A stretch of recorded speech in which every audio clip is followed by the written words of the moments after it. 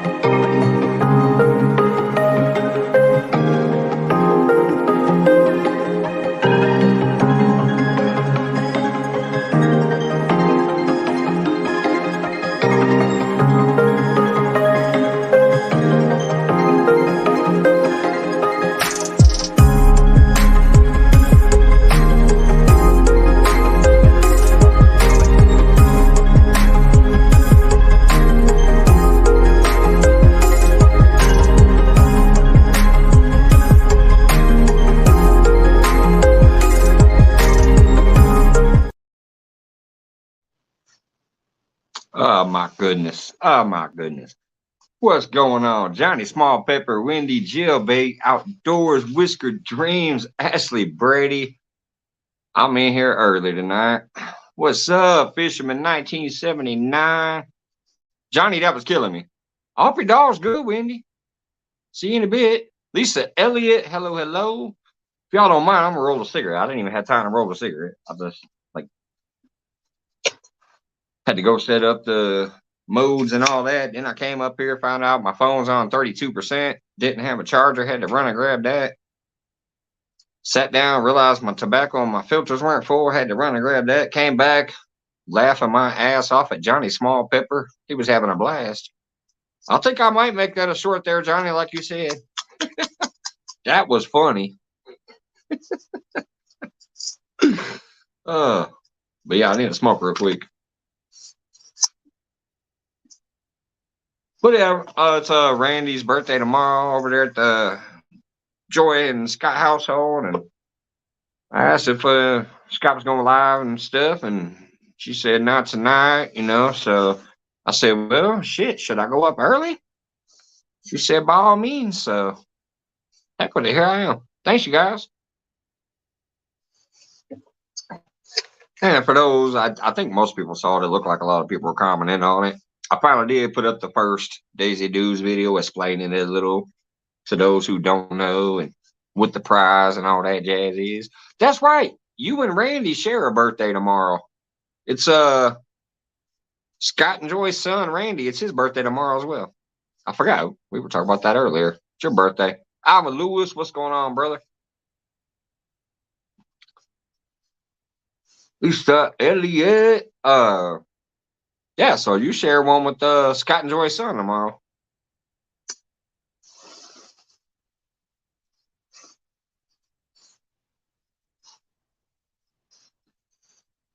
Hey, JLM, what's going on? I have something important to share. Let me highlight that for a minute. I will check that out tomorrow before I go to work sometime, because it is early in the live, so I'll be able to find that real easy. It's less than 5 minutes in. I will check that tomorrow.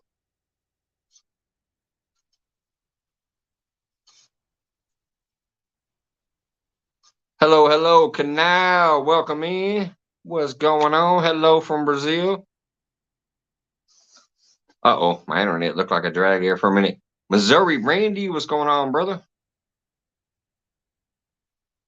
Boy, this internet better not act up tonight. I came on early.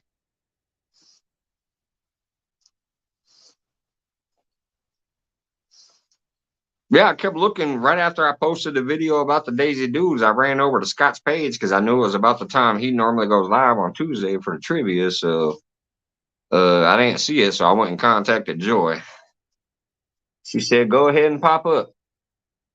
Since I didn't go live Monday and I cut it real short Friday, I figured I'll pop up here. I was kind of itching anyways, but I was gonna wait till after Joy or after Scott and Joy. Hey, Ting Ting, what's going on?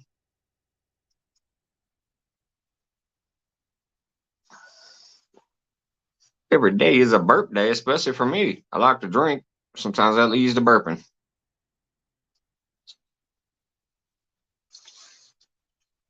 What am I missing here? What you need vitamin D for, Ashley? Scroll back, scroll back. Anna, looks like I'm missing people. PRN, what's going on?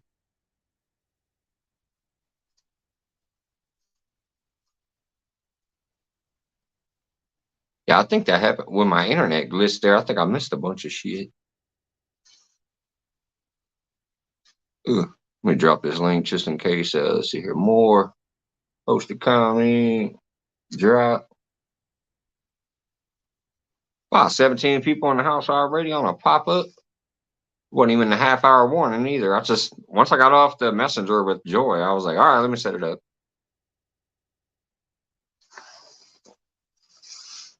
And I hope everybody's had a great day. By the way, I am doing a members only live very soon, within the next few days, because I just, my lady has told me she don't want me talking about stuff out here on the live as far as with, some of the life situations.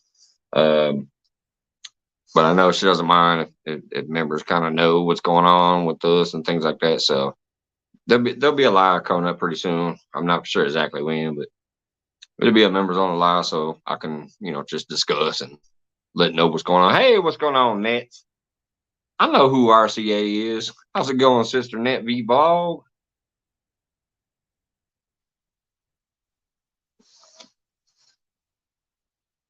Hey, man, you know how it is when that chat goes flying by. Plus, my internet, it glitched for a minute. I saw it because I froze myself. When I went like this with my hand, it like stuck right here. I was like, oh, I'm frozen. As far as the chat, yeah, especially on StreamYard. And I'm on this little bitty phone.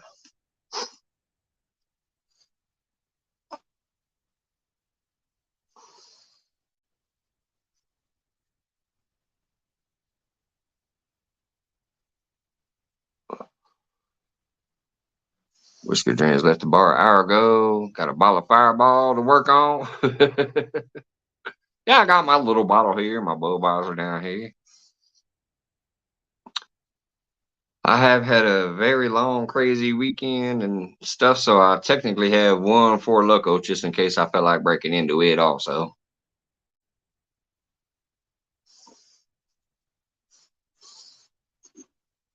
But for now, got the trusty dusty Bud and I don't know what do you call that? A pint of half pint? Yeah, I think that's a half pint Fireball. Hey, Froggy. I'll be glitching. It's nearly midnight. Appreciate you stopping in. Always. And I'm hoping Martin's package arrives soon. As soon as it does, I'll get those other things mailed out. If for some reason it never arrives, I'll send back what you sent me for the extra shipping and stuff. But I'm hoping it comes soon. I'm assuming his stickers in there. I want that, obviously. Four Loco sour is good if you're trying to stop drinking. Yeah, I don't like the sour. That sour apple Four Loco. Nah. I drink watermelon is my favorite. USA, which I don't know how USA became a flavor, but USA is my second favorite, and then fruit punch is my third favorite. That sour Four Loco, I don't like that one. I honestly don't like most of them. Big Slim, what's going on? What's going on, brother?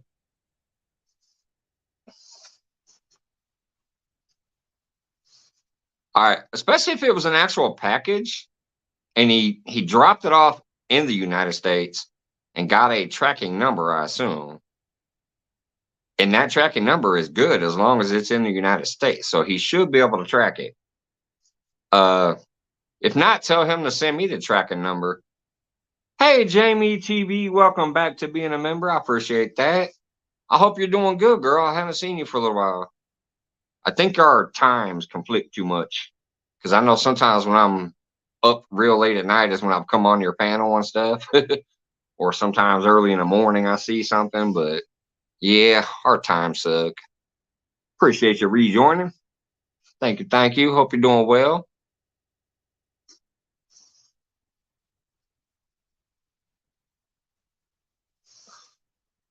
How has your fishing been?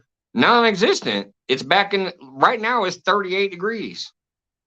I'm in the garage and I'm not freezing balls, but I got a coat on because it's only 38 degrees here right now. I've only been fishing once or twice. What did I go? Once or twice? I forget.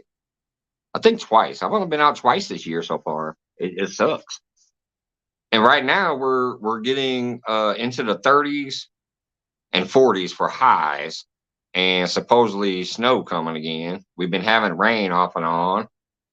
So when you mix rain and snow with 30s and 40s, I'm too old for that right now. If the fish, especially if the fish ain't biting that much. I know Rick's been getting out there and getting on some, but he's got a little more time than I do, so he can get out there when it's a little better. He can get to more places. What's up, Steve Lowe? What's going on, brother? But yeah, if I was retired too, I'd have a little more time. And those days where it was 70 degrees all day long, I could try to hit 3 different lakes or 3 different creeks or try to find something. But that's another thing I'm talk to mainly the members about. But there's a there's been a lot of stuff going on at work. I can talk about that at least a little bit. That's outside of life stuff. That's just work stuff. Not only did the two cooks quit, one of them being one of our strongest cooks, the other one being amazing at 2 stations, but not a full asset. It's not like we were going to lose too much with him being gone. But the one brother we lost was part of the triangle. That hurts. That sucks. We'll still manage. We'll still fucking sling it, but that sucks losing him. Now, on top of that, this whole weekend, we were short 2 other cooks, and one of them ended up getting fired. One of them is supposed to come back this week, but who knows if he will or not. But I'm going back to a full schedule again for this week only as an emergency. I told him, hey, I got you this week. I'll be there every day. Next week, if they want to do that again, I told them it's time to give me a fucking bump. I want that Dante money. If you need me to come back to the line full time every day of the week, you give me money or I'm the next one gone. I flat out told him. Our kitchen manager, I told him the other night, I was up front having my pint after work. He came up there. I was on, I think, my second pint. He walked up there. He goes, hey, I'm ready to do the schedule. Can you work every day next week as a cook on the line? I said, yeah, it's an emergency. I get it. I said, but I'm going to tell you right now, you want me past that? I want that Dante money. I want to be on the same level because me and him are the only one that knows every station in there, back and forth, hands down, could run it in our sleep and get a lot of prep done, plus bounce around the restaurant and do some other shit that needs to be done. So you're going to be paying me like you paying him if you want me back there like that. Why does the male species take so long to poo? Mike, send one of those buckets I requested. Hey, I sent both. I sent both buckets that you requested.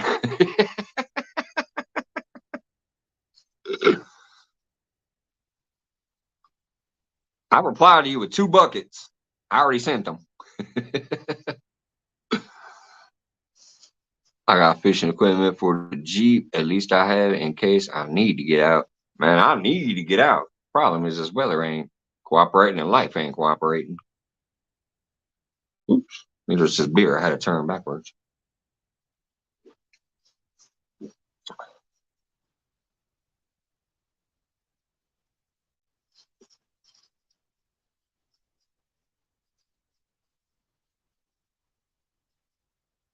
Scroll back there and I'll see it. All right. Where's that thing? Oh, there it is. Drop that again just in case. If not, heck with it. I'll sit here and still try to keep up with the chat, even though I know I miss a lot. Save the extra money you make, Mike, and use it to pay off your house early. Oh, I wouldn't make that damn much money. I mean, think about it. $1 an hour or $2 an hour only equals $40 extra or $80 extra a paycheck, and generally, depending on how long she wants the buckets to put frog legs in. Uh-oh. You're gonna get froggy on you there. What's up, AKW and Hoagie Homestead? What's up? What's up?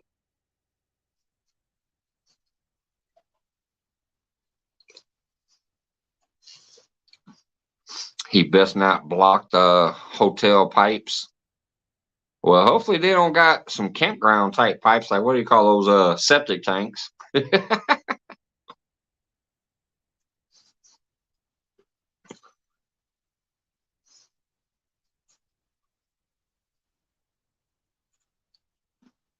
Yeah, that's what's going on, man. Like, I'm to that point where I've told them, trust me, Dante, and Tyler, the three of us together, any kitchen in this town right now would kill to have us three on the line.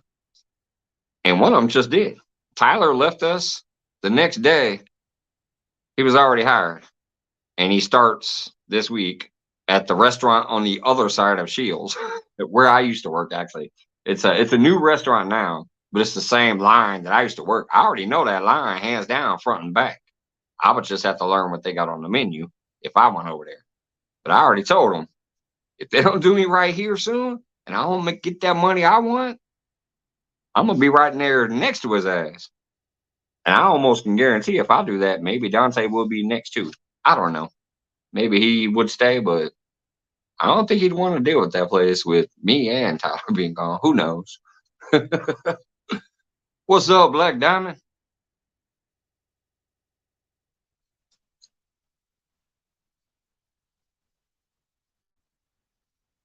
Fishing in Miss South. What's up? Stampy. But yeah, it's so yeah, this week I'll be working every day. Tomorrow through Sunday, every single day. Friday, Saturday, and Sunday is open to close the whole time. So, but hey,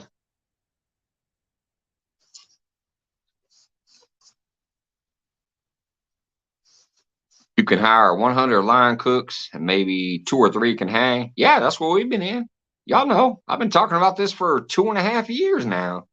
I've been back there about 2.5 years. I worked there before, but since going back, this August will be 3 years. So I've been there about 2.5 years again. It's been during the COVID crap starting off, So it was even harder. But it's still going on right now. They'll bring in 2, 3, 4 people. None of them really are up to snuff for what we deal with, how busy we are. And the ones that do stick usually only stick a few months. That's not sticking. That's just they lasted more than a week. Most of them are there a week and they're like, oh, I can't handle this, and they're gone. So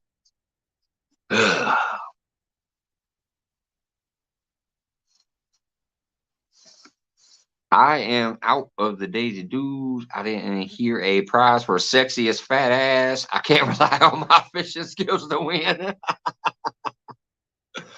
Come on, brother. That could be best outfit. If you got a sexy fat ass and you're wearing them Daisy Dudes, the judges might like it. $60.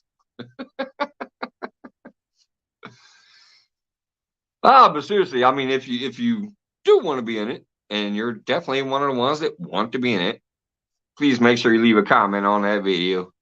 Because I don't technically have a list yet. I have a list of people who have been in here on the lives, up on panel, or in chat saying they want in it, but there's been no like guarantee. So why does it look like I'm lagging again?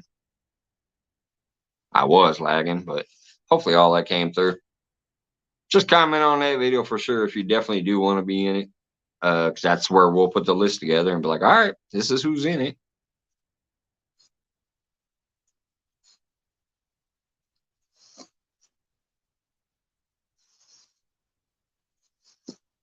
Yeah, Wendy is one of the judges. Speaking of which, we're gonna judge it at. It took 20 minutes before I had to use that bathroom break. I'll be right back.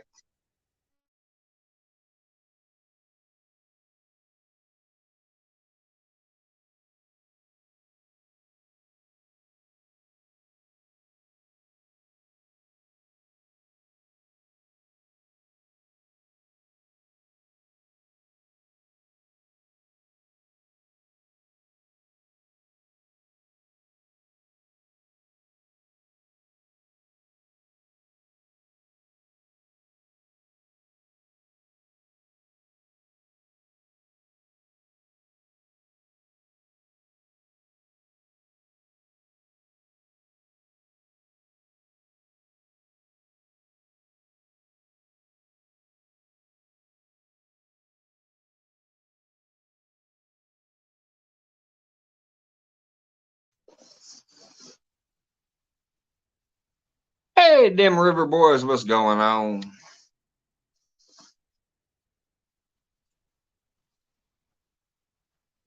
Jill Bay hanging out still says, how's everybody doing? Ashley Brady.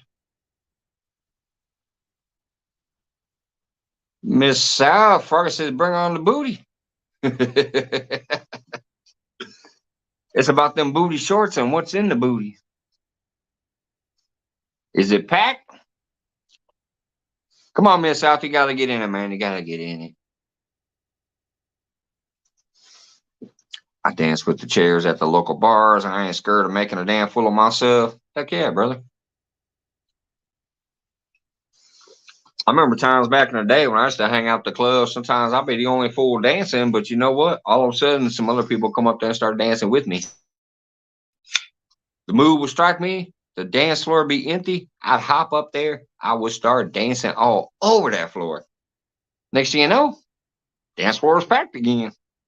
It takes one fool to make everybody else have a good time.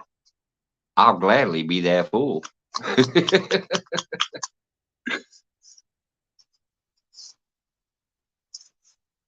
Call me the court jester. I wear the little dingleberry hat and everything with the little balls on it to go ding ling ling ling.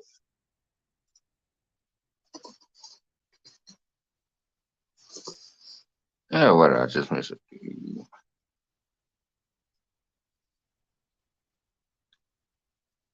Hey, at least you got out there and got some fishing in today, though. I saw that video where you out there. What was it, the 10 cast challenge or the 20 cast challenge, whatever that was? I like the bird noises that was out there, by the way. The sounds of the birds in the background while you were out there fishing.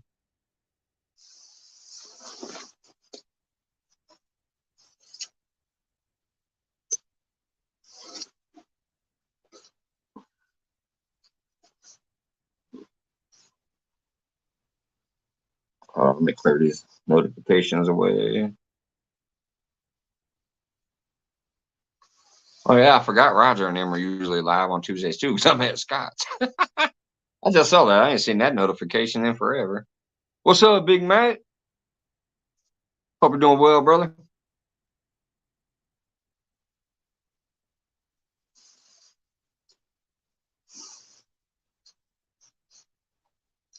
I appreciate everybody that's popped in so far. Like I said, with Friday being cut short, with all the shit I went on through the weekend and not being able to go live last night, I was itching today. So once I found out Scott and Joy wasn't doing trivia, I figured I'd pop up a little early than I normally do. My boy was dancing at the theater tonight. It's past midnight. My eyes are getting heavy. Gonna leave you running as your voice is soothing. Man, my voice ain't soothing, especially once I get going. All right, Froggy. I love you, girl. Have a good night. Hey, Natural State. What's going on? Appreciate you.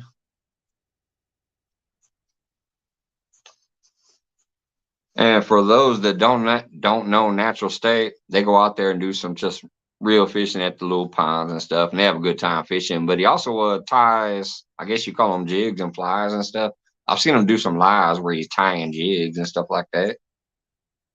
I'm usually at work when it's going live, so I can't see that part. But good videos, family fun, and also ties jigs and makes lures and stuff too.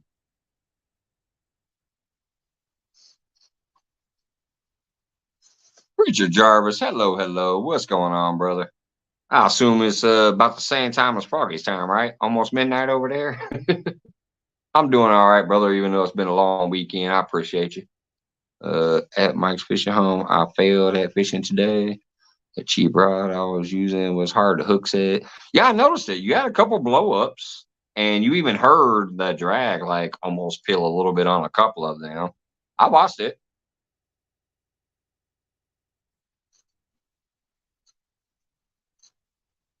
They hit it, and a couple times you heard a little bzz on the reel when they hit it.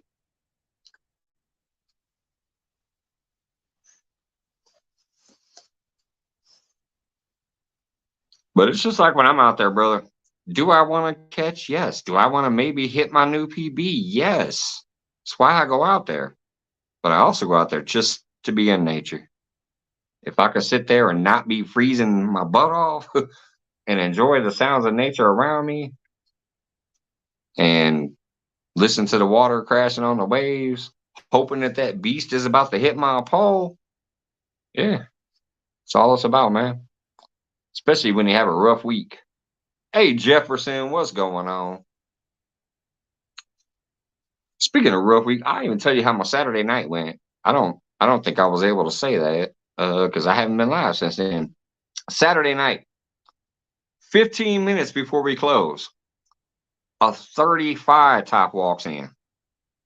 And then right behind them walks in an 8 top and a couple little 2 tops and 4 tops. We had over 50 people walk in 15 minutes before we closed. I couldn't believe it. I was like, are you shitting me? What's up, Mr. Duggar? Greetings, brother. Yeah, so with everything that's going on, family wise, and then on top of that, work wise, it's been a heck of a week.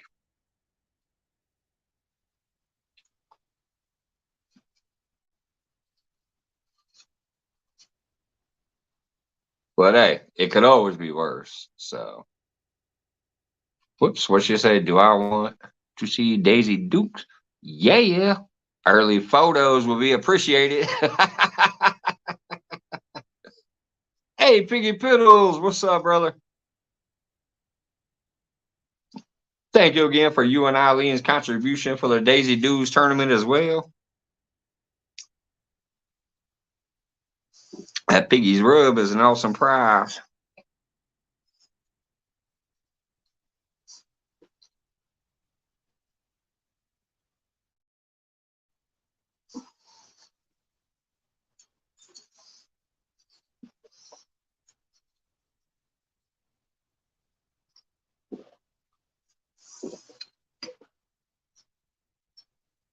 Feels weird being on this early.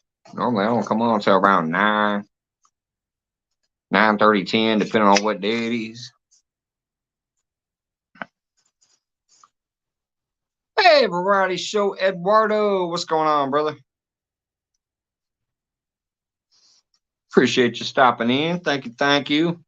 Always appreciate your kind words. You take time to watch stuff in full detail and leave a good comment. I appreciate that. Hunting and stuff with J and J. Hello, hello. What's going on?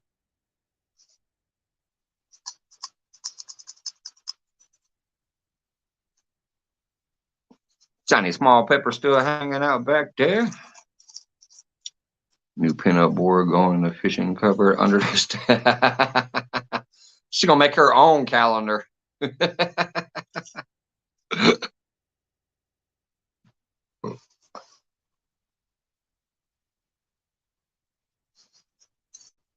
Yeah, Froggy's gonna make her own little calendar. Just gonna be taking screenshots of the Daisy Doos tournament. Whoops.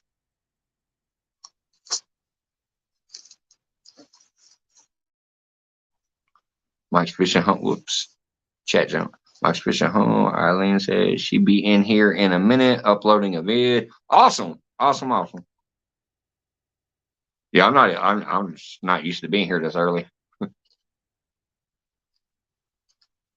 Normally I'm just wrapping it up over there with Scott and Joy and them, and just pounding my drinks down and chatting away when I can. Unless I'm out with my lady.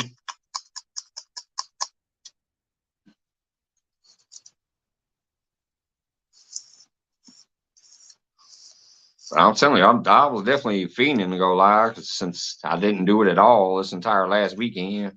I mean, well, I guess 30 minutes, but is it too early for the tank thumb? Man, it's never too early for the tank thumb, John. There you go, brother. Let's get tickling.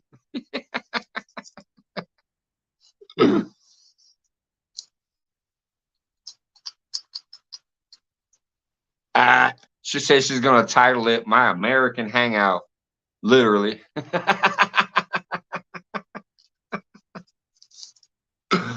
Hey, they better not be hanging out. They ain't making it to screen. Number one rule was no nut sacks and butt cracks. I don't want to see neither one of them things hanging out.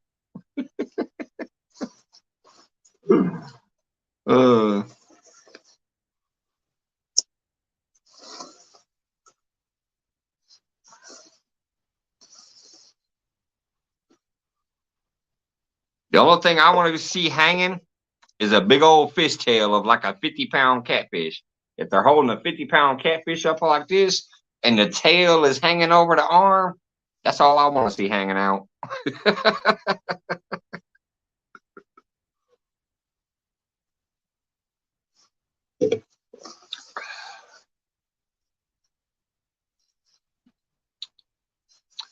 And to everybody in chat, I love you guys because obviously I can't keep up all the time. And I just love the fact that you guys can sit there and have your own conversations. And it doesn't even care. It doesn't even technically matter what I'm doing up here or who I have up here. You guys talking to each other, just like me when I'm in chats. There's times where I'm like more engaged with the chat than the panel. And I love that you guys do that for each other in here too. Every once in a while I see a comment, I'm like, oh, I missed something. But I love the fact that the people that come in here and chat with each other can have fun and entertain ourselves no matter what's going on up here. Uh-oh, Froggy. Don't make me take a Polaroid that you ain't ready to see.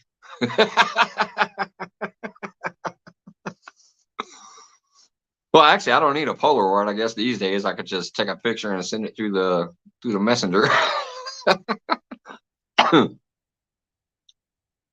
Back in the day, you had to take a Polaroid and shake it. Hey, Eileen. How's it going? Hooked fishing. What's up?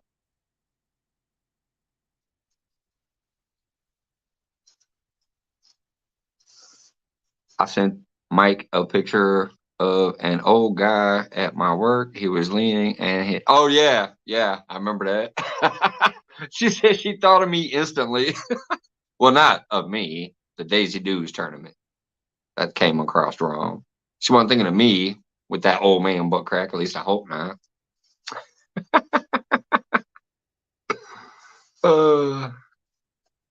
Mike's fishing home. Blue Thunder might put her under. I'm just saying. That's why my link says Thunder Crew. My YouTube link, well, it's a little different now because these at tags they gave us. But my original link was Thunder Crew. There was a reason for that. I was Thunder. And I had a crew. The crew was, my people that would hang out with me and stuff back in the day when I ran my own website and stuff. So there's a reason for the name Thunder.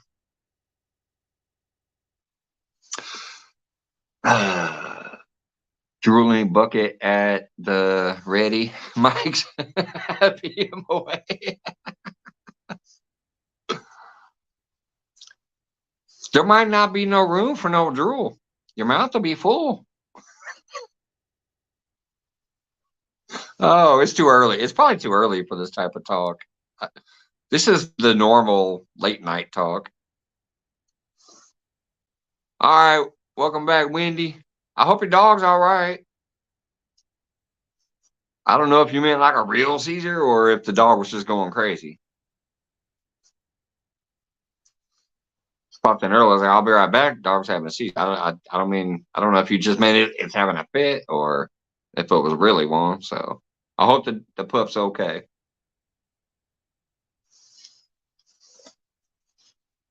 Fresno, what's going on? He said it's never too early.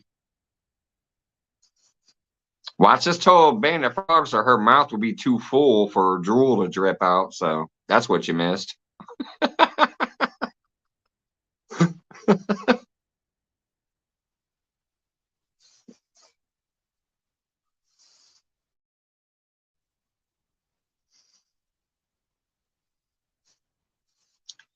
Just saying this. I mean, this is still like 2 hours before I normally would go live. I don't think I've ever gone live this early unless I'm out fishing.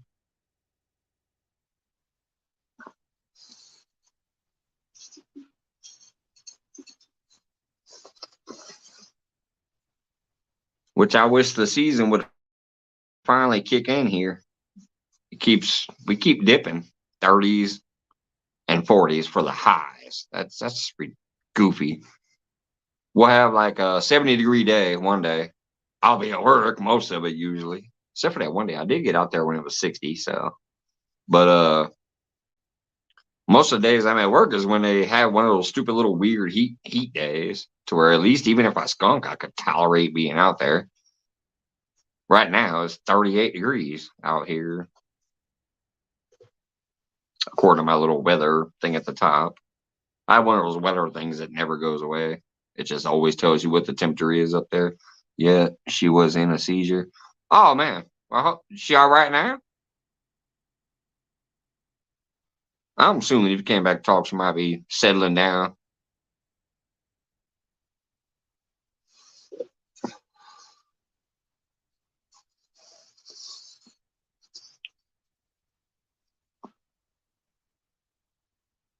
It's after midnight here, and I nearly woke the hotel laughing. I'm being naughty.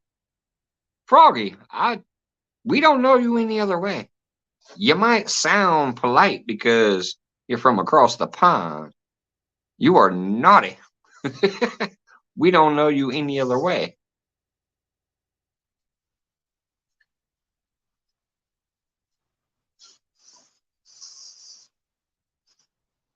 Wait, well, I missed Ricky. Hey, man.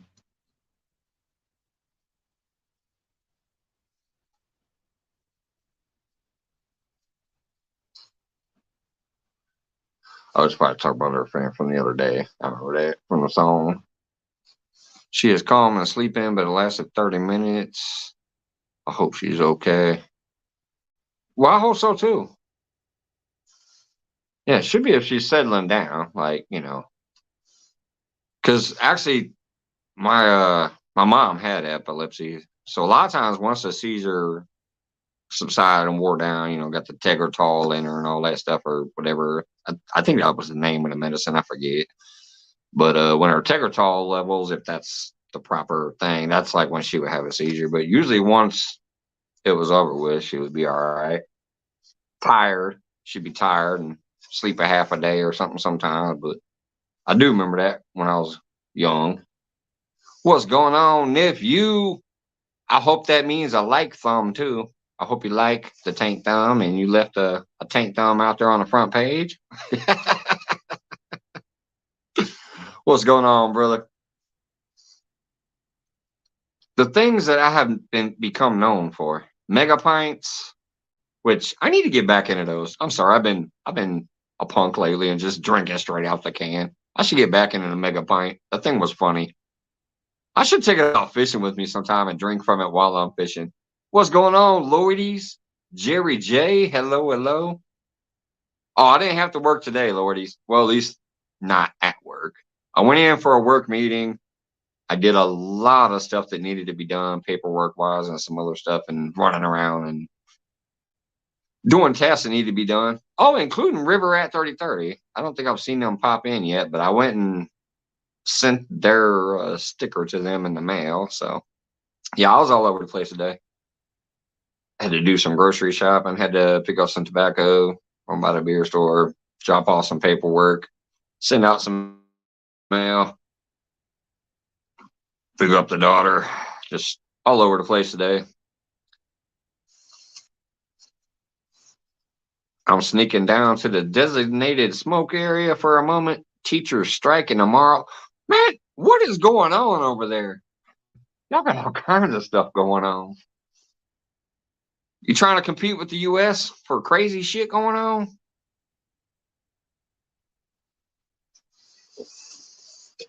Teachers striking tomorrow. All right. Well, I made it another 20 minutes. This is funny. I wonder if I'm on a 20-minute timer. At 20 minutes in, I had to use it. And now at 40 minutes in, I got to go use it. I'll be right back.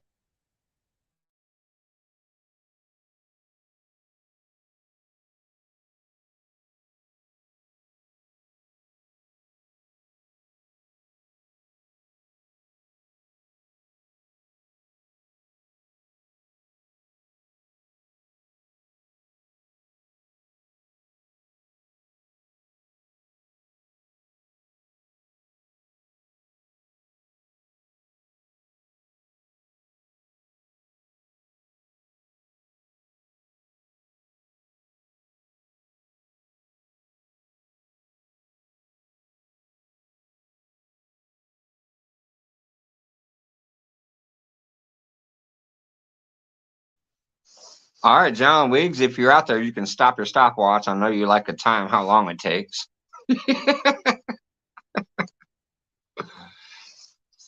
Apparently, it takes 20 minutes to need to use it, and it only takes about 30 seconds to get it done.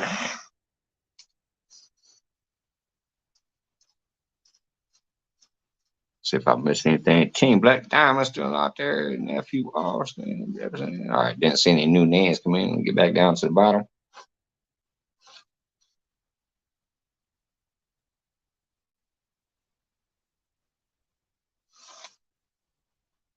I'm not cooking right now either.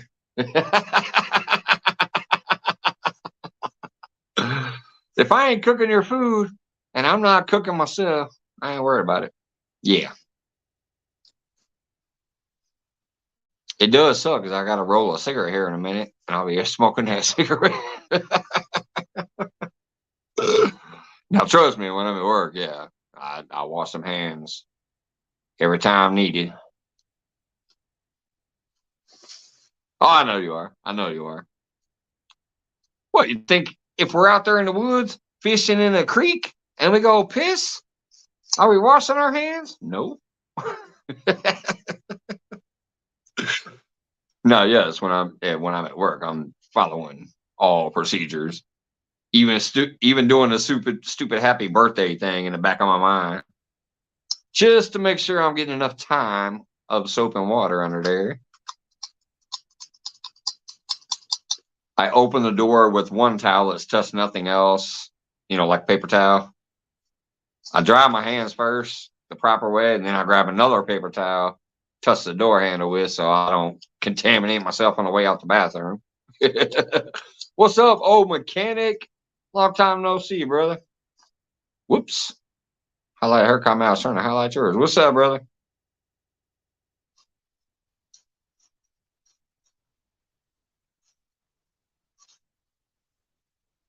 See, I think you guys get that chat way before me. Everybody greeted old mechanic before I even seen his name. I still love StreamYard for how easy it is to use, but I still hate how I think it lags a little bit.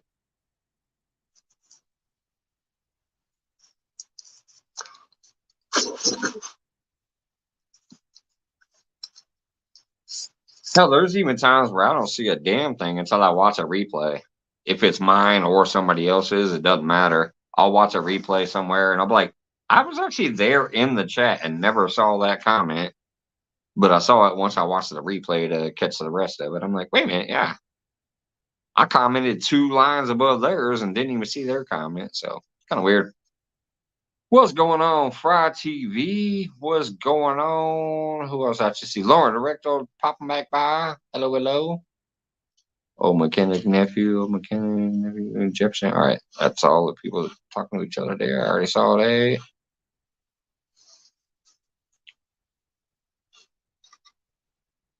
Are you ready there, Miss Shaw?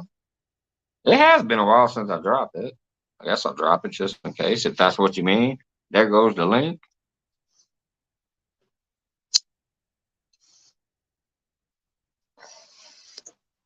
Every time I see Fry TV, I always think of Aqua Teen Hunger Force.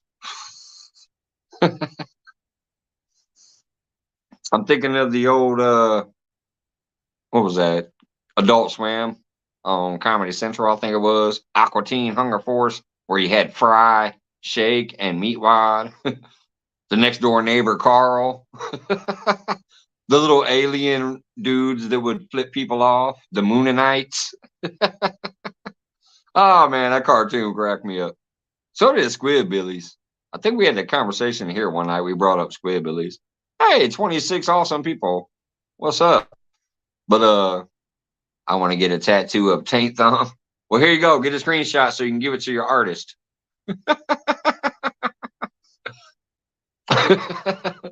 I live next to Carl, I swear. Hey, I've had some neighbors that look like Carl too. Yeah.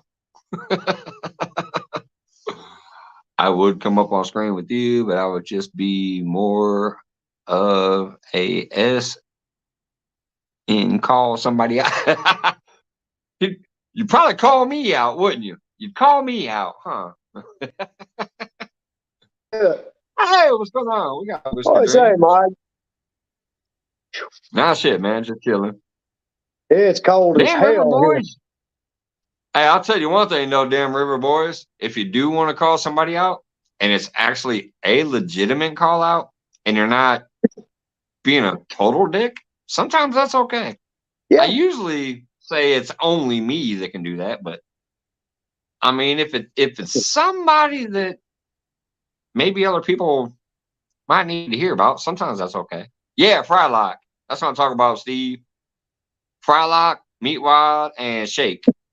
And then Carl, the neighbor, them little stupid Moonanites that would flip people off all the time with their little digital fingers.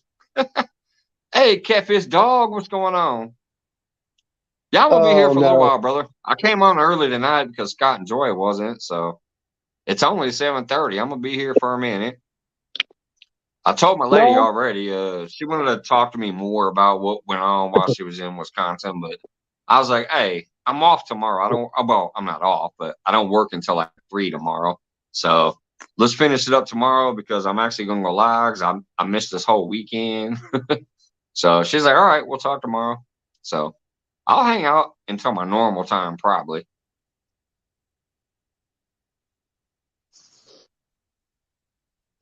What's your normal Gonna shower, time, then I'll Mike? be up. All right, brother. What's that, Ricky? What's your normal time, though?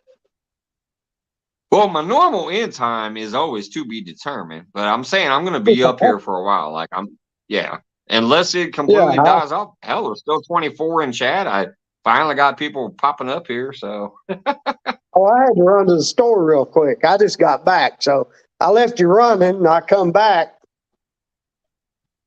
So I jumped on. I'm just here, just made some homemade tamales. Ooh, that sounds good. And made my potato bed. Got it lined with the straw. I'm tired. Oh yeah. I used straw a couple years back, but this year I'm probably just gonna throw a whole bunch of wood chips down there. I got a whole bunch of wood that I need to break down. I was supposed to do it last year. I started a video. I actually remember making a short of that. Well, not a short, but a short video showing all that wood back there. I didn't end up getting to it, so it's still back there. But now it should be even softer and easier to break up. So I'm going to use that to mulch the garden. Yeah, Just we've someone I always wanted to used trade a straw. shirt, never followed through on their end.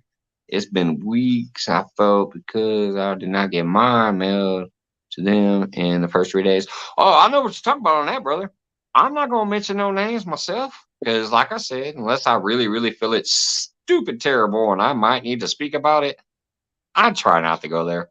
But I'm telling you right now, there's at least five people that I could go boom, boom, boom, boom, boom, boom, boom, who either literally reached out to me at one point in time and said, "Hey, I'd like to send you a sticker," or that I went to them and begged for a sticker and they said, "Oh, absolutely. You've done so much for me. I'd love to give you a sticker." And then I go, "Well, I haven't got it yet." "Oh, I've been busy. I haven't sent it out yet." I'll wait a couple more weeks. It ain't like I'm hounding them. I'll wait a few more weeks. "Hey, did you get that out?" "Oh, no, not yet." Finally, I said, "Hell with it." But Yeah, I feel you I on that. said, If you're I, supposedly doing a trade and you send yeah, yours out right away and you know they got yours, they didn't even do a shout out for getting it, and then they don't send you one back. That's when you're like, man, nah, just don't eat a do it. dick. Yeah. I Don't tell sent, me you're gonna do something you're not gonna do. right. I sent something out to Wendy. It's been probably 3 weeks, and I have no damn clue where it's at. Yeah. She hasn't Now received it, sometimes it does get and lost in the mail. Sometimes it happens. But when they keep telling you, yeah, "Oh no, sorry, I haven't sent it yet," that's when I finally like, okay, I'm done. I'm not even gonna ask no more. no, I sent them out to Wendy. I got her information from you, and what? Yeah, no, she sent me her information, and I sent them out, and I asked her a week later if she got them. Never seen it. Then I got it back because I missed a number on the zip code, and I Yeah. fixed that. And I don't know if she hasn't said whether she received it. I hope she has, but she hasn't responded whether she has or not. If she hasn't, I'll send it to them again. I She don't said care. yup, but I don't know if that means yup, I got it, or yup, I'm waiting on it. Hang on. Yep, you got it or what? Did you Please get let it? me She know. just said yup. I don't know if that meant she got it or yup, she's waiting Yep, on it. yep. Okay, she says no. There it is. Nope, she hasn't got it yet. All And right, now I'm Wendy, not I'll gonna lie, send because it I've out gotten again. stuff back in the mail too. I've gotten Yeah, stuff back in the mail too. Hell, one time I got I remember for solo texting Ricky, I sent him, he had won during my giveaway and he won like a bottle of hot sauce. yeah. And then obviously I always send my stickers too. Well, one time I Mhm. sent him a package. It came back to me. The damn the package was open, the hot sauce was gone, but the stickers were still in there. So somebody stole that Yeah, shit and then sent the package back to me. How do I get a yeah. package sent back to me to my house? It came back in With my mail with the little thing that said could with not hash. give to sender or whatever. But yet I You're got the right. stickers. So I Yeah. tried 3 more times. He finally got them because I sent him out 3 more times. He told me he finally got them. All right, hold on. I got somebody coming up. Here we go. We got Mike Uh, Snow fishing the Mid South in the house. He's laying back on the chair, don't want to show his face. I saw his face before I had it on. come on. Yeah. Hello, Miss What's going South. on, Mike? Oh, and he muted himself for a minute. Maybe he's getting situated. Yeah. But anyways, that was He also probably like farted. Dale Hayslip can confirm this. So I'm not a liar. Now, and I'm not always gonna do it, but I love Dale. Like I know he's an awesome person that gets around and tries to support all kinds of people. But he won a giveaway too. He won a tripod. I sent it. He never received Right. it. He resized like I haven't gotten that yet. And then I gave him the tracking number because I don't know how to track. I gave him the tracking number, said, let me know what's going on with it. And he tracked it or whatever. And he told me, he goes, oh, it got stuck in like West Virginia or some stupid shit like that. So I bought another one and I sent it again. But I warned him. I said, hey, this is it. Like I can't keep purchasing these, but I do want you to receive this prize that you won. So I sent it again. He got the second one. He confirmed that Well, he I got it. done that. But that's the type of Yeah, person I've I done am. that one. So I don't like when people dick me around like, oh, yeah, I'll send you a sticker. I'll send you this. I'll send you that. And they don't. I'm like, man, I'm not even going to fuck with you no more. Yeah, that year I Anyways, what's give up, Mike? away, You're muted. the one year I give away probably 4 or 5 Uncle Lou rods. And the only one we had trouble with, I sent one to Jody, and it was for Christmas, and it took that thing forever. Well, around Christmas, I understood that, but I mean, it took forever for her to get that rod.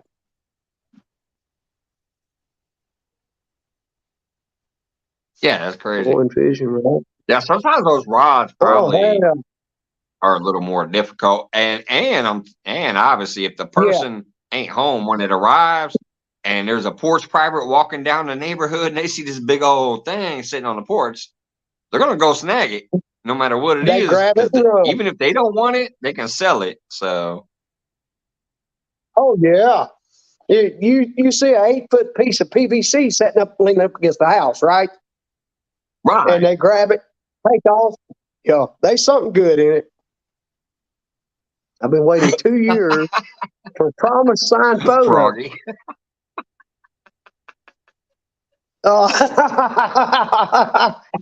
This is a nudie. Oh, Frogster. Mike Is fell it? out. No, There's Frogster. a sentence you ain't never heard in your life and ain't never gonna hear again, at least if you're talking about this one, but Mike fell out. Well, I may fall out because they still got our internet screwed up. I mean, it is awful. Hey, Teresa. But yeah, he was muted from the beginning for some reason. Let me drop the link just in case he wants to try again. Like, I would have shut up if he started talking, but he never talked. I kept saying, you're muted. Send it again just in case he wants or anybody else. 29 amazing people in. Thank you. Even if you're just popping in real quick, I appreciate y'all. Thank everyone for coming in for Mike. Lordies. He says I'm left in the yard. Do you got a chain and a collar on their neck?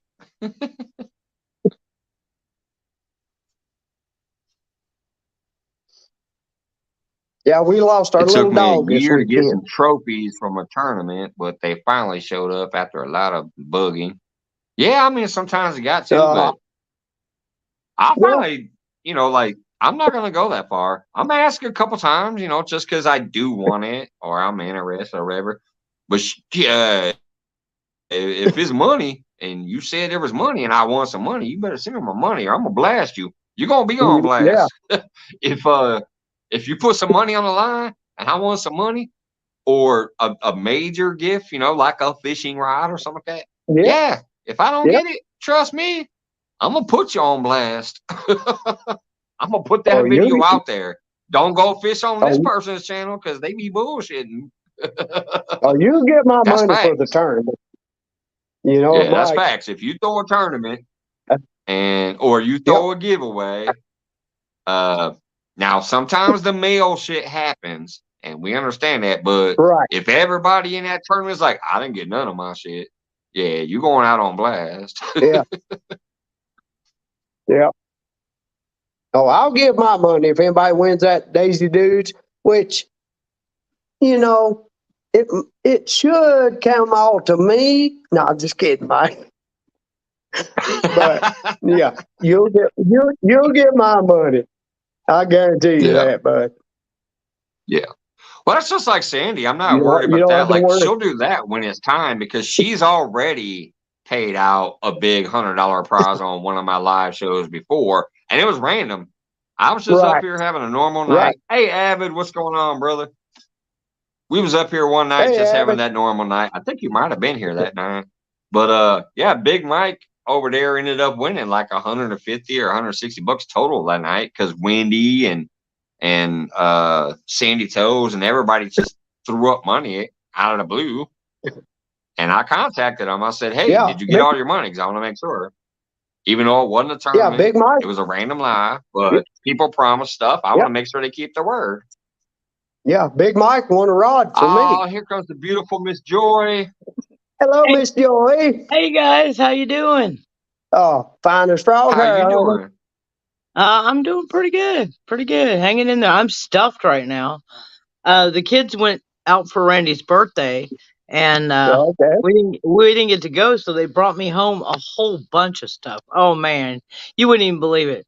Like fried ravioli, pasta with would you shrimp hush? and crab, and Oh, man, manicotti, cannolis. Oh man, oh, I am would you stuffed. I hush? am stuffed. Oh, yeah, you should be. well, And they made, Scott better hope he beats you to the toilet tomorrow because you might be there a minute. yeah, I might be. Yeah, Yeah. I'm telling you. Yeah, I'm telling you. So I just wanted to come in and say hey, and thanks for coming up early, Mike. Oh, you know, Yeah, I appreciate it. he Like I was said, trying he I was was trying to do looking it, and I'm but like, wait a minute, I don't see it. yeah, he Yeah. couldn't do it today. Yeah. So Okay. Well, anyway, understand. yeah, Is he resting? Still resting good? yeah, he's still All right. sleeping. Yeah. So I'm just gonna Okay. let him be. Okay. You know, but the That's problem with good this for is the soul. now Yep. what's A gonna good happen old is nap. he's gonna get up at like 3 o'clock in the morning, you know, and he'll be like, "Hey, I'm ready for Yeah. coffee, and why isn't everybody else awake?" And I'm like, "Cause He's it's gonna do 3 o'clock in the morning." He's gonna Yeah. do a pop up at 3:30. Yeah, probably, Yeah. probably, yeah. But that's funny. Y'all. I just wanted to come in and say thanks, Mike, for coming on, and tell everybody that he's doing fine. He's just resting. That's all. Yeah. So Okay. Yeah, that's thanks why a I Good. didn't lot. mention the Good. pool. You know, I didn't because that's not on me to say, but I just wanted Yeah, people to know that I did actually contact yeah, you first before yeah. just popping up Exactly. tonight. Cause Yeah. yeah, His sister and brother-in-law called me on the phone. They were all freaking out. They're like, "Well, where's Scott's show?" And I'm like, "Well, he's not doing it tonight, and he'll get over it. You know, yeah, you'll get over it." Right. So anyway, that's what I wanted to say. Thanks, guys, and I hope everybody's doing good. And we're doing fine. We're doing fine. He's just resting. Okay. Okay. Good deal. yeah. All right. Good deal. See you later. Love you, Joy, See and you, Scott, Love Joy. and you everybody too. back there. Love you, girl. Exactly. I'm gonna go pay that park meter again because it's been 20 minutes. All right, Mid-South. Hey, I'm trying. Me and my phone are You having a have the mic. discussion. Oh, you're doing good now. Yeah, I still can't get my Bluetooth working now. Yeah, sounds good. Well, there we go. Yeah. On the subject of beautiful women, how y'all doing today? Uh, Doing pretty good, brother. I'm freezing to death here. I can appreciate that, man. I went to work today, and I swear they don't believe in paying for heat. Oh, I mean, it has blowed snow and every damn thing here. I mean, we was 70 degrees last week. Oh my God. Good. That's what I was saying too. We had that one day I went fishing. It was 68 degrees. Right now it's 38 degrees. Oh yeah. It's crazy. Yeah. And I looked at the whole next week, and it's doing the same thing. It's saying 30s and 40s for the high, mixed with a lot of rain and snow. Supposedly, like I got snowflakes on some days and raindrops on other days. Well, we're supposed to be in the Ugh. 40s and 50s for the highs for next week, but our lows are down in the 20s. And still, that's cold for us in March. Yeah. Our February was actually quite mild, but our Yes. March so far is looking like a beast. It's like, what the hell? It has. It has. Yes, sir. I agree.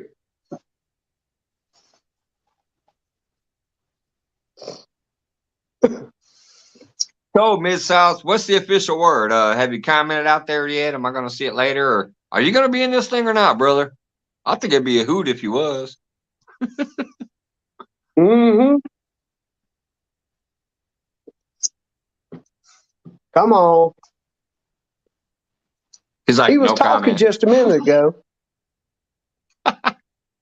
He's still down there on my screen. Yeah. That He was must be a talking no to me when comment. you went to the bathroom. No, Hey, come Andy, what's on. going on? Hey, Andy. 31 awesome people in the house. Well, I'll tell you, Mike, I have got everything together. I mean, I have got the wig, the hat, the bib shorts, the fishnets, and the boots. But I got them Yeah. Team Black Diamond shorts. I don't think you're going to have enough there, Mikey. I'm telling you. Hey, I'm, you know, I also got a lady who's into cosmetology and styling, and she's got a lot of drag queen friends. She might be able to hook me up with a crazy outfit. I might but, try to you, come out there and bang out sexiest outfit too. Who knows? but what the hell are we going to Oh, do look with at these, this. Mike? What are we going to do Peaceful with Day is these? back in the house via CFM Rocks Music Raid. Hey. Yeah. Now, what are we going to do with this? I mean, you got the same problem. Leave it on. Leave it on. No, I'm That going adds to. to the funny factor. Yeah. As long as it ain't hanging out the bottom of your shorts, it'll be all right.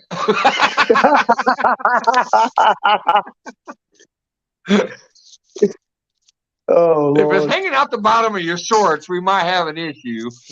Yeah. Banana Z coming from the CFM crew as well. Appreciate that, Rich. Little raid going on. I haven't had a raid in a long time. Now, have you got the judges set? What's that? Have you got the judges set yet? Well, I know Wendy, and I thought Yeah. Judy was going to be up there with her. We haven't fully determined anything, just like the same thing as with the participants. None of Okay. that has fully been set, but I know Wendy, and I think she was trying to say Judy be up there. Just like Rich, he said he wanted to be in it. I don't know if he is and if he's not, but I guarantee you, CFM Rich, if you are in it, that money will be sent to Canada Oh, yeah. because there's no packages being sent. Let me clarify that. Especially if you saw my video, you'll understand. It's only going to be money sent to the angler. There's no packages. There's no rods. There's no whatever. It's Right. cash Cash being money. sent. So, Yeah. yeah. Tiny Farm, what's going on? Mike's fishing home. Better watch out. Your ladies' friends might come over and put the blue thunder.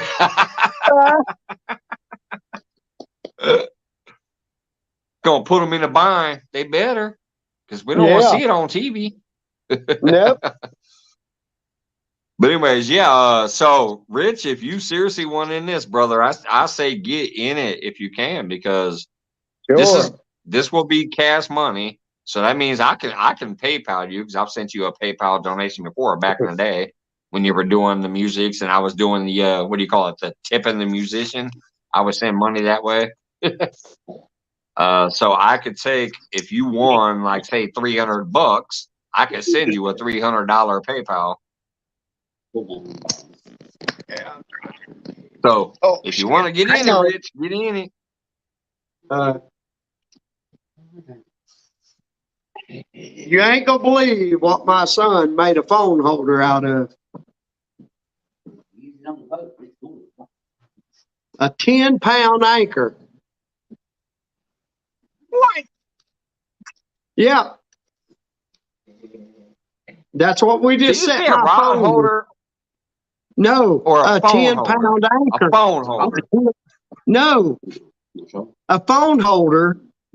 It's mounted in a 10-pound anchor.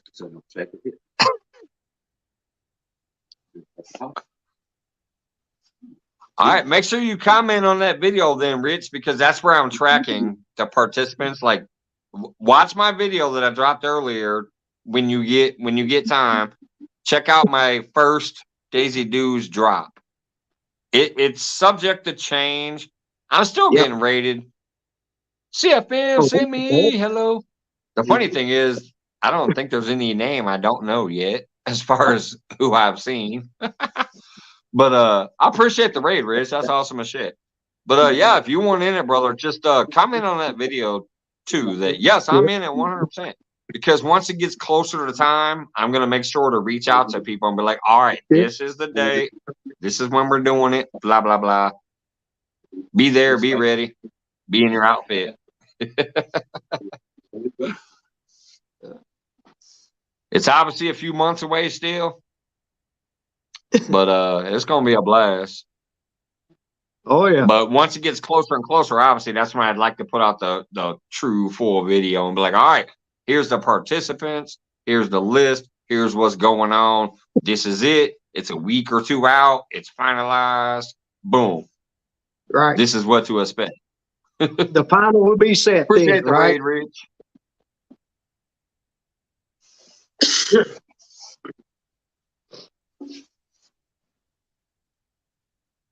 Fish and Miss House trying again. I thought you were the one with the internet problems, Ricky. Oh, I was.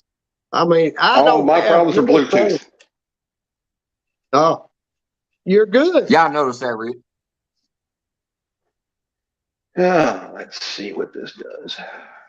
Oh my God, that ugly face. Go back to your. Hey, kiss my ass. Hey, Ricky, let them borrow your wig. Oh yeah. Put my wig on. Wait a minute. No. Hey, get up off us bald headed motherfuckers. Come on. Now what? There Now, you I go. am Ricky's in. like, I'm with you, brothers. I'm with you. Yeah. I'm in landscape mode. I don't know what the Right. hell's going on. I do not effing care anymore. Except I'm going to try to fix it anyway. Oh, we can hear you. Yeah, but I'm not pretty enough. I'm in the wrong screen vision. God, See, you'll but who that never matters be about? down pretty. I appreciate that. Fuck Evil you. Games. Evil Games dropping in the member Bastards. after You rating bastards. from CFM. Yep. God, I have a pretty hand. Actually, That's what she it's a very pretty hand. I'm just a saying. I don't know why this thing wants to have me in weird, letterbox, but screw it. Is that your girlfriend? Shut up. Yes, it is. Only one that ever left me.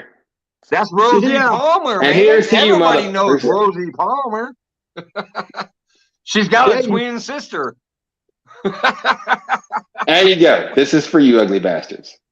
Here's to you. Hey, just like Rosie and Palmer are twins, so are these. Yep. Exactly. Now remember, folks, the camera adds 200 pounds, so kiss my ass on that too. Now, I do got to warn y'all. Their cousin might make a visit later. Uh-oh. The cousin is on deck. We keeping it in the family. There you go. Hey, you ain't in Arkansas. You ain't in West Virginia either. Oh, Lordy. He said you ain't in Arkansas. Tiny Farm, Ashley Brady, the Lordies. We're still kind of going international there. We got the Canadian fishing musician popping in as well. So I went fishing with Danny Piper, Stone. what's going on? Fishing with Danny Stone about a week ago, and I lost my one good snagging hook. So I went over, ordered on Grizzly Jig, and of course it's like $8 for a dozen to just for shipping. So I had to order 2 dozen of them sons of bitches. So I got snagging hooks the rest of my life. Problem is these things are not sharp. We don't snag fish. We catch them. Well, now you know why he wants. Now you know why he wants a prize for a big booty shorts. He's got to snag his fish. He can't catch it. Hey, I'm a little worried about catching myself in the ass with them. If I see this without a bite first, I'm like, nah, that's a snag fish. No. If that pole don't do this first before you do this, I'm like, yeah, he's snagging. Hang on. But remember, I'm on the Mississippi River, and we have Asian carp. So we don't care. Well, it's good bait. Actually, you know what I'm going to try to do this year?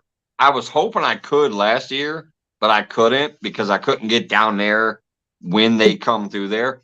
But when I go to Lake Taylorville, sometimes in the middle or late summer, there are literally like hundreds of common carp, big head carp, and silver carp just flowing through this stream, spawning side by side. I would love to just throw my cast net out there and get me like 10 or 12 of them big ass 20-pound Asian carps out of there and throw them in a bucket, bleed them out, put them in baggies, and have bait for the next You must year. have a hell of a bucket, brother. No, you want to bleed them out in the bucket. You don't want to bleed them out on the ground. I bleed them out into the bag and then cut the meat and then throw the meat into the bag so that the meat is soaking that blood up. Okay, gotcha. Yeah, So what you do is you reach in that baggie and pull a piece of that meat out, and it's just soaked full of blood. That's what plus the oil that they already have. Yeah. Now, I've heard talk that if you beat the crap out of the carp, the Asian carp, that it pulls the blood into the meat. Oh, hit them in the head? No, on the body. See, basically you're bruising it. Well, we don't have them here, so I don't have to worry about that. So Asian carp, I've learned a little bit about them. One, they typically do not bite. Like baits and stuff. Right. They're basically filter feeders, but I've heard people say that they caught them on worms and stuff. I don't know if I was just dumb luck or what, but oh damn it! I'm sorry to interrupt, but y'all know what I just did. Feed yourself. I grabbed my ashtray again. You trusted a fart, did you? Instead of this one, I grabbed this one and took a drink. Oh my! You notice it as soon as you do it. You just taste it. Like, oh yeah. Oh damn. Mike's Fishing Home. That's my second live ashtray drink. Hey, it's better than the spit cup. I'm just saying. Oh, I've done that. I've done that. See, Wendy knows what I'm talking about. Yeah, we had a whole discussion about that one time. I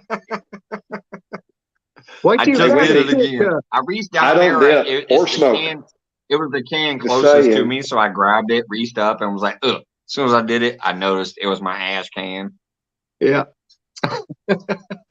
Everybody loves a good ash. Hey, Eileen. Wait a minute, Eileen. I have your next Mike's Fishing Home recipe. You know how you do the channel cooking. You can do an ashtray steak. Oh no! Deep fried ashtray can. Yeah, that sounds good, don't it? Not. It won't be as good as your steak and shrimp and Loco Rita as last year, but it would be true to Mike's Fishing Home because I've done drank this shit twice on camera.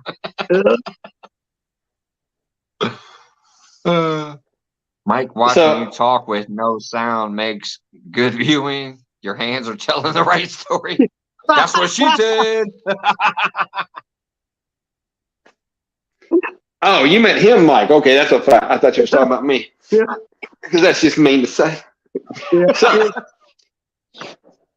there's this boat ramp down at the Mena Shelby State Park. And I'd launch out of there. And, the boat motor ticks off the Asian carp, scares them. So they start jumping. I couldn't figure out why they were there. Well, this summer or this fall, whenever it was, when the river went down so low, I walked on what I used to fish on and I figured it out. It's right behind basically a sandbar. The sandbar was, 10, 15 feet deep. at that time. But then I was walking on. I'm like, okay, so they're high. They like the slack water. Every time I've run into them, it's been in slack water. Right. The Mississippi down here runs 4 to 6 miles an hour regularly. There's no dams anywhere south of, I want to say, Cairo. So we've got a good, close to 100 miles of river running, and there's nothing to stop it. So it's always running. So they like that. They like slack water. Last spring when the water was up real high, all the trash floating down from up north, I hid behind a point basically. And I was like, oh, marking fish, good. Nope, damn Asian carp. They are fun to snag though. Platoon Judy, that's me. That's fist in the mid mouth. Yeah, fishing. Nobody else caught that good.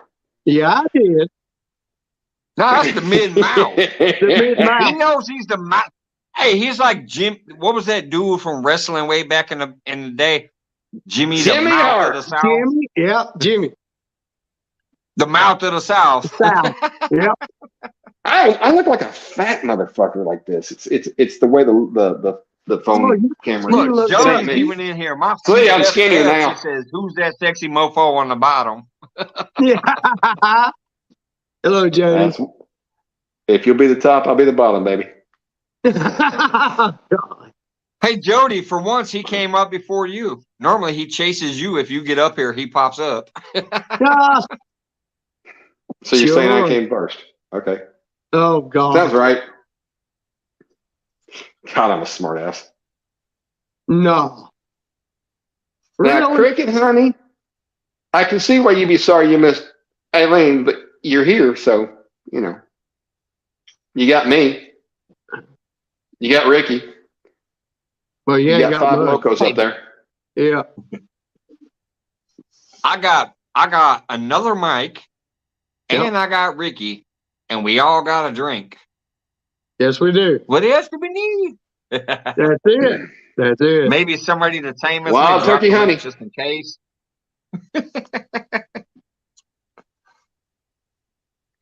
Where's our chaperone? Here, let me drop the link in case a chaperone wants to pop up. Come on, Jody. We can have a virtual date. Yeah, she can drive. I'll virtually pay this time. Next time you get the check. And I can put on a real shirt for you people. When I get up, you're going to see that I'm in my pajama bottoms. No, we don't want to see that. Hey, the fly is closed this time. You didn't take a Viagra before you sat down, did you?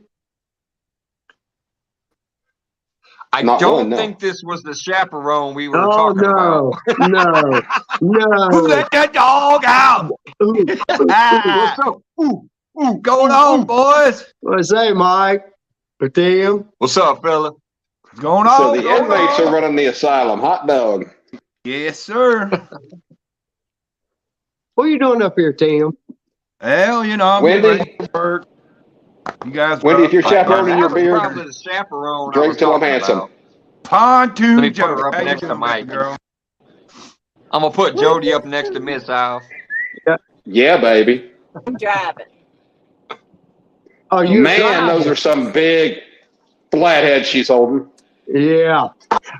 Wendy says she's chaperoning her beer. Yeah. Hey, Mike. Them some over-the-shoulder boulders. Joy said there's a motley crew up there. That's my Hey, Joy. favorite How you doing, creature in baby the whole girl? world. How's Scott doing? Hey, He's Mid-South. sleeping it off already. Mid-South, Jody is proud of her twins. I am. Yeah, you should be, girl. Yeah, she should. Absolutely. You should be proud of them. Yeah. Show them bad boys off. You'll never guess who helped me get them. No. Is he on panel? James, Is he on panel right now? Nope. He comes in chat, though. Oh, does he? It's Catfish Dave. No BS catfishing was with me that night. Oh, was he? No yeah, kidding. we just And honey, you're doing it wrong. It's knobs, not no BS. no bull. And then No. we hadn't been on the boat. We hadn't left 5 minutes, and we was trolling, and he saw 3 big fish laying on the bank. And he pulled up ahead, and he I said, remember "Throw that back." one. He said, "Throw back and cast your lines out." And I did. I caught the 2 flatheads at the same time, 26, 28 pounds. And then after I got them thrown in, I caught the 3rd fish, which was a big blue, which was 35 pounds. Right. Got all 3. If they were hanging any lower, honey, they'd have belt marks on them. Love you, I mean it. And Travis took that picture. Yeah. Good old knobs. Good night, Eileen. Have a good night. Thanks for coming in. That's the only time someone's ever put me on fish, really, and that was it. Ashley, I don't think she's got a bad ass. I mean, I ain't seen it, but I'm just guessing. I've met her. I've met Jody. She said you're a bad ass woman. Oh. I would think you're a good ass woman. She scared the hell out of me. I am going to hell. I did. I stuck my guns into Ricky's back. Yeah, she did. She scared the shit out of me. Ricky, honey, if that scares you, you need to check to see which team you're playing for. Hey, bud, when them things poke you in the back, you don't know what to do. Whether run or stick your hands up.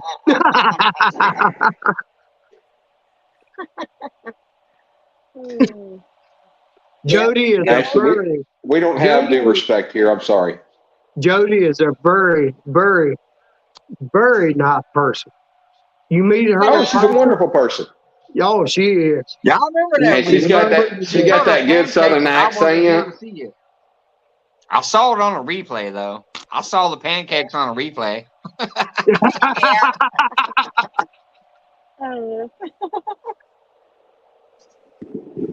Yeah. Were they blueberry? No. I made pancakes last night, and the daggum thing didn't get done all the way. I could only eat the edges. Daggone. Yeah. You getting bad as John blasted. Parker. I know it.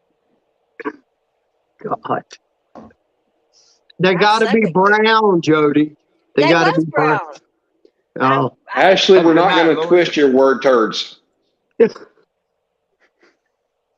Commas mean things. Yeah, I love you, Ashley. I think. I don't know. I've never met you, but I'm really handsome. No, you're not. Yes, hey, my mama says I am, so kiss my eyes.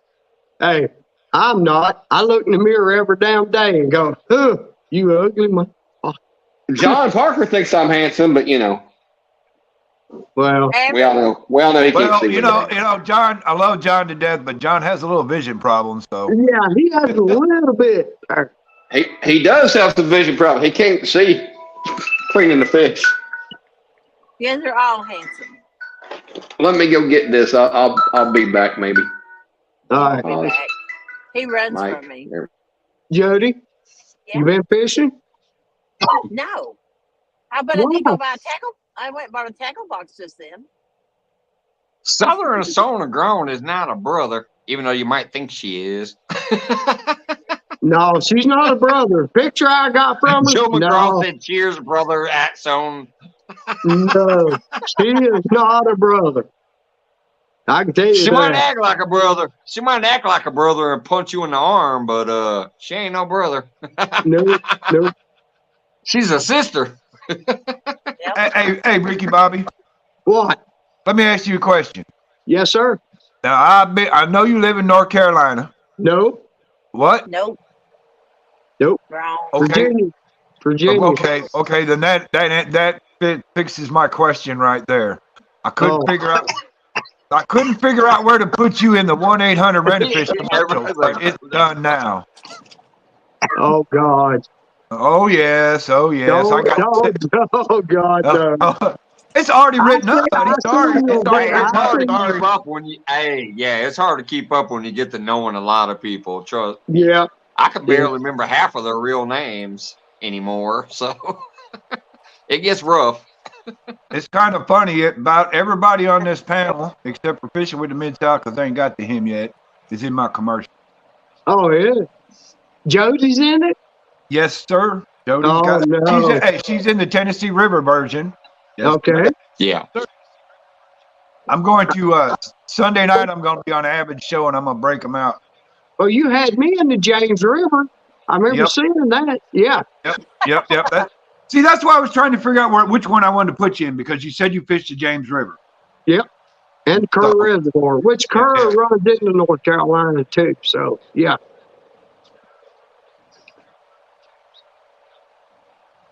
Yeah, Sunday night I'm gonna break all them commercials out, and then after I break them out, then I'm gonna go around and do them live on different places. But I'm not gonna videotape them or nothing. I'm just always just do them live. I hope it's not itchy, Ashley. No. I hope you're doing it because you're acting like a dude. Yeah. I hope it's not itching.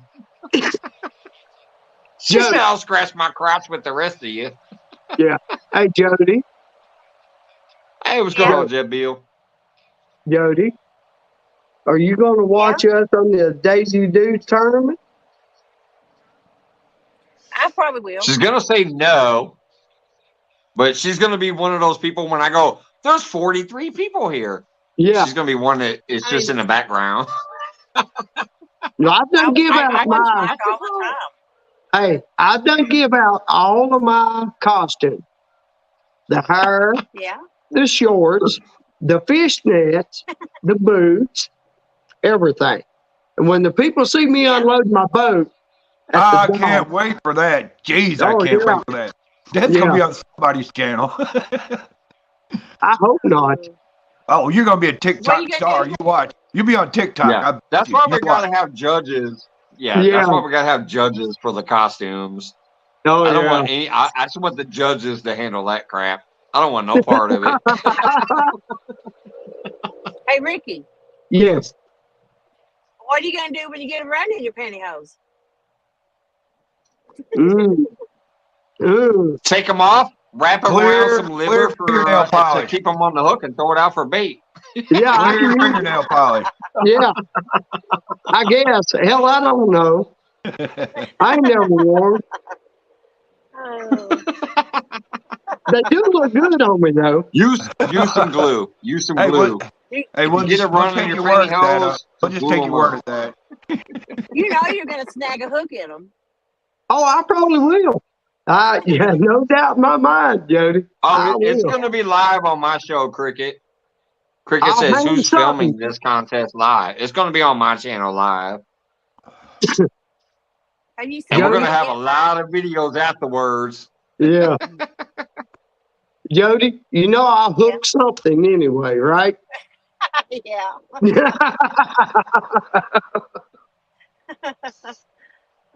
It's going to be a fun tournament. Hey, Mike, have you set a date yet?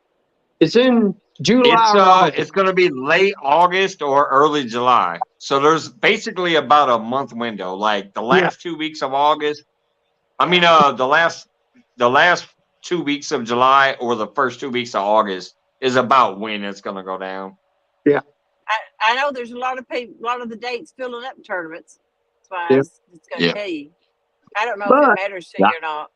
That's after the spring. I have no idea who's doing what by then, but that's the very first time we brought it up. I just was like, let's do it kind of, in the heart of summer. So late July or early August is going to be when we're going. Yeah. It don't matter. I mean, we'll have every viewer you can imagine. It could totally flop, and that's a pun because I don't want to see nothing flop out. But there's too many people who have already said they are waiting and dying and laughing and ready for it. Yeah, in so many different communities. Nobody wants their stuff shown on YouTube for everybody to see. I don't think you have no trouble. No, we ain't gonna do that. Yeah, that ain't happening. There's nothing that's gonna be out there like that. Hey, I mean, I charge on OnlyFans. I can give it away for free. Yeah. I mean, OnlyFans. What's Sorry, up, OnlyFans. Yeah. OnlyFans are exactly, Miss South. Take over state. What's going on? That's probably what my chat's going to be. It's going to be OnlyFans. OnlyFans of my nuttiness. But I did have to post a funny little community post earlier because I realized it's called the Daisy Dudes Tournament. So the initials would be DDT. If you think about wrestling, that's when you grab somebody's head. That's when you grab somebody's head, stuff them between your nuts, jump up in the air, and crush their head on the ground. It's called a DDT. Since I said no nutsacks and butt cracks, but a DDT is when you put somebody's head between your nuts and slam them on the ground. No. That's Triple H's finishing maneuver. Diamond Dallas Page. Yeah, the DDT. DDT. But right under your arm and drop. So what I said was we're gonna DDT. So what I said on that community post is we are gonna DDT what most fishing tournaments are about. Like, ain't nobody else gonna try this crazy shit. So it's here, and we are gonna DDT most fishing tournaments. And I hope it's successful. Just because I don't know. I could go up to Springfield and fish with Mike, and we could call it a couples tournament. What was that? No. I didn't say nothing. No. Oh, and yes, I did comment on your post earlier, Mike. It took me this long to remember to say something after I was muted for so damn long. Hey, Jody. Yeah, I'll go back and check it out tomorrow. Obviously, I posted that right before I kind of went live and stuff, so I have to check it out tomorrow to see everybody's comments and whatever and respond more. But all I can say is I've had people from so many different communities and from so many different countries too. Like, that's going to be funny. Like, so I hope it is. I hope everybody has a blast. I think it's going to be a blast. I know, obviously, yes, it's not family friendly in some people's minds, but I think it's going to be a blast. Well, if the girls can go out and wear bikinis and catch fish, so can we. And I got to tell you, there's already $1,000 up. This thing is like 4 months away, and there's already basically $1,000. 500 cash for the people involved in the tournament, and almost 500 in prize for the chat. Yes. But we're still months and months though, away. And nobody even knows about this thing hardly. But it's crazy. I was going to tell Jody, though, that some of it going to a women's charity, right? Well, yeah, that's what's going to come through donations that day. Like, if people try to super chat me or people like PayPal me and things like that, that money is what's going towards charity. Right. We're going to raise money for a woman's charity. That's it. Yeah. Yeah. And I think Jody takes Mike on a date as a charity.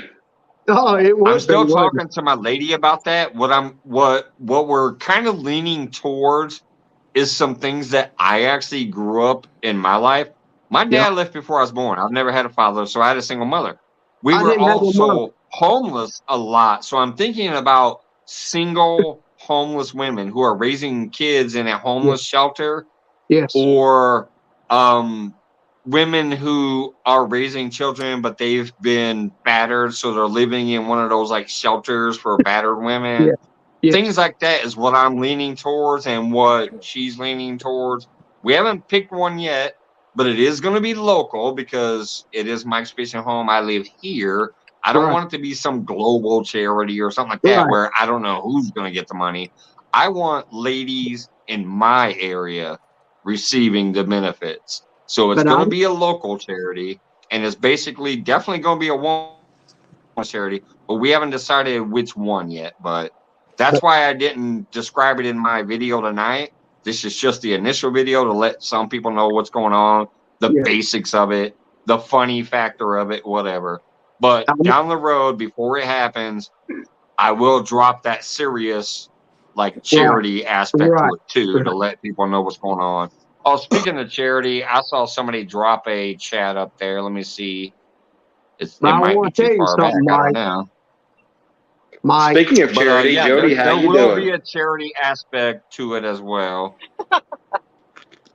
Oh, you know, Dink over I will Stink donate to dropped charities. 5 and said, just cause you Mike's Fishing Home. I appreciate that, brother. I appreciate that. Thank you, thank you. You know what? Wigs, you dirty, dirty boy. Hey, Mike. And I What, saw honey don't bear? Sandy donate. Toes popping in there. Wait a minute, where'd he go? Sandy Toes, what's going on? Hey, Sandy, She's what's one of the going big on? donators. She's one of the big donators to that too. Yeah. She's dropping $100 with me. Well, I'm Yep. doing 110 because I wanted to make it an even 500. So I Right. upped because I started the whole thing that night when it went down. Yes. All I knew was I said, I'll give $100 to the winner. And that was it. Yeah. And it blew Like, up from there. and that's where it started. Yep. But then Sandy Toes backed me up and said, "Oh, I'll double that and I'll drop 100." And then it went from there, and it's become what it is so far. But once the math reached with some of the other donations, like the 50s and the 60s and the 20s and whatever, I noticed it was $10 shy of 500. So that's why I threw an extra 10. So my donation will be 110 cash to round out the 500. My Mike, donation is me and booty It's shorts. crazy. It's crazy. oh no. Mike, I'm gonna tell you something though. If I Go ahead. win anything, okay, I don't want nothing. Okay, you take it all and send it to your charity. Got it. 100% of your winning will go to the charity that we pick. Exactly. I appreciate that. I don't know. I don't care what I win. If I don't win but $10, Mike, I'm in on that too. I am in on that too. If I win anything, I want it to go to the charity. Oh, you cheating, Tim. I'm taking my winnings and taking Jody out to dinner. Oh no, I was hey, Ricky Bobby, I was going to do that. I was going to do that anyway. So if I win anything, I want to go to charity also. Yeah, but you got a ringer. You got a ringer. You know, he comes in. You know, he said, "I got a ringer." Hey, yeah, all I can say about that is more money for the charity. That's it. Exactly. And by the way, the way I will do it for the charity, once I finalize how much money is going to the charity, I will probably do it on a cashier check or a money order, and then prove that it's paid to that charity. I'm not going to film walking up to that charity and giving them money or nothing. That's fine. But I will prove that the check or money order or whatever is going to that charity. And then I will give it to them. And by the way, on top of that, this ain't going to be no stupid ass tax write-off where I go donate and then go, oh, let me do a tax write-off. I'm not into that bullshit. This money will just go to them and that's it. Whatever goes to the charity, goes to the charity. I'm not going to try to write that shit off or have my lady write it off or whatever. Like, it's not a write-off. It's not something that's going to help me at all when it comes to charity. So, Cricket is the information to donate on your page. Don't worry about donations yet, Cricket, because I haven't picked one yet, and I don't want to start receiving donation money for it until the event happens. I wouldn't do that. As far as if you're talking about for me personally, I always have my donation information in the description as far as like how to take care of the channel. But if you're talking about donation for charity for this event, don't worry about that till later. Once I do that donation link will be in the descriptions as well. And I will post a video that describes how to donate for the charity. Because it will be parts of Super Chat and every single percentage of anything that comes through PayPal or Cash App or any of my other means, 100% of that will go towards the charity. Anything that comes through a Super Chat will be 50% to charity and 50% towards a next event. Yeah. None of the money will come to me at all. Right. If it's through my other options, that will be strictly charity. If it comes through Super Chat, half will go to charity and half will go to another future event. Good deal. Is how I'm going to play that one out. Hey, Tim. Because Yeah. YouTube already robs you, so it's kind of stupid sending. I'll just split that in half and be like, all right, half of it's going to the charity, and half of it's going to a future event to maybe promote more charity work.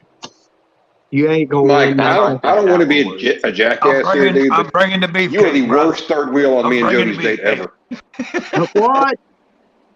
I'm bringing the beef. Sal? I said he is the worst I third heard I wheel don't on want me to and be a Jody's date jackass, so ever. I got intrigued. That's usually my line.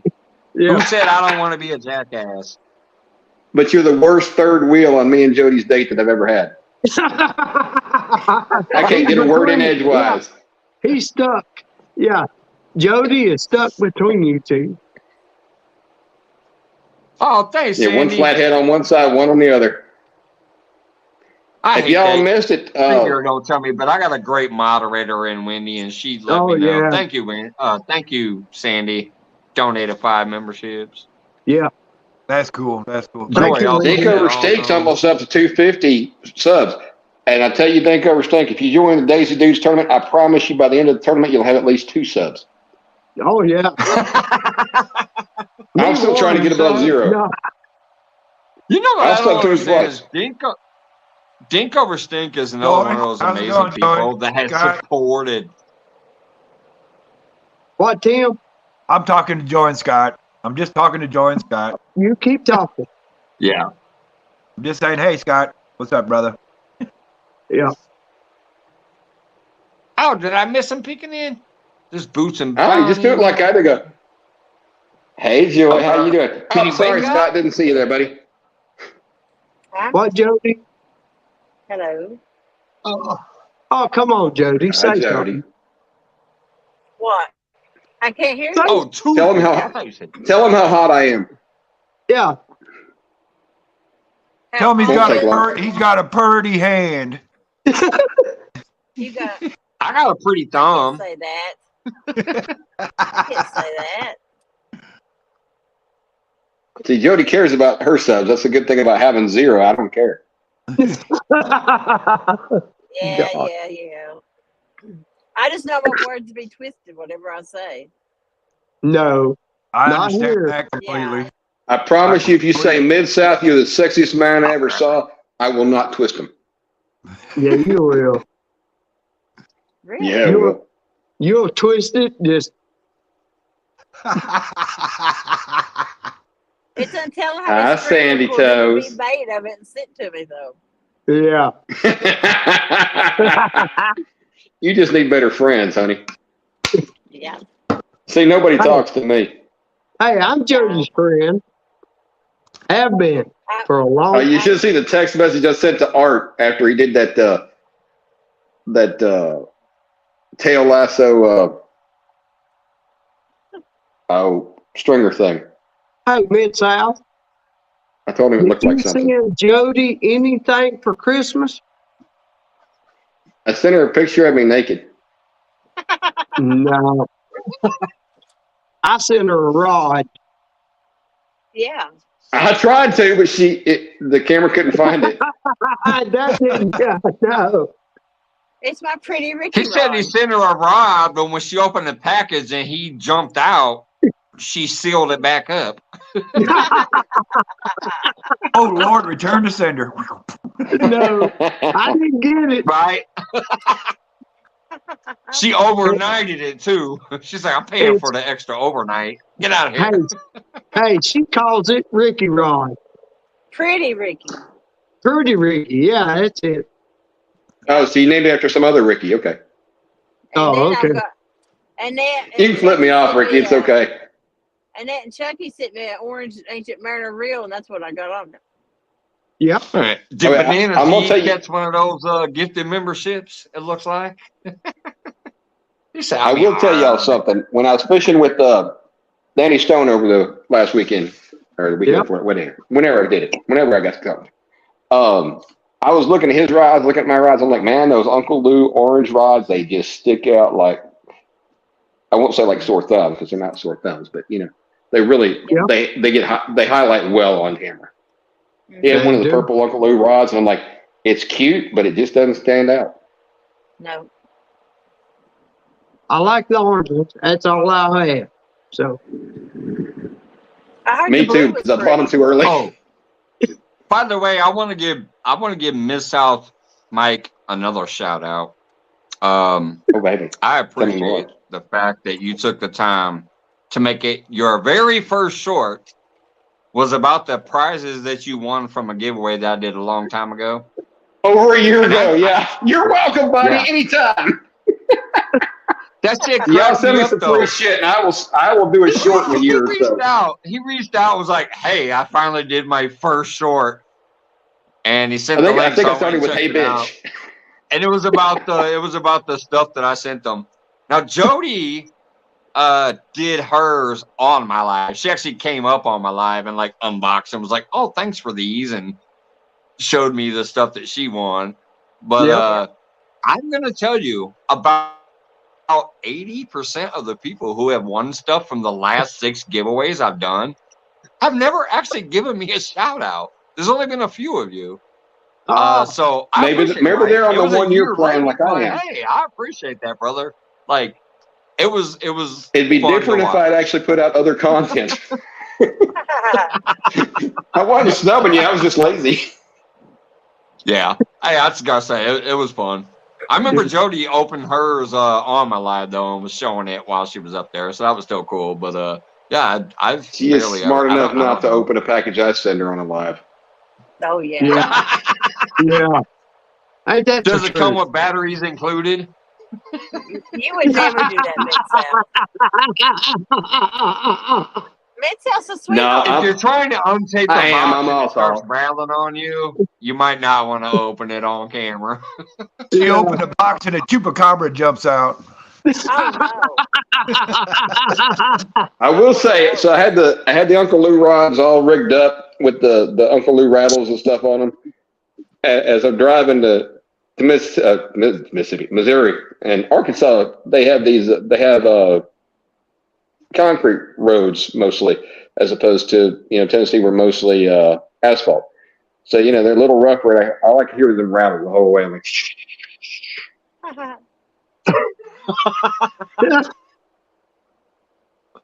oh God. That is aggravating because I know what you're talking about. Hey, No, mine's in Sandy, the front. I don't know. Maybe you need to talk to Joy. She knows where to get batteries by the case on discount. But yes, they should be rechargeable. Yeah, they should. They should. Yep. I want to go there, but look at this. Look at this. I feel I don't know. I feel swollen in the heart. I feel swollen in the heart. Yeah, I'm gonna say the heart. But see, we still got the bandit Foxter. Dang, I don't even know what to say after that. She's been asleep soon, but she's been asleep like 20 times tonight, supposedly. Yeah, she has. I love you, Bandit.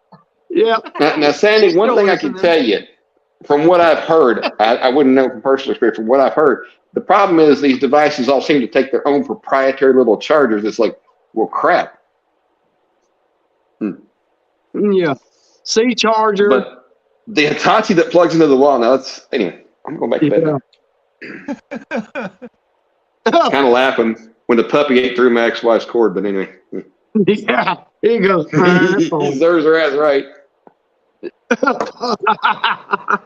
God.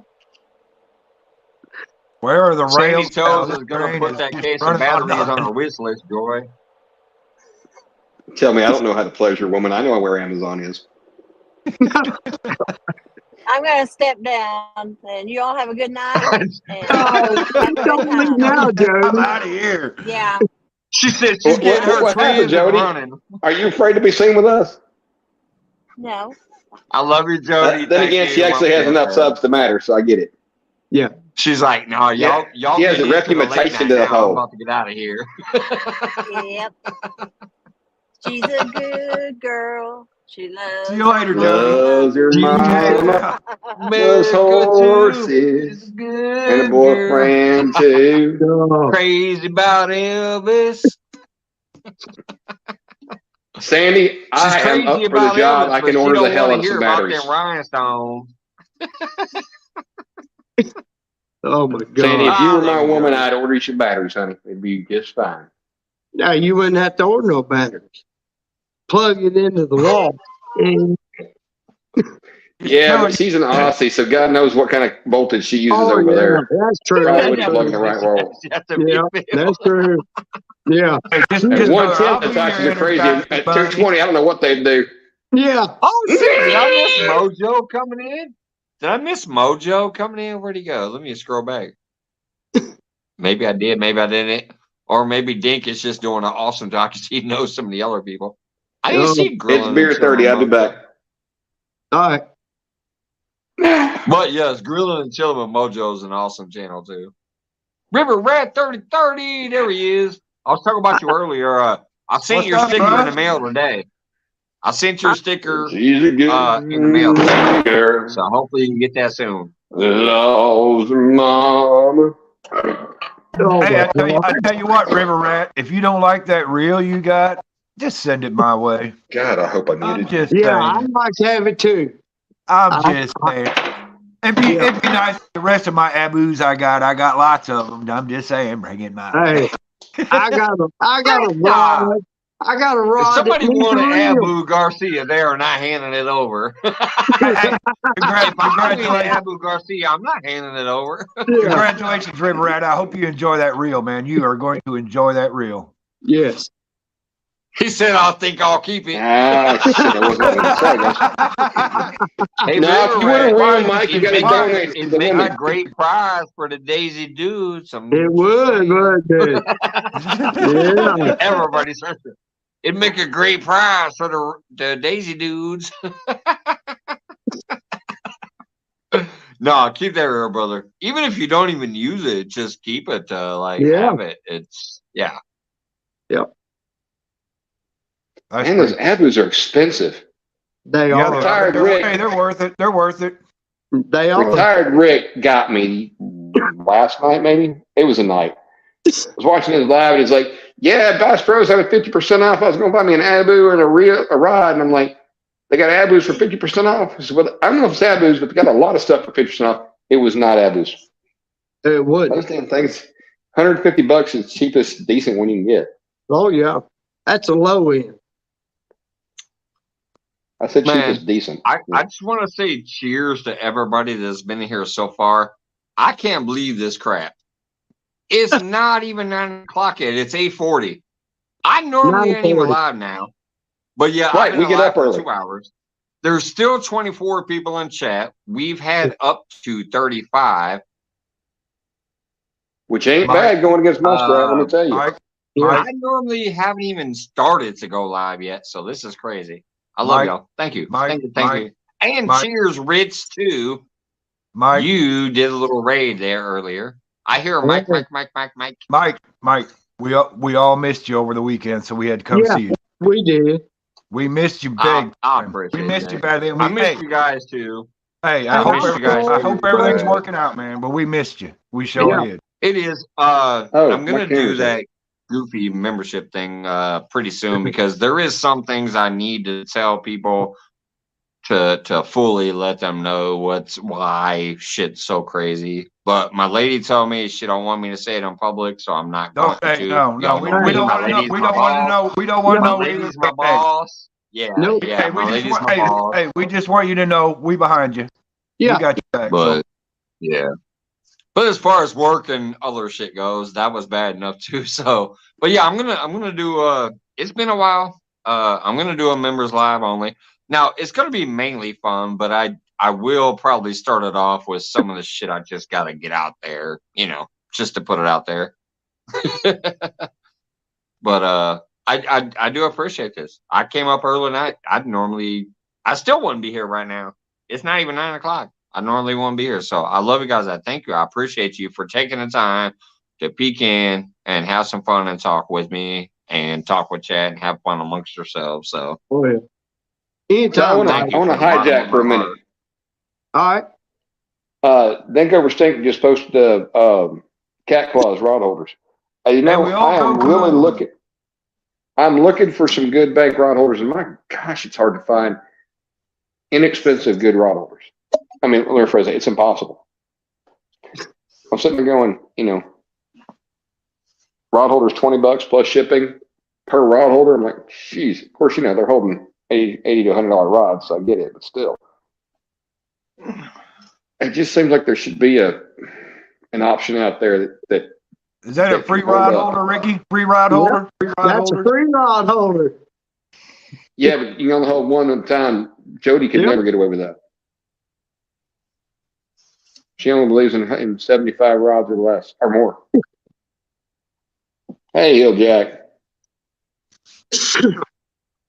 My problem is I'm cheap, so I'll spend money making these cheap rod holders that don't work until I finally spend the money and buy some. Exactly, Sandy. Yep. I appreciate that sentiment, Sandy. She said, this is like home, Mike, even though we live all over the world. Yep. Thank you. I appreciate that. Oh, I thought she said I was homely. You are. You are. Well, she was just being Captain Obvious there. Oh, God. And I do. Sandy Toes, I want you to know out of all the women in this live stream that won't go out with me, you're one of them. Hey, Mike. Connor. Hey, Connor, what's going on, brother? Hey, Mike. Do you notice the only one of us in a recliner is the one over? Wait a minute. Let me get it right. Yeah. There. Point to your left. I did. And up. Yeah. Yeah, you're on the bottom, so you want to point to your left and right up. Here. Yeah. Tell me about it. All right, let me just tip off some of these people in chat if they don't know about this yet. I've tried to train so many people. I just got fatter. Fuck this. If you're on panel, you don't want to. If the person is to your right, you don't want to point right because you'll look like an idiot like this. Oh, look, I'm pointing at myself. So fish in the Mid-South is on my right. So don't point to your right shoulder. You need to point to your left. Yeah. Yeah. I did point to my left and it went the wrong way, so now I got to point to my right. So that's why 99% of the time that I point directly at the person because I know, okay, if they're on my right, I need to point left. So if I want to point at Tim, I want to point left and down. So now I'm pointing at Tim. If I want now, obviously up and down don't matter. If I want to point at Tim, I don't have that big a booth. What the hell, man? Ricky, because he's below me. That's easy. I can poke him in the head all day long. That's easy. But Ricky below Mike is on my right, so I know mentally I need to point left. Oh, look, I'm pointing right at him. If I point to the left. Now, if I turn my finger and actually point right, I look like an idiot because I'm pointing at myself. So that's how the mirror works. That's how the panel works.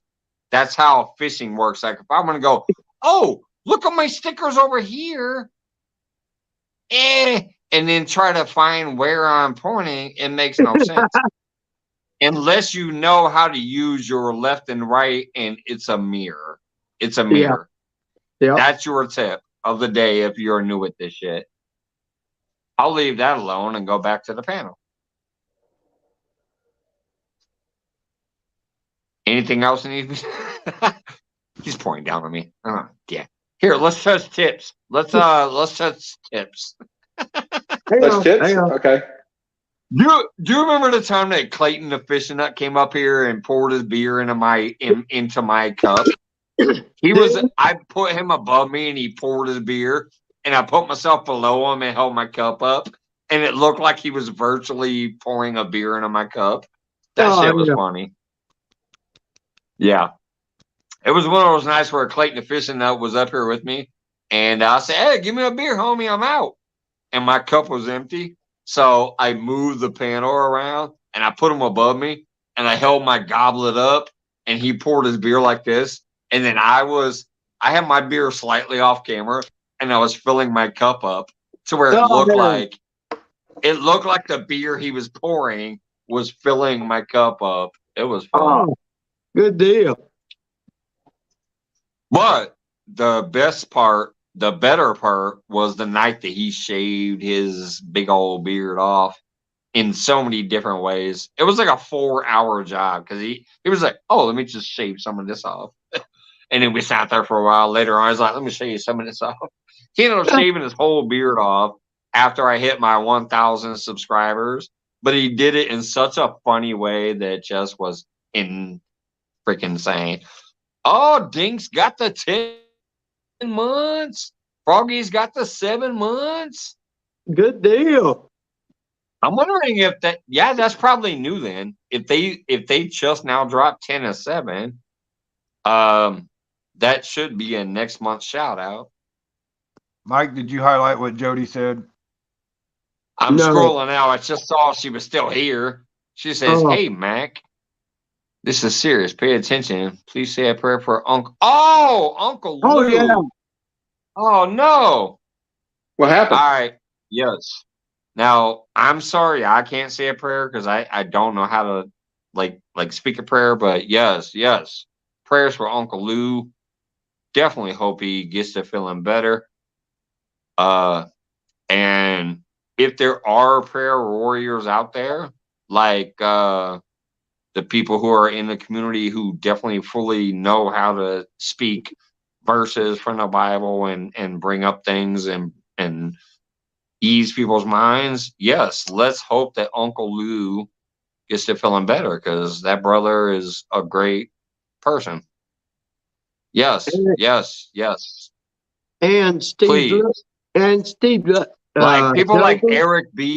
Eric B, Eric Burnside, John Euler, and other people like that who do the Sunday prayers and all that stuff. Let's please get them involved to put the prayer warrior type of thing behind it. I'm sorry. I can say I love Uncle Lou. I hope he does well. But I don't know if that would technically reach God's ears in my world because y'all know me. I'm sorry. I'm not the type of person. But I do love Uncle Lou. I do know who he is. I know what he represents to all of us. Yep. And yes, my best wishes for Uncle Lou to recover and feel better very soon. But if anybody else out there likes to pray or knows prayer warriors or whatever else, get those prayers out there for Uncle Lou, please. That man even donated to a couple of my giveaways. He made them a lot better, in my opinion. Matter of fact, Miss South Mike, some of that stuff you got was from Uncle Lou. Yes, it was. So, prayers for Uncle Lou for all those that can do that type of thing. Like, please.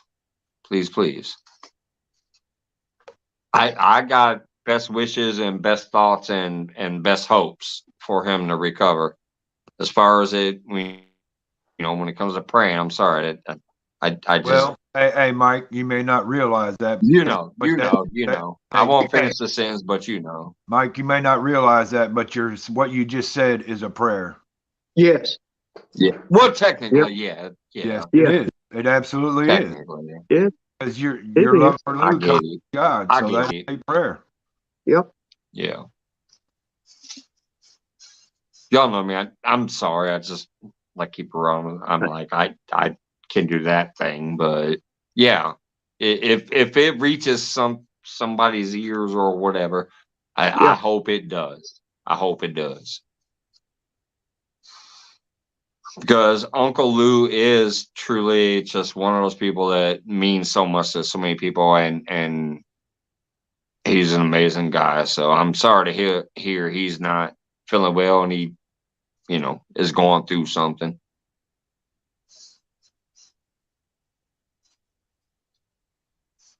Hey, Mike. Yeah, Uncle Lou is the first person I can think of. Well, no, I guess Muddy River was the first in the community to come out with rods, but Uncle Lou came out with rods and priced them well. I was going to tell you, it's going to go off. He was definitely, he helped a lot of channels. I don't know anybody that's donated as much stuff as he has, which of course doesn't make him a good person so much as but he's a good member of the community. Not that he's not a good person. I'm just saying, Hey, there's Ricky's lady. I'm not for sale. I am for rent, though. I tried to be a pro staffer for him, but he said I'm not a pro. I don't blame him. I'm kidding about that.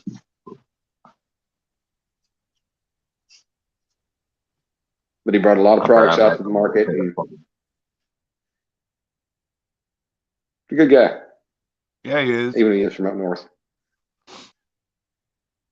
Iowa, man. I'm telling you, if he ever comes out with some heavy rods, I'm gonna buy more from him. Those rods, man, I love the way they stand out on live streams. They're really good. But anyway, that has nothing. Yeah, you know what? You were right when you were talking earlier about the orange and the purple rods. The purple rods on a live show do not stand out at all. Well, I mean, none of them. I mean, you know, it's Chunky definitely cornered the market on bright and vibrant rod colors. But you know, I was impressed. I had them in my garage, and one night I came home and got, you know, when it was dark, I went in my garage, like, man, those tips are glowing because they've been charged all day from sunlight and stuff. Right. Yeah. They're just, I'd love to tell you they break in big catfish, but you know, I get all mine at Kroger, so there's that.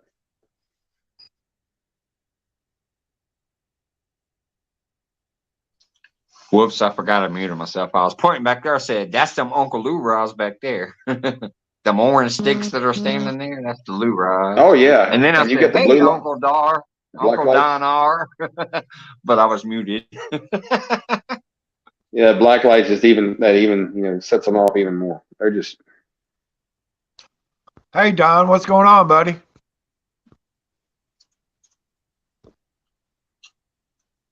I hear it's getting ready to snow up there again. Ha, ha, ha, ha. Man, I remember we got a freeze warning in Memphis. Literally the day I got monetized, I was out there fishing with Alicia, Barnett, and Wabash Nate. Don R did make a quick little appearance to show us all the snow he was getting. He popped up on my live that day for about maybe a minute and a half, 2 minutes, and he was showing us all that crazy ass snow he was getting while I was out there bitching about my wind. I was catching fish. The other two people were catching fish. Don R was getting pounded by snow and ice.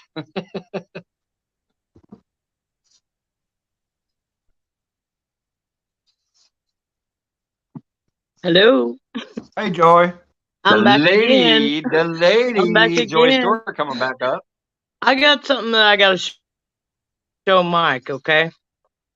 Me, Mike, or him, Mike? Hold on, let me go full screen. Let me go full screen. Hold on. There you go. Good looking Mike or Mike's fishing home. Mike's fishing home. You see that?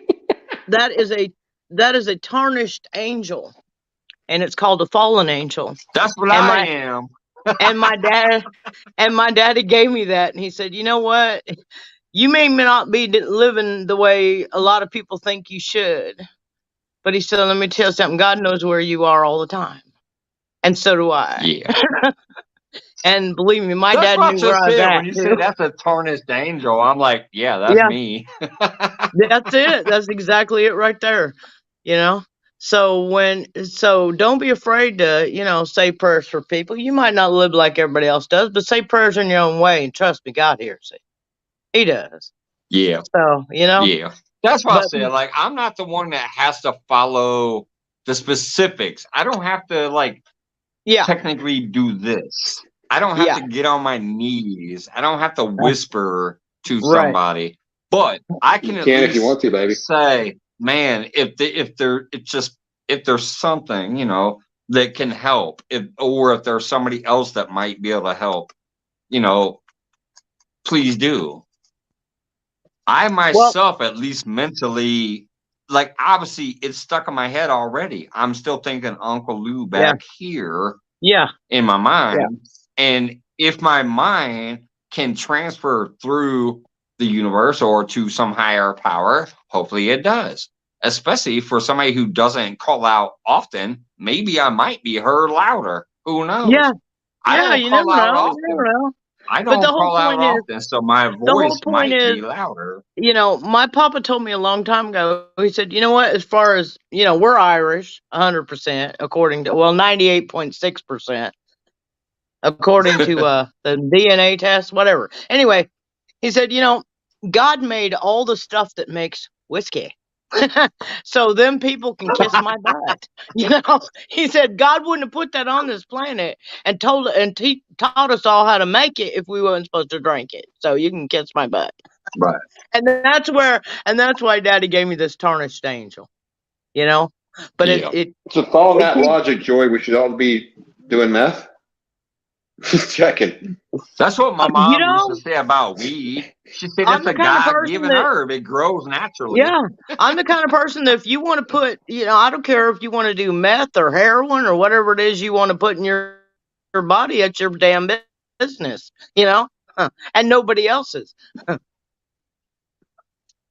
But yeah, I just wanted to show you that, Mike. So next time somebody says something to you, just say, I'm a tarnished angel, and I'll send out a word, and it'll get heard. I think, trust me. I like that.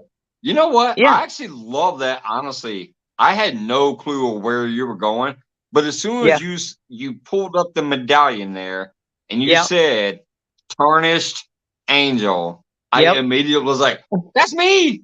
That's it. That's a lot of us, Bubby.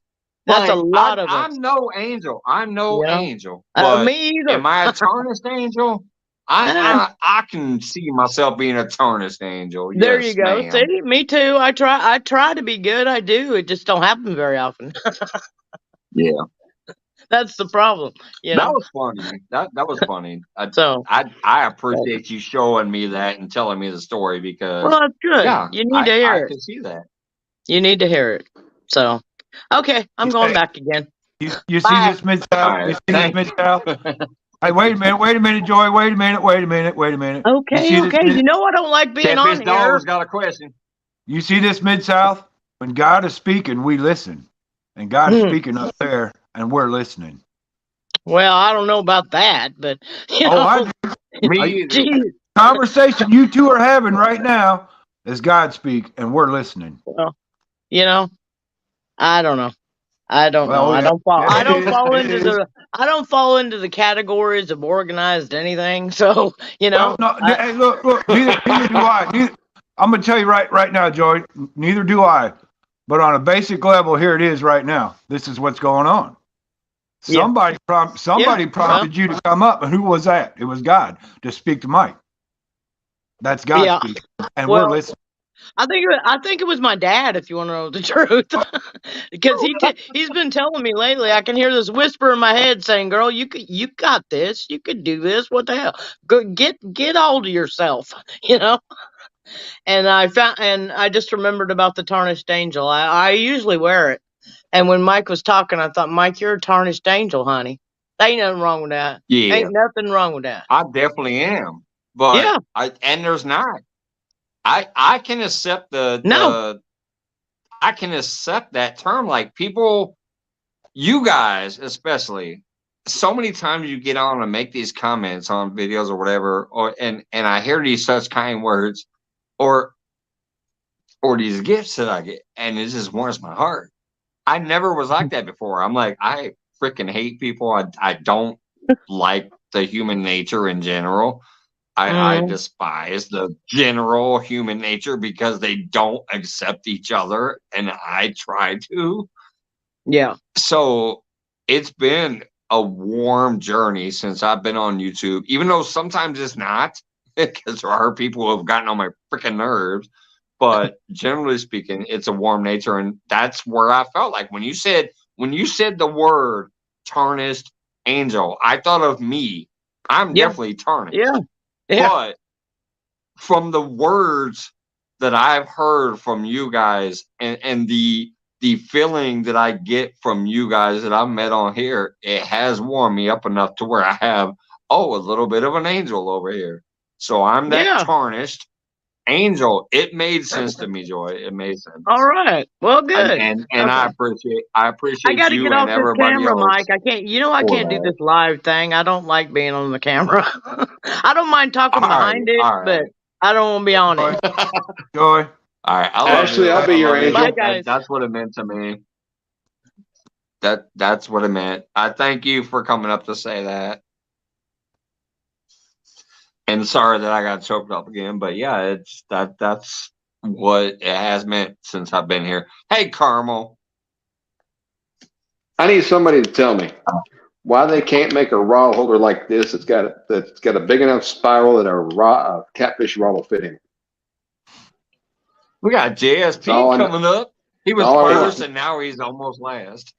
Hey, it's McButter muffins to you there, sir. Don't make me butter your muffins. You ain't gonna like it. He wants you to grab his banana hammock. Go ahead, continue. You're talking about something. No, feel free. You're the new guest. Start the new conversation. Yeah. No, that's I just kind of I've been kind of in and out for the last hour and a half, 2 hours. It's you guys have had a good conversation tonight. A lot of good people up here. Present company excluded. Yeah, it's been a good one for an early one. I normally would, as a matter of fact, it's 9 o'clock right now. It's 9:04. I would normally choose now pop up if I was doing a random pop up like tonight. So it's kind of crazy. Which is exactly I've been up for 2 hours already. I woke up and I was looking at Mike's bald-headed dome, and I thought to myself, "What am I looking at? What time is it?" And I'm trying to put it all together. Avid, I can read. Not very well, but I can read. Where'd you get them from, buddy? Then why was you first? See, I can't wait to make that into a little video. You about lost your shit being first. Talk to us so far. Oh no, that's the joke. That's the running joke. I'll be like 20th in the chat. Say first. Well, everyone, in other countries, it means something because first can get you pinned, right? You get pinned to the comments. Yeah, and all that stuff. And in some countries where Wendy, will you pin me? Oh boy. No. Hey, Mike, make me full screen so that Drew has to look at my fat ass on his TV. Hi, Drew. Hey, Joe.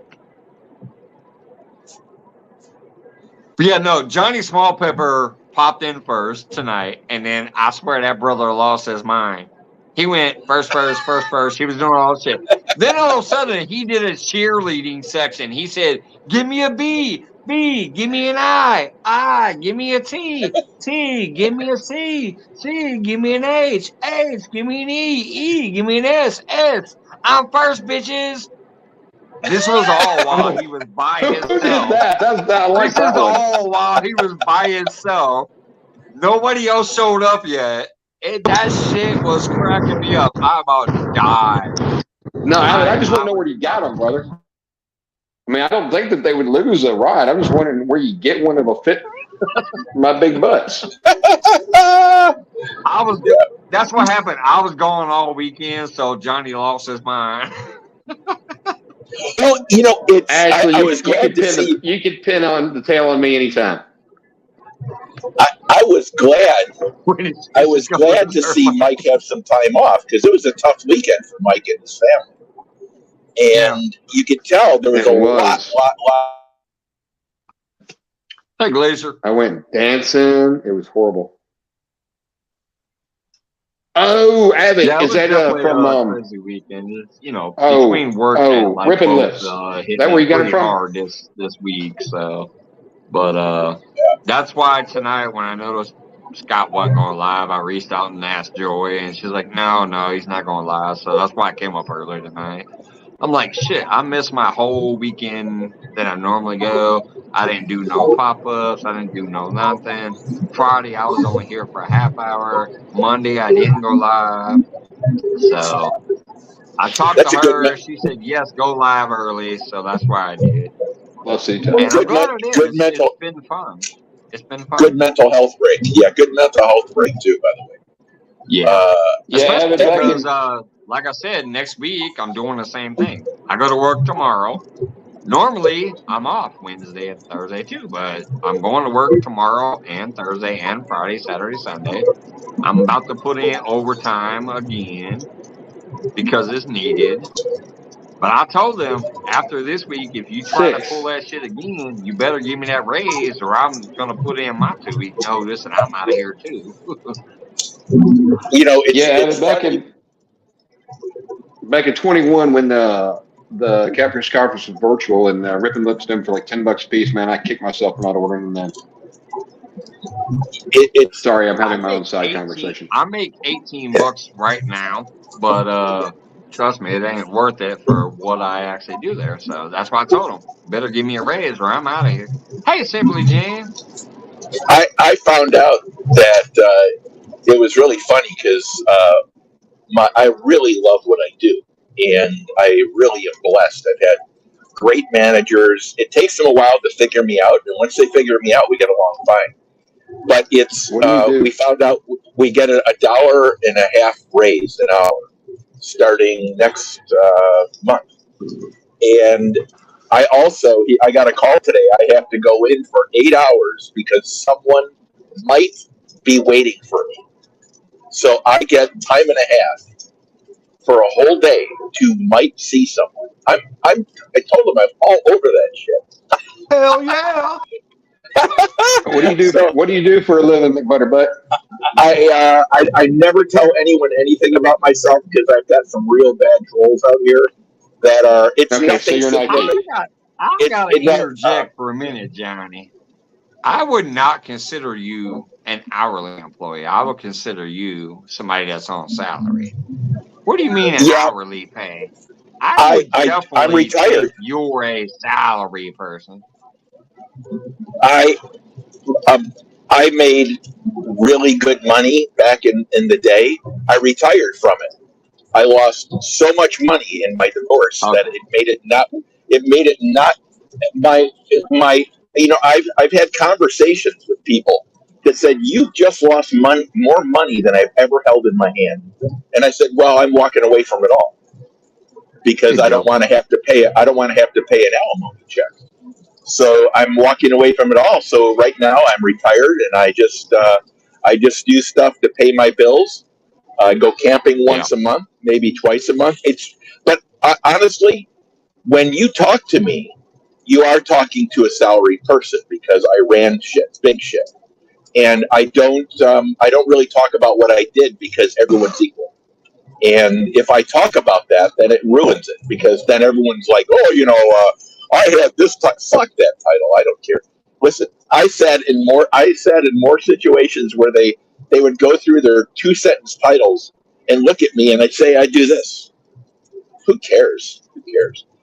It's all a bunch of bullshit anyway, guys. Everyone works their ass off to try to make a living, and everyone's doing the same thing, working your ass off, hoping that your boss is not a complete asshole and that your work stays in business. Because what we got coming for us in this banking crisis is hell. And I would tell everyone, if you're listening to me, to save every dime you have, take your checks and bring them out of the bank as soon as you get them. That's what I tell everyone. I'm getting my check this week. I'm going to the bank and I'm taking it out and I'm going to set every deposit in there for 6 months in cash. Because I have nothing in the banks. See you, Connor.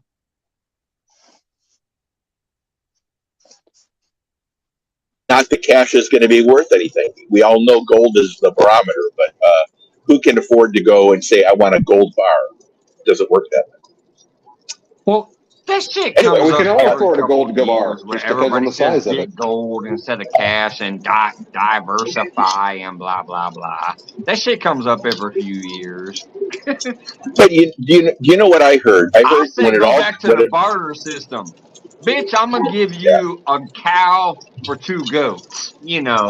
Go back to the barter system, in my opinion. But that ain't gonna happen either. The only 2 assets that I really feel I think when 2 people can get together and be like, I'm going to give you this for this and both people agree that's what I want for that, they both come out positive. This paper money and gold system has fucked everything up. If I walk over to your house and say, I'm going to give you 7 chickens for a cow, you're going to think I'm stupid. And, some people are going to be like, you're stupid giving a cow away for 6 chickens.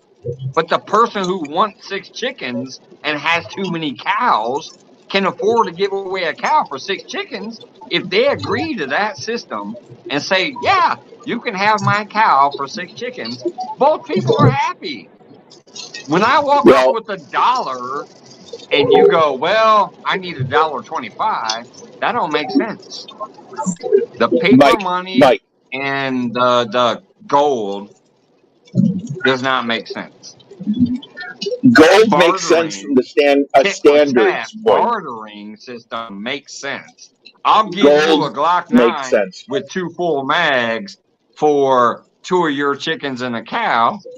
Makes sense. If you want a gun and I want some animals, you can give away some animals because you got a lot. I can give away a gun because I got a lot. That shit makes sense. Mike, gold makes sense, but no one can afford to buy it. No, it doesn't. Right. Gold is a man-made fucking thing. I'm going to tell everyone here it's shiny. Don't look at the shiny object. Don't look at the money object. No, Mike, is way better. Mike, the other asset that everyone can get their hands on still is ammo. That is the other bartering system thing that's going to be worth gold is ammo. So if you think that, there you go, buy 2 closets full. And my point is that, or 3 closets full.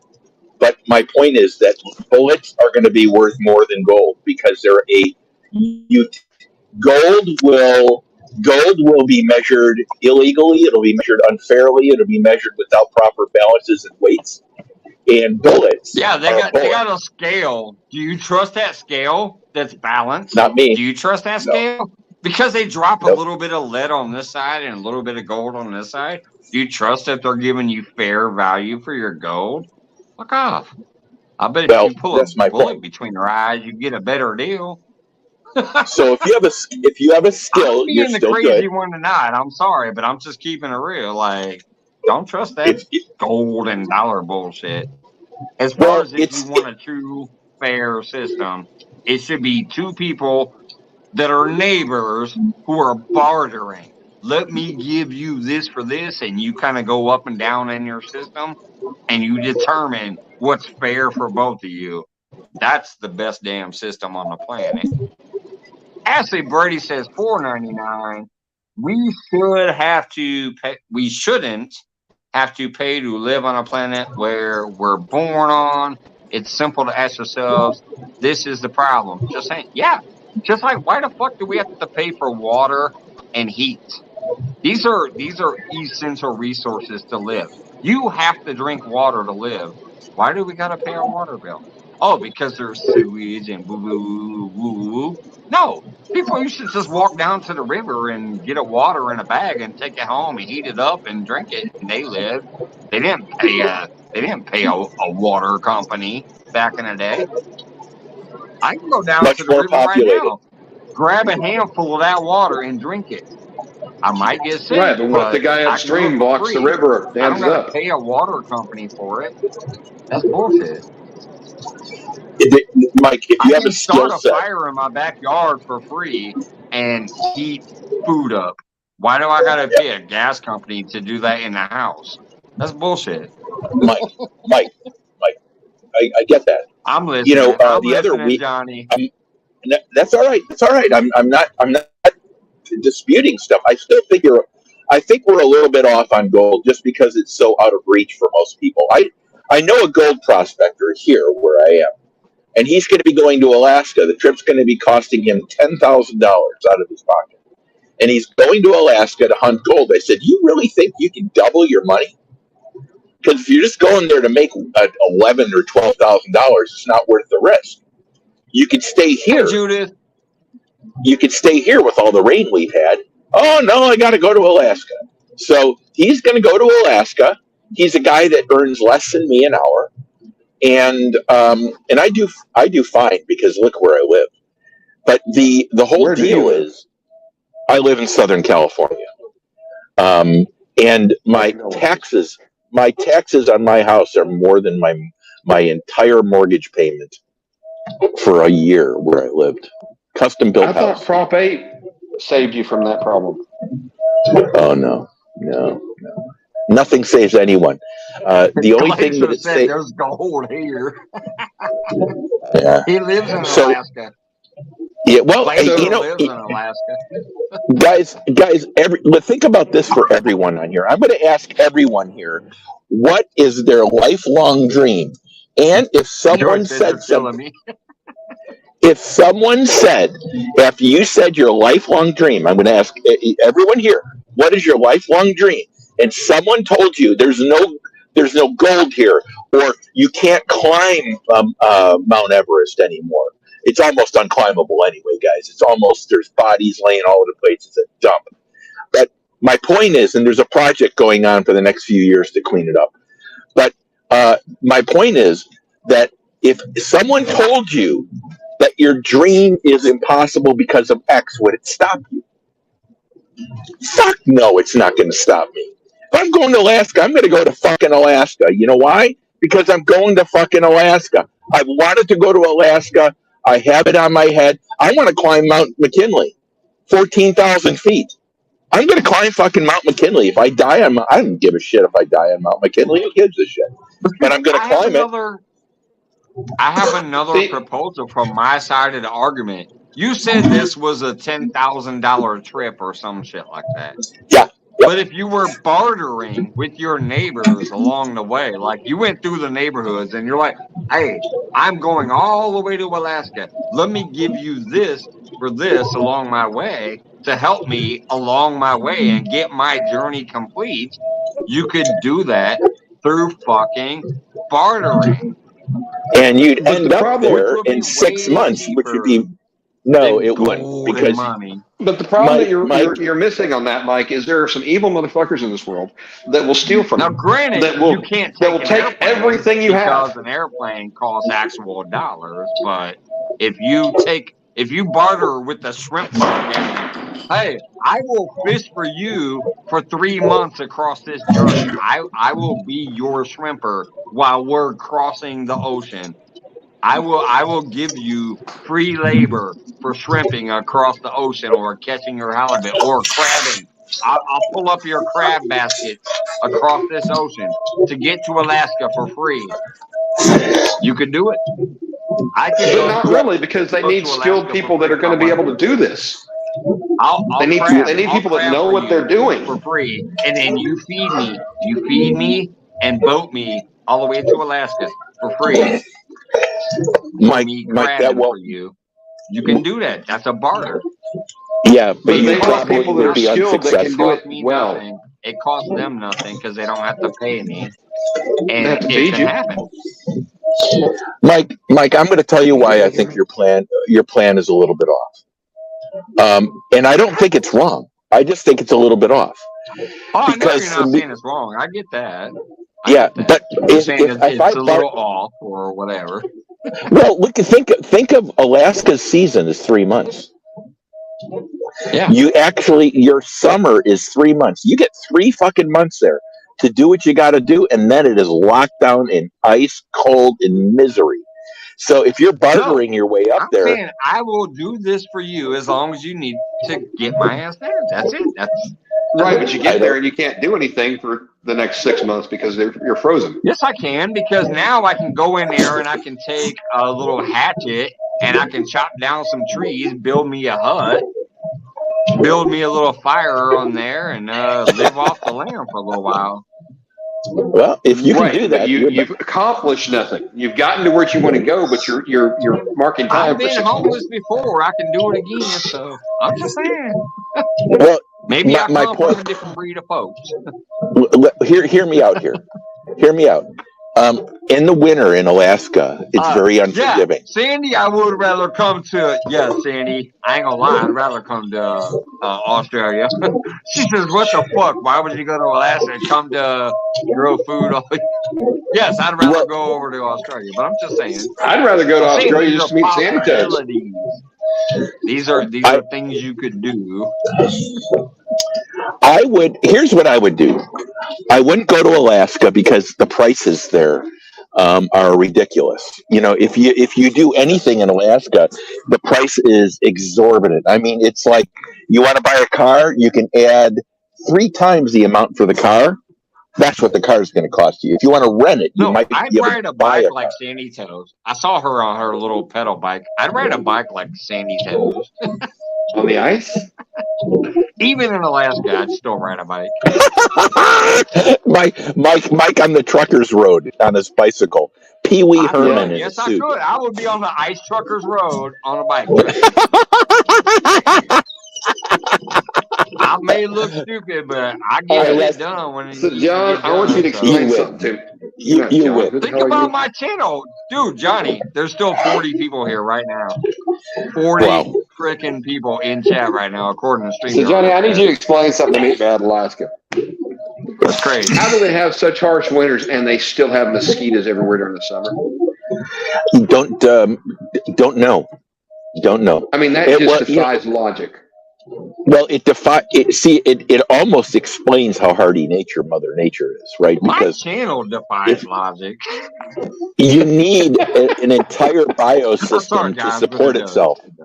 You need your biosystem to support itself. So if the mosquitoes died, everything else would die along with it. So there's got to be a huge place, either a dormancy that these animals have built up, a fat layer, whatever it might be. I don't know if mosquitoes die in 5 days or 6 months. Downriver. Right. So whatever it might be, they've got to have it, like out here, for instance. You can kill all the weeds on a property and it rains one time and the weeds come up again. How the fuck? I just killed them. Yep. How is that possible?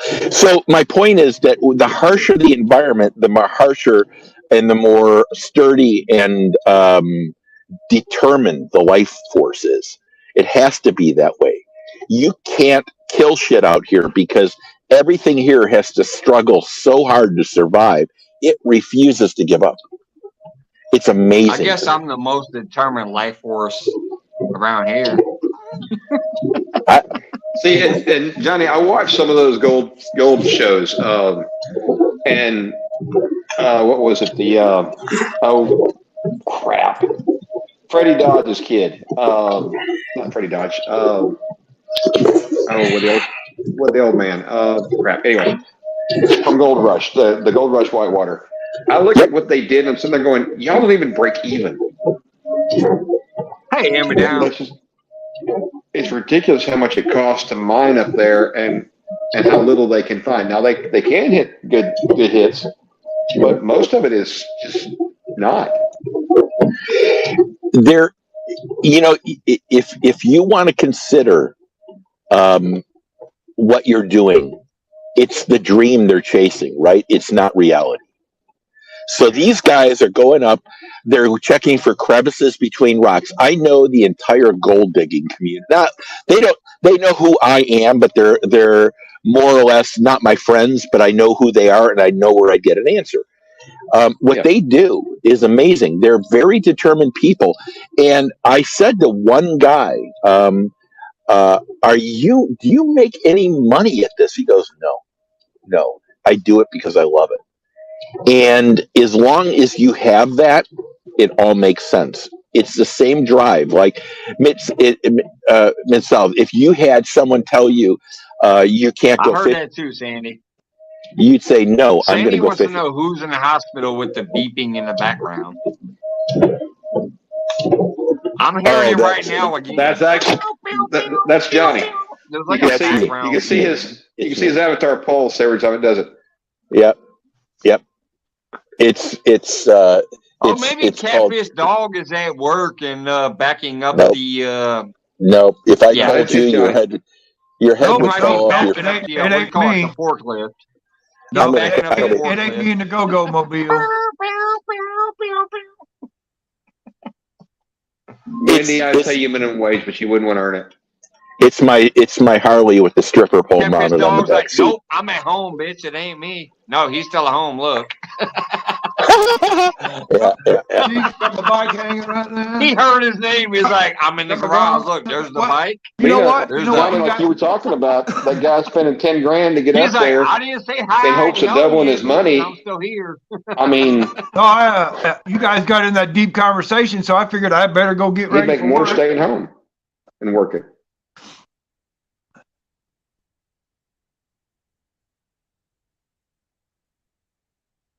Uh-oh. Did I lose y'all again?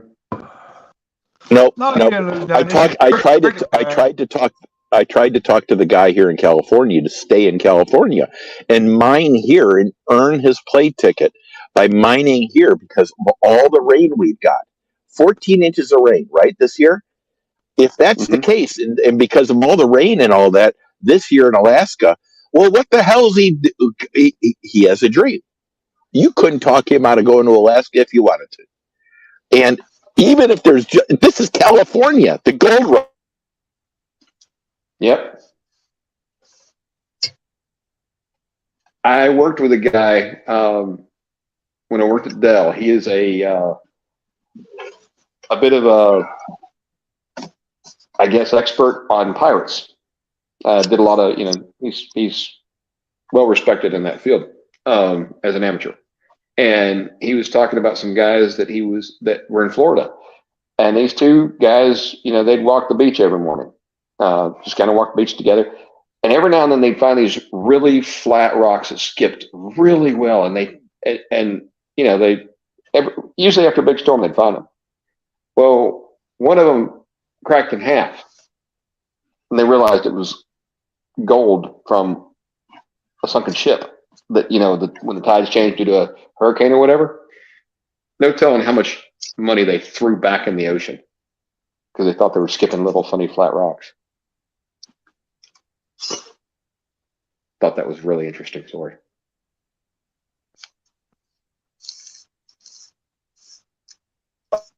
It's the truth. They could go get that money right now with a metal detector. You can go get a dry suit, you can go climb in the water, and you can go metal detect anything and find it all. And so, a lot of the stories that people tell are they get bigger as the years go on. Not intentionally. I don't think it's lying. I think it's they start to believe the legend that they're telling. And some of my stories, I actually have to question how real they are. Because when you talk about your kid logic, remember your kid logic? Holy shit. I remember my kid logic. I was playing soccer in the gymnasium, and if you could hit the back wall, you thought you were Jesus. Well, I went in as an adult to this grade school. That back wall was 50 feet away. That's it. Yeah. 50 feet. It's perspective. Yep. And each part of your life, you have a different perspective of what your vision is, and it's really interesting. I think it's important to recognize. But yeah, Cameron, it's the old pirates. What's really cool about this? Thank you for hanging out there and doing a lot of moderator work, dropping people's links out. I appreciate that. Hey guys, I was watching a documentary on pirates, and I heard this voice, and I looked up. I looked at my wife, and I'm like, "That's my team lead." Very nice. And it freaked me out because he never talked about it at work. Yeah. Guys, so next time I was on a conference call with him, I said, I saw you on TV. He said, oh, the pirate thing? I said, uh-huh. He said, yeah, I get called in periodically for those kind of things. I was like, oh, wow. It must be nice. He must be very educated. He is. Yeah. One of the things that he told me, he said, guys, I gotta go. Hey, hi, brother. Have a good night at work. Good to see you, Tim. McButters. He said, one of the things is everybody's looking for the lost pirate treasure, like the buried treasure. He said, right. Good evening. They didn't do that. Everybody in chat. Hardy-ho. He said they plundered. Have a good night, brother. And then they went and lived like thanks for coming up. Deviants until they were broke and they went out and did it again. He said they didn't save. their life expectancy was a few years in piracy, if they were lucky. You didn't retire from it. So you got it, you spent it. That's how it worked. And I thought, well, that's interesting. And everybody's wondering where all this buried treasure is. It ain't there. So now the stuff that was lost, and I thought, the stuff that's lost is in deep water. He said, no, they basically they hugged fairly close to the shore because if anything happened, they dove for it and got it back. For the most part. I mean, the ships that got blown off course and everything, that's something different. But he said, no, usually they were in diving distance, and a number of them died going back and getting it because if you lost it, you went and got it. That sounds perfectly logical to me. It does. One of those and once he told me that, it really did. Yeah. But see, people have the stories that we grew up with were always. We romanticize the hell out of the past. Yeah. So I mean, it's in war is romantic too until you take a battle axe to the skull. But it's all really fantastic until reality hits you. But those are the kind of things, though, that when you hear them, you've got to be ready to listen, because most people don't have an attention span. They don't give a shit one way or the other. The people that really find that stuff interesting, there's a stake at hand, right? They're ready to listen to it. They're looking into that part of the history or whatever it might be. But you have to be ready to interpret it, because how many times have we heard something? 50 times. And someone's told us the truth way back when, and we refused to listen. We weren't ready. Oh, wait a minute. Do you mean like when I said the barter system is better than the money system? And remember when I said that it's but not totally wrong, it's only partially wrong? I've got to be a smart ass. The thing is, money is that one barometer. I mean, that is the one measurable piece that you have. Money does make the world go round. That's what we work off of. I understand it. But my truth is still you can't sell half a cow. The barter system is actually better. Because both people come out on top. Both people are like, I'm right, because there's nobody controlling the money. You're not paying somebody for the money. That's better than the dollar. It really is. It's better than the dollar.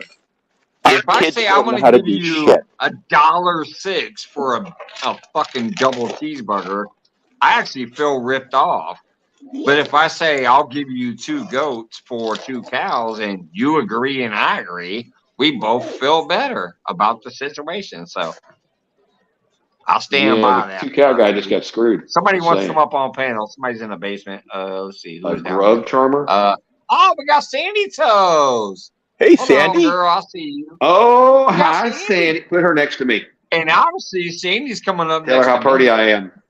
Hi, girl. Bitch. Speaking of which, I am doing that. I am doing the members only within the next couple of days, just so you know. That's a nice little hat you got there, darling. How you doing, girl? A nice. Drink till I'm handsome. Drink till you're handsome. I'm at work, you noodle. What you do for a living? I am a graphics designer for an embroidery business. Oh. See the hat? That's an embroidered hat she's got up there. But see, the important question is, do you have a guest room that I could stay in for a few months if I come to Australia? Wow. Possibly. Hey, come on, Johnny. I said a guest room. I didn't ask if she had a king size bed or anything. Okay, be nice. Here's the thing. If you're creative, like artistic, there's such a gift to that. That's like being it's like being a musician. Every skill set has that artistic, what do you call it? The gifted quality. I don't have any of those. Me neither, man. My ex-wife was a graphic designer, graphic artist. And if we walked into the same warehouse, I see a warehouse. She sees what it can be. And I'm like, no, it's a warehouse. It's a stinky, nasty, old, dilapidated warehouse. But if you did this system, it's like, I don't see it. There's different divisions, though. Yeah. But she was the one that gave me the epiphany, because I watched what she did one day when she was actually doing like car ads or something. And I'm like, now I know why they pay you what they pay you, because I can't do that. And then when she had computer problems, it was mine to fix. And I'm like, because everybody always asks, why me? I was always like, why me? How did I force got myself into this life? Hold on. Don't leave me. I only have one gifted ability, and that's to accept everybody for who they are. And I think that's where sometimes my question comes into, why me too? When like some people want to get to 100 this or 1,000 that or whatever. I'm like, I am surprised at 20 to 40.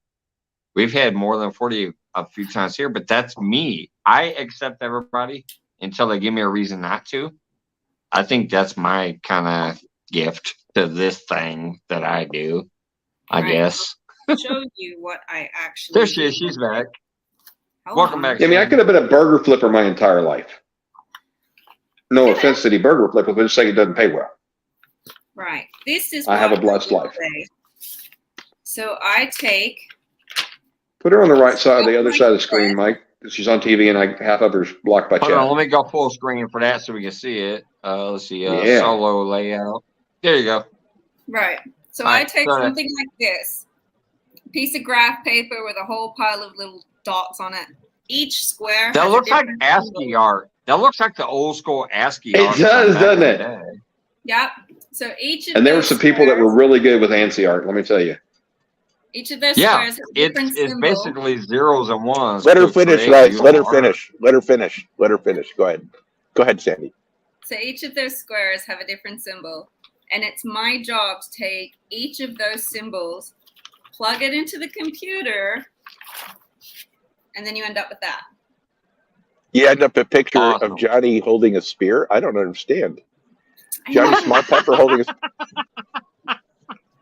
Wow. It's Johnny Sandy, Small Mermaid. That's really cool, Sandy. That really Johnny Small Pepper, you are a sexy sumbitch. That's all I can tell you. I have a good tail. Was that Johnny Small Mermaid? What the hell? So my job is to color code all that with the different. So each color has a different code, so that it's. And you can read that on the graph paper. Different paint machines, different ink suppliers, we all work with the same code for each color. And it's my job. My eyes hurt just thinking about that. That's awesome. That's awesome. If I had your job, I'd throw everyone at work. I'd kill them all. Hold on, let me put you back on full screen again. And I could be wrong, but I'm still thinking old school. So it seems like you're taking old school ASCII art type things, like just the zeros and ones and whatever, but then transferring it because of the code to print out an actual beautiful. This is what it looks like now after I'm done with it. Right, but it's embroidery. Right. So are you doing this for an embroidery machine, or is this something so you can sell a kit to somebody at home that wants to do embroidery by, like, paint by number embroidery? So I just color code, and then I send it back to the company, and then the company then sell it as a pattern. Okay. Wow. Oh, so you're vending the designs. I'm not making the design. I'm just coloring it in. Oh, okay. Okay, very cool. You're basically transferring the artist code into what the new material is. No, so they will give me like the graph paper and say, this is my picture, but it's all in black and white. And then I have to sit with folders. She brings it to life. Fabric and folders of threads and color it in with the thread that's available. Right. Does that make sense? Hold on. Very cool. How did you find that job? I can't imagine there's too many of those jobs on the internet. That's why she gets paid the good bucks. That's right. It's cool. I think it's great. I've never heard of that. I never would have thought of that as being a job, but I mean, it has to be. So it's amazing. I don't know how she reads it. It's like looking I used at to have good eyesight. Do you remember when you were in school and you used to like do maths in grid paper? It's like looking at that all day. So I take this and I look at that symbol and I take my book of colors. She visualizes. See, I can't visualize. I think Johnny's got the same problem I do. And then I have to put it into the computer. So this is my awesome, Wendy. It goes all. And obviously saying, hold on, let me try to throw it back on solo. There you go. Show that again. So I take my trying to bring it back up there. As pretty as she is, she got to stay on solo. Just saying. So I have to take all these colors and plug it into a computer off that picture. Is that the 256 colors or the 16 million colors? That's not 16 million. I can count. Like a quarter of the colors I work with. I'm just thinking about back in the day when I used to actually, like I said, back in the day, I used to be way hardcore on the computers. You had your basic 256 colors, but then you had your 16 million colors also. Yeah. I remember when you had 16 colors. And then you had grayscale. Then you also had grayscale. So that one it was all different. This much of right, but it has to be. She has to be able to color code it to yarn that they can get. You know, because I mean, you can't have 16 million because. Yeah, so that's it's just a nice number to think of, but we can't see 16 million colors. Yeah, so that's just but that was the color scales. Yeah, just like 32-bit grayscale. You had a 32-bit grayscale, then you had the whatever, and then technically you had the 16 million colors, supposedly, for the programs. Mike, that's just cotton. I then have to do it in silks. I have to do it in wool. I have to do it in a pile of different things. So something. No, I was just talking about I'm sorry, I was a little off tangent. I was talking about the kind of like what you did. You turned it into this computer program thing there, but that's what the computer program was back then. They talked about the 16 million, and then they eventually, if I recall right, I could be wrong, but I thought they got into the stupid 32 million bit color scheme too, but. That's all stupid, technically. Yeah. It's like, nah, we ain't got time for that. So where's my good old-fashioned RGB? I want red, green, blue. I want RGB, red, green, blue. Yeah. I know. That's so much. Yeah, but then wait till she starts talking about CMYK and the difference between light color and color. I don't know. Look, it gives me a headache. There's over 13,000 different colors. There you go, Mike, 13,000. But then when you start mixing those colors, it gets even crazier. That's what I was. Hey, just give me the 16 Crayola colors. I'm good. And the problem when I was a computer programmer, that shit got crazy. Ugh. The problem is you can have the same color and it will look different compared to a cotton or a silk. It'll be a totally different shade. Even though you're punching in the same color, it's a totally different shade. Because of how why? Probably because of the light. Probably because of the light penetration on that material. The light will reflect differently. Oh, the dye penetration. Of that material. It's the dye penetration. That's right. It's how the thread picks up the dye. Right. So she says she's attracted to my intelligence. Of the sunlight coming down on it that will give it a different color depending on how thick or thin that material is.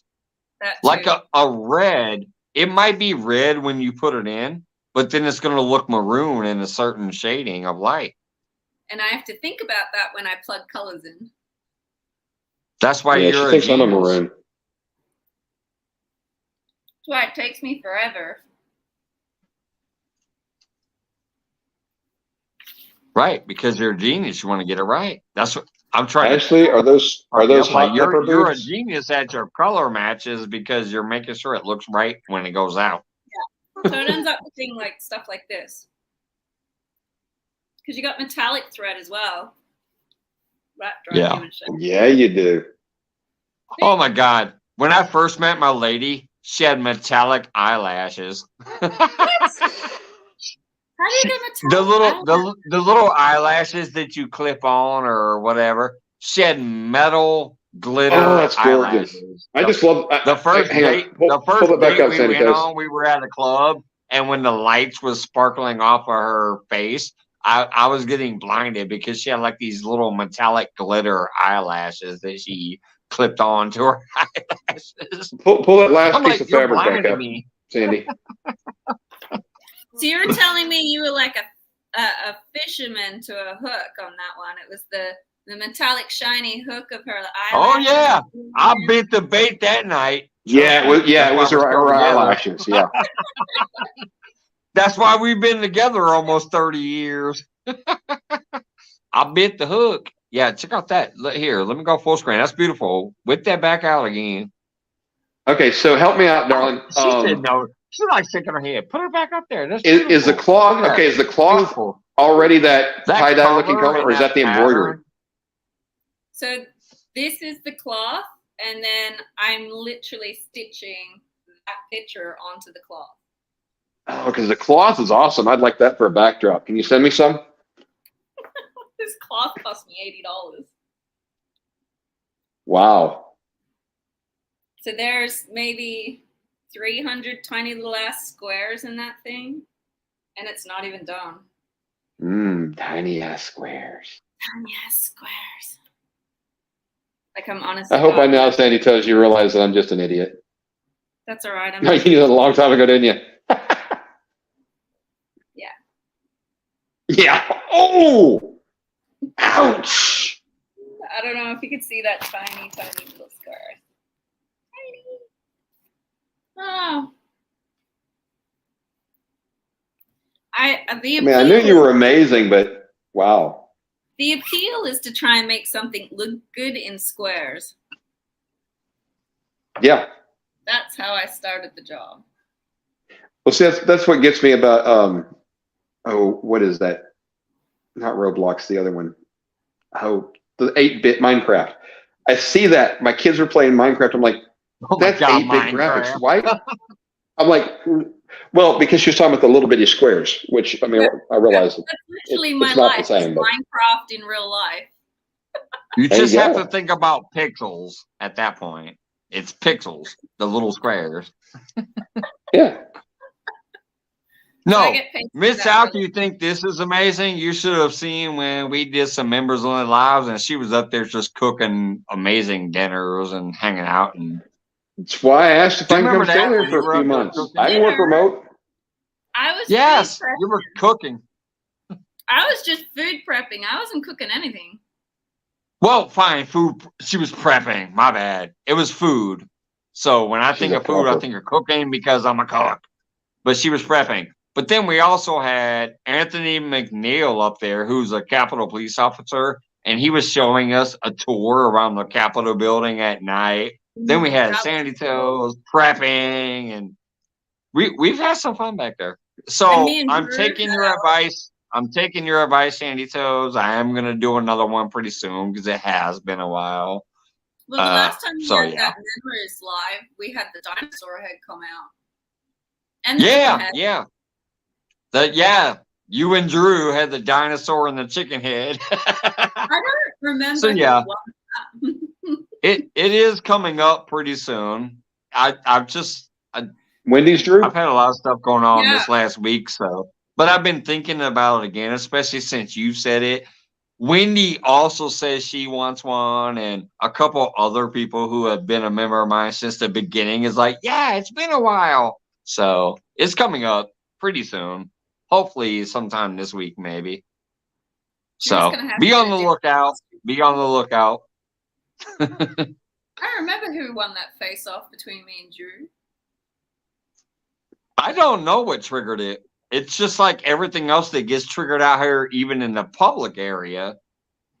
We don't plan stuff. It just happens. Same thing happened that night.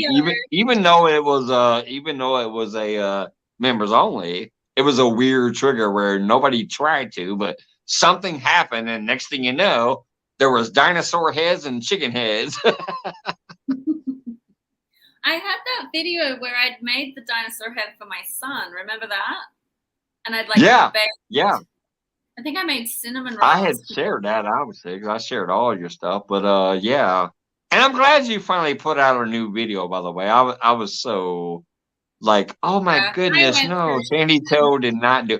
But I understand, because people got to do what they got to do, and you felt at the time you didn't have time for nothing, so let me remove this. I think it was just I was overwhelmed with trying to do everything on my own now.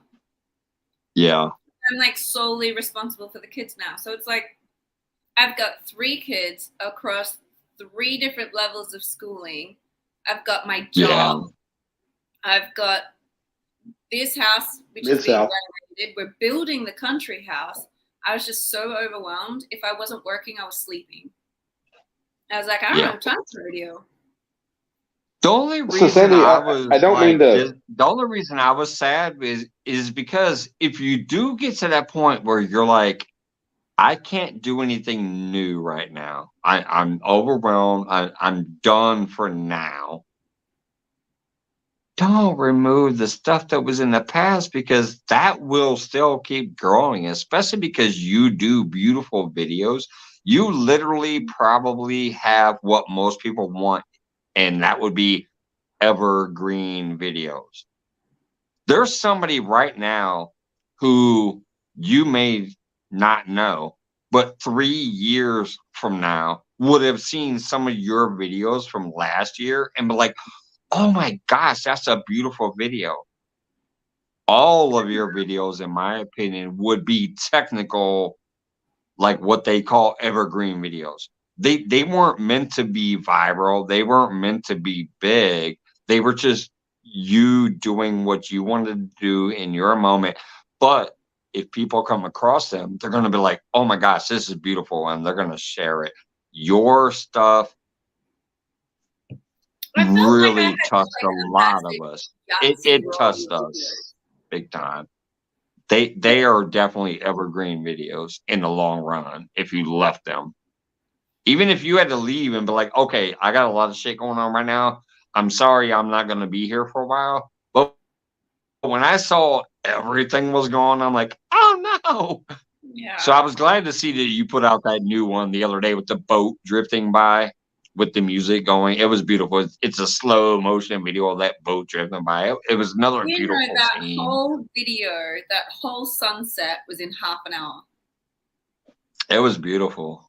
All that, but all of your other stuff was before then too. That's why I was like, oh no. Yeah, I don't know. I still have no idea what I'm doing with my channel. It was just, I saw it and I thought of you and I knew you'd like it. So I just turned the camera on and just filmed half an hour. And then. Yeah. But I mean, like I said, I get it. People got to do what they got to do. That's just like, hog deer is still around right now. But our other buddy that was right along there with him is, I mean, not hog deer. Sorry, hog deer is the one that actually left. But hog deer was cool as hell.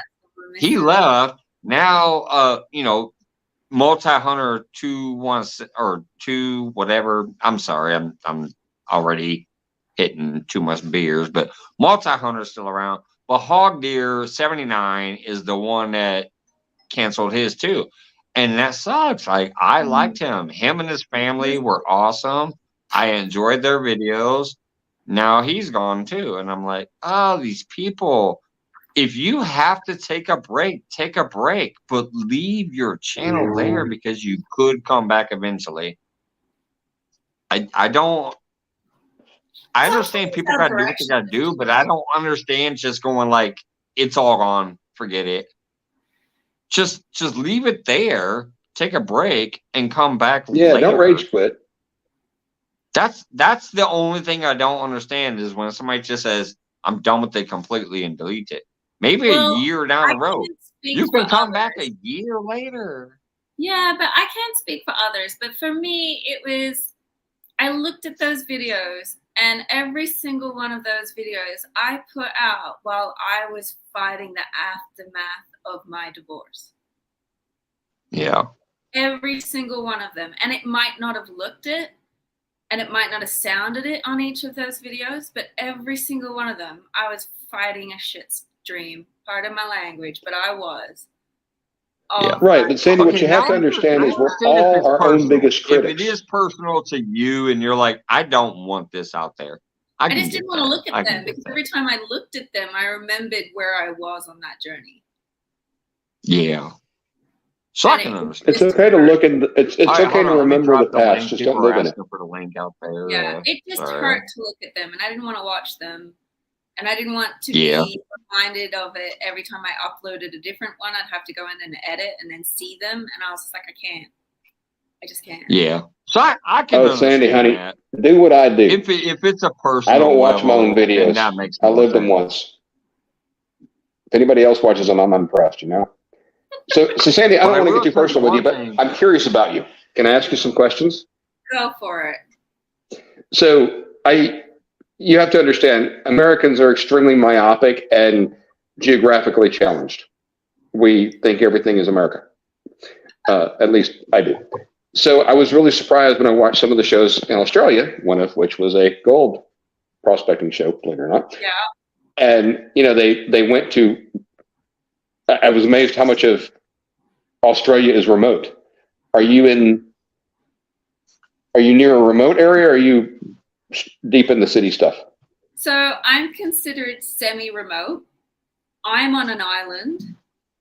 Oh. My nearest town, I'm still connected to the mainland. So in my region, we're the smallest island, but we're the only one connected to the mainland still.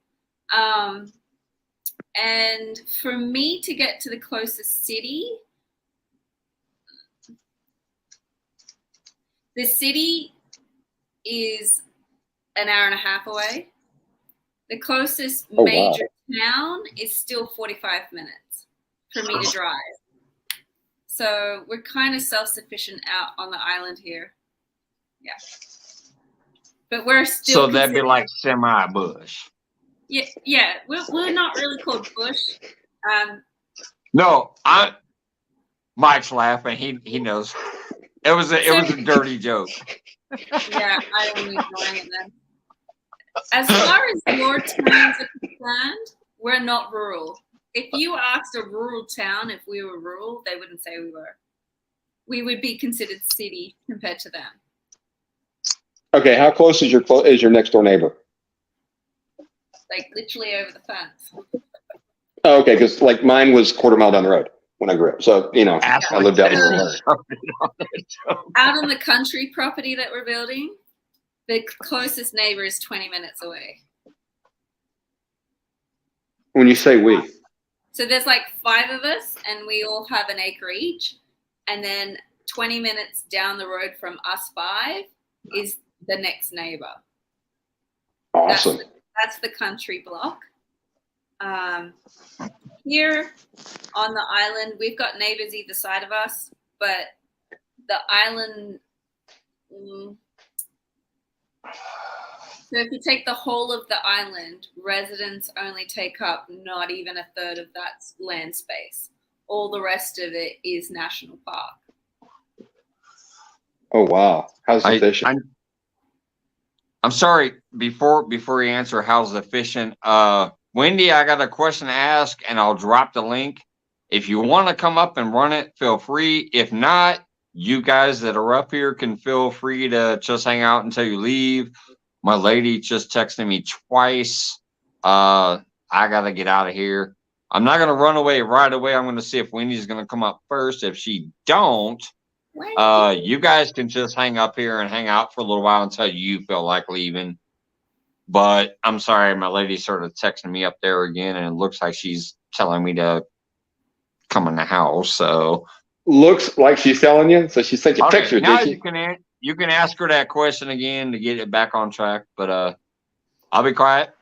I'm gonna see if she comes up. If she don't, I'll leave it to you guys. Johnny, are they giving you crap in the chat? Oh, he's gone. Wendy, hubby is partying. It's okay. Nobody needs him.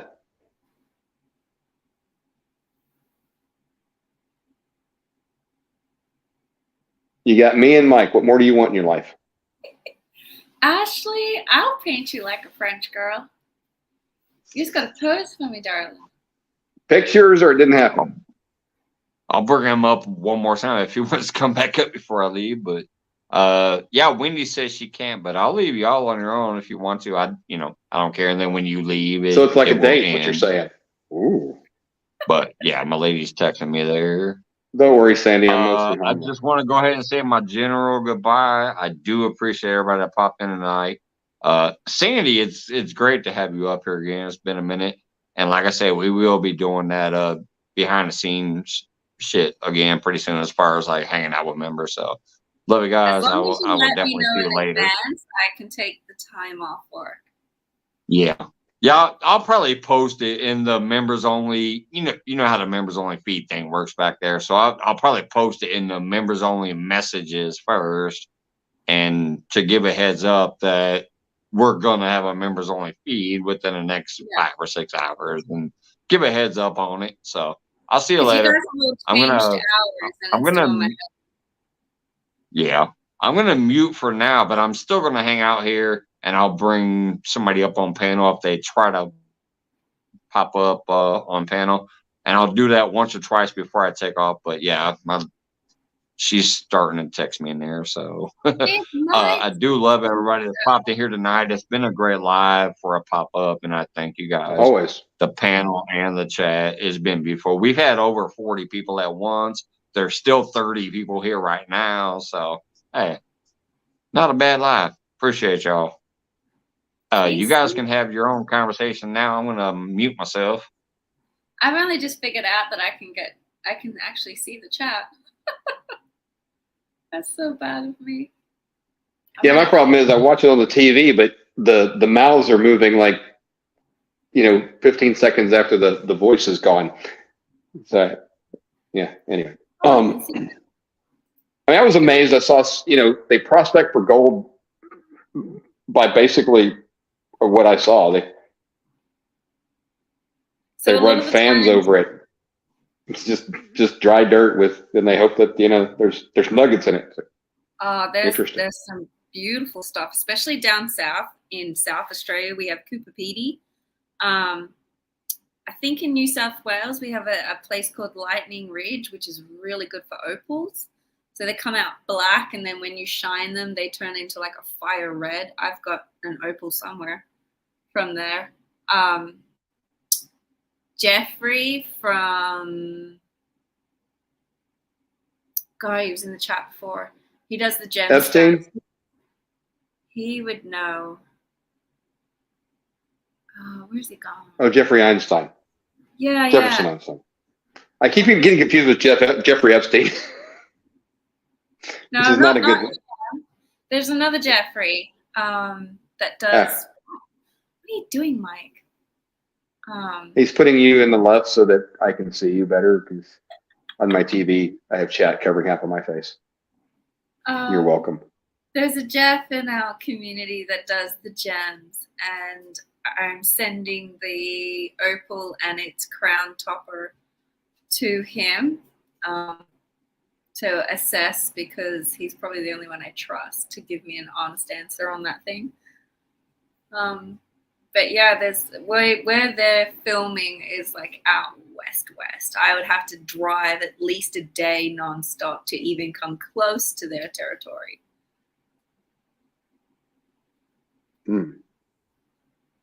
Well, now, I can give you an honest opinion of the opal. It's very beautiful, but it pales in comparison to you.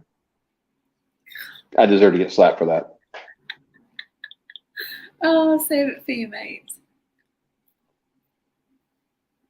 I try to be charming. See, the G is the difference. I can either be Prince Charming or Prince Charmin. The G makes all the difference. Charmin is a brand of toilet paper, in case that doesn't come across in Australian. I get it. Ashley, she just said she's divorced. Plus, she's too good for me, so it doesn't matter. Oh my gosh, Ashley, stop it. Piggy! Ashley knows I'm nothing but a flirt. That's right. Ashley is a bigger flirt than I am. Yeah, but then you look at her about page on her channel. It's like don't be trying to come at me because I ain't doing none of that. Like, I should go have a look. The what? I'm gonna investigate all of these now. See what you write about yourselves. You're like a dog in heat. Where were you when I was in my 20s? Now I'm an adult. Now I'm an older guy, and I'm like, I'm just looking for somebody to be old with. I wanted somebody earlier to grow old with. Now I just want somebody to be old with. I gotta survive my children. Good Lord, they are a handful. Oh, of course. So I've got they will tire you out in a heartbeat. 16-year-old, 10-year-old, and 5-year-old. Like I'm drowning. I'm legitimately drowning. Wow. That is a spread. Wow, Ashley, you've got like an essay on this thing. What is going on with that, girl? We've got an essay? She's got like an essay on her about page. Oh, yes. There's way too much reading. No. Oh, I just I look at it and go, oh, words. Words. Sometimes words are hard. They are. And they mean things. Sure.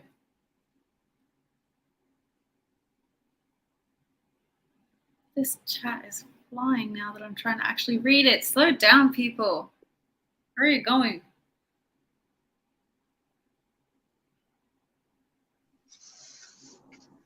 I can't keep up.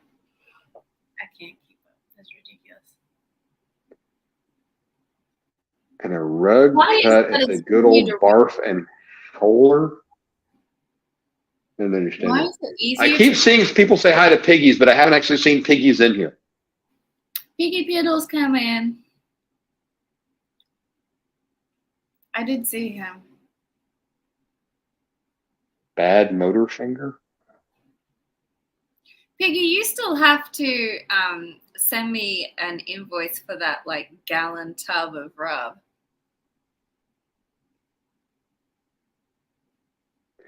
It's better than a rub and tug. So Elaine, welcome to my kitchen, had a giveaway kind of get together night the other day, and one of the prizes you could win on this giveaway was a spice jar of what they call Piggy's rub. And for me, the postage isn't worth this tiny little ounce jar. And I was like, if I'm going to buy it, I want it in a gallon tub to warrant the postage it's going to cost me. Oh, yeah.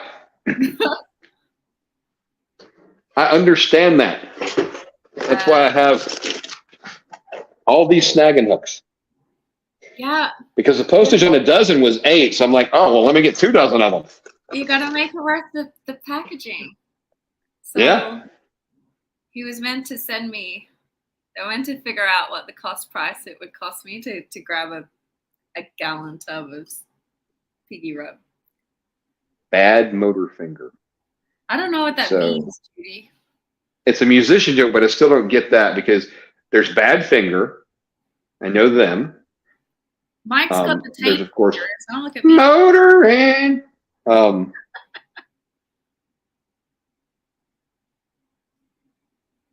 It's a Southern thing. Well, then because I'm more Southern than a lot of you. Oh, and Lane may give up the recipe. Colonel Sanders never did. I'm sorry.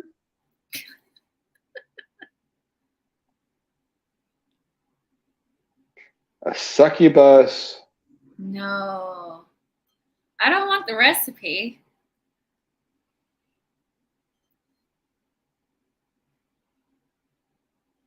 So what kind of what is Australian food? What is like? What are y'all known for? It depends on what your taste buds like. I'm more of a savory person. I don't like a lot of sweets, but my kids are totally sweet orientated. I mean, I'm sweet. Maybe if you dust sugar on it. But like my heritage is Slovenian, Italy mainly, but we've got Slovenian. Oh. Got oh God, my brain's not working. What is it? No, it's there, but it's not there. Oh, Vegemite. Oh yeah, yeah, Joe, no. You'd have to go there. I'm not a huge Vegemite fan. Don't worry about the cost. You just cost it up. So one thing that's really good about Memphis, right? So we're a transportation hub. We've got major highway that comes through here, major interstates. We've got FedEx for for shipping. We've got a lot of trains that come through here. We're a hub for trains as well. I worked at FedEx when I was in college, and this was back well before 9/11. And you could jump seat on a plane for free. And one of the things I always said I was going to do and never did, I was going to jump seat to Italy, eat, and then jump seat back that night. I totally would do it. And yeah, it wouldn't cost me anything. And I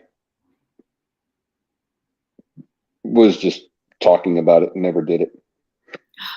You still have time. Do it. I don't work there anymore. It's probably easier to jump seat now than what it was in the past. Oh, no. I don't think you can jump seat on the flights anymore. Unless it's business related for them. I mean, yeah, they're like 2 or 3 seats available on every flight, but there was nothing exciting about them. But so I took the kids to go see my family over in Italy about, came back start of March. So end of February we went. The flight over was packed, absolutely packed. It was a nightmare. But on the flight back, it was only not even a half full. Not even on the flight back. What part of Italy? So my family come from a tiny little border town called Tresize. You think of the boot, and then on the back side of the boot, as it hooks back around to Slovenia, there's a tiny little town called Tresize. Okay. Because I used to watch, forget Lydia's Italy, I think it was. That she spent a lot of time in this, like Sardinia and stuff like that. Yeah. It was interesting because, we're across the harbor from Florence. Oh, okay. Yeah. So if you're standing in Florence and you look to the, what would be that? The southeast? No. Southeast? My ex-wife actually spent a semester in Florence. So if he stands at the harbor and looks southeast across the bay, will be Tresize. Cool. Yeah. But word of warning, they don't speak full Italian. They speak a mixture of Italian and Slovenian. So she might speak Italian and people might not understand her. And when they speak, she will definitely not understand them. Ah. Just a heads up. But it's beautiful. There's a castle there on the edge of the bay. The harbor comes right in. And there's like this beautiful courtyard that gets lit up at night. And it's really pretty. And then all the houses are up in the mountains. It's lovely. Awesome. When is she going? Oh, no, she spent a semester there when she was in college. Oh, okay. She would have loved it. Oh, she loved it. The school had a count left them a castle, I think is what she called it, and they stayed there. Duggar they're gonna have to ask Wendy. I don't know how to link for Duggar. Yeah, I'm trying to go back and chat. Let me see if it's still here. What's that link? Nope, that's not it. That's YouTube with Big Mike. Oh, hang on, I just passed it. Oh, you were able to find it back in the scroll? I got it. Hang on, copy. Well, now, was that the one to join the membership? No. From Nightbot? No? Okay. Oh, there we go. I don't know how to let him up though. No, that's on. Wendy has to come in and do that for him. Wendy, can you come in and let people up? Yeah, Wendy is Mike's special lover of some sort. She has admin rights on this. Take care, Johnny.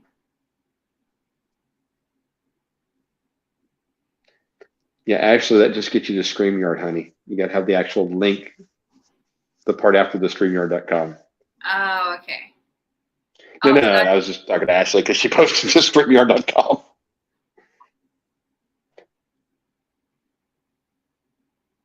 Only $5 for that, Weeks? God, that's cheap. You know what they say? I know. And he's good at it too. I won't say how I know. You know what they say about cheap things, though? Sometimes you get more than you bargained for. No. Does it come with a prescription for penicillin too, Wigs, or we got to buy that separate? Yeah, am I going to need a tetanus shot? That you will.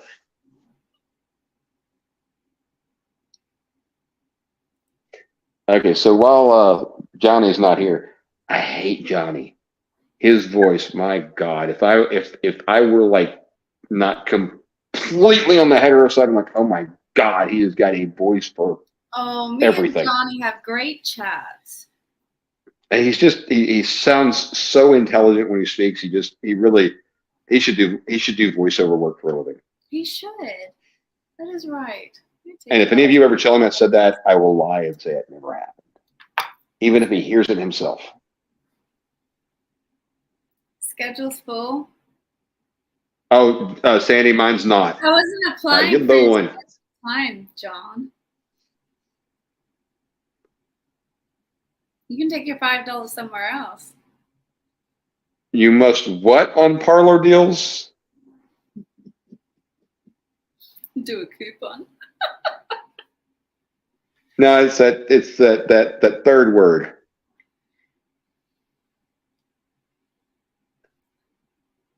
I thought I was. Must come on parlor deals. Coupon. Give you a good deal. Yeah, buddy. Oh dear. That's just me and an empty mic. Should I just stay here so that a lot of you can chit chat? Double coupons. I'm like stuck. I don't know how to give anyone up or.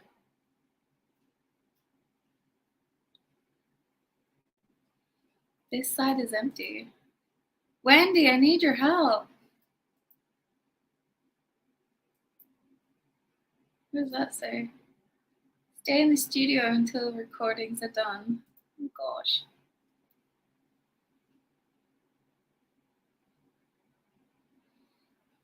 Wendy, you need to come fix it, otherwise someone's gonna have to find something else to do.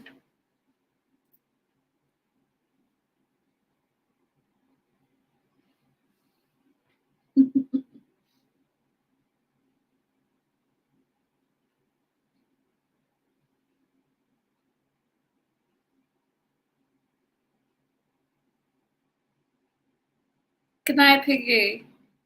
Squishy cuddles to Elaine. Hello, Mr. Duggar.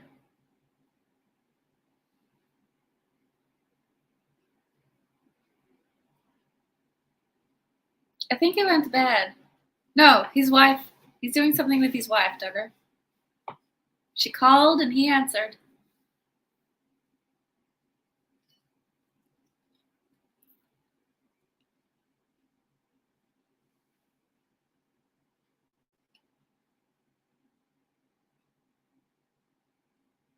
And I'm assuming Wendy's fixing everything.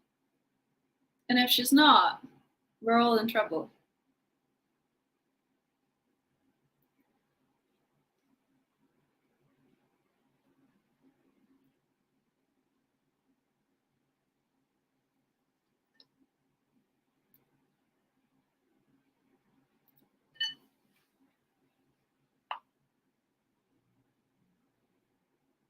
Oh, there's Mid-South. You left me.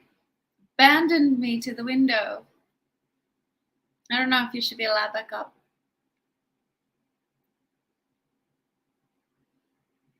Who's someone with merchandise in here that I can give away?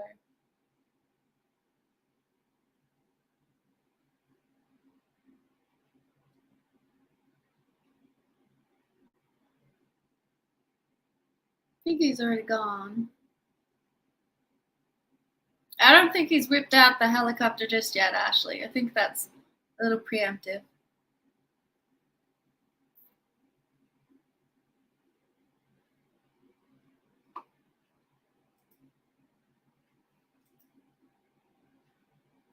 There's my girl. I don't know if she can hear me, though.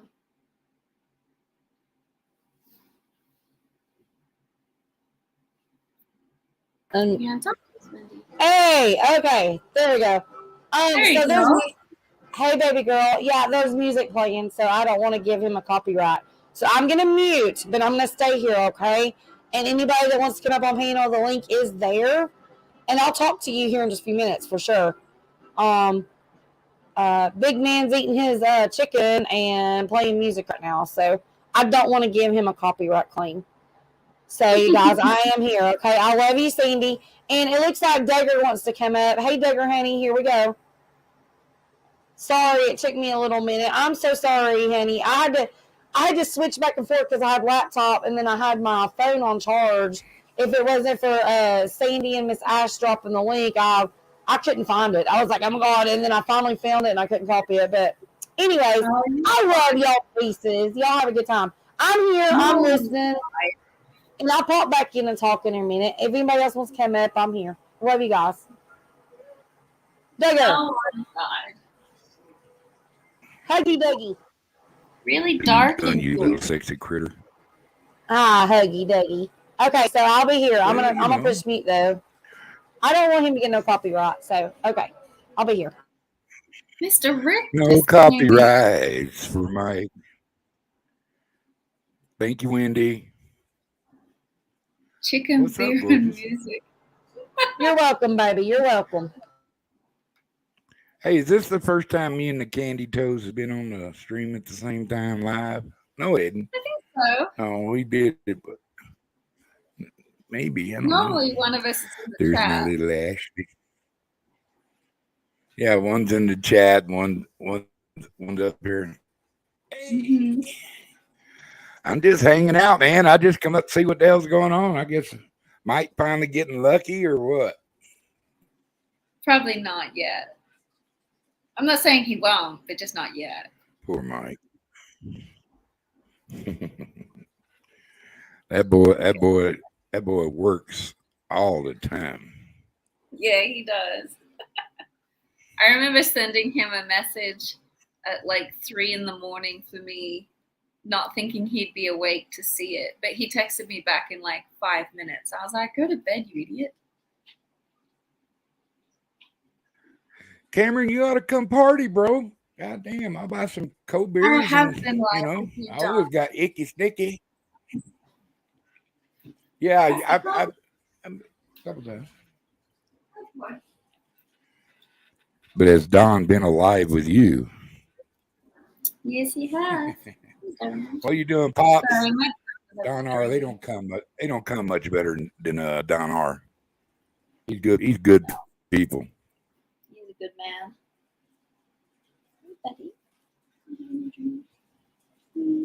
You know, I don't know if Wendy really looks like that. She's too damn cute. Oh, I do. There's my bubs. What's up, Jeffrey? There's Jeff. There's the Jeff I was looking for. He's the gem Jeff. And then the other Jeff is the funny Jeff.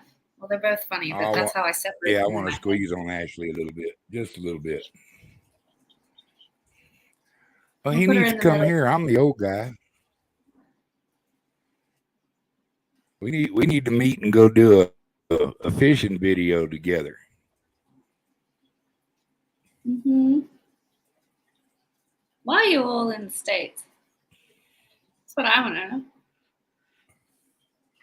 Why are you too far away from me where I can't pinch on you? And having a husband, that just messes up all my plans.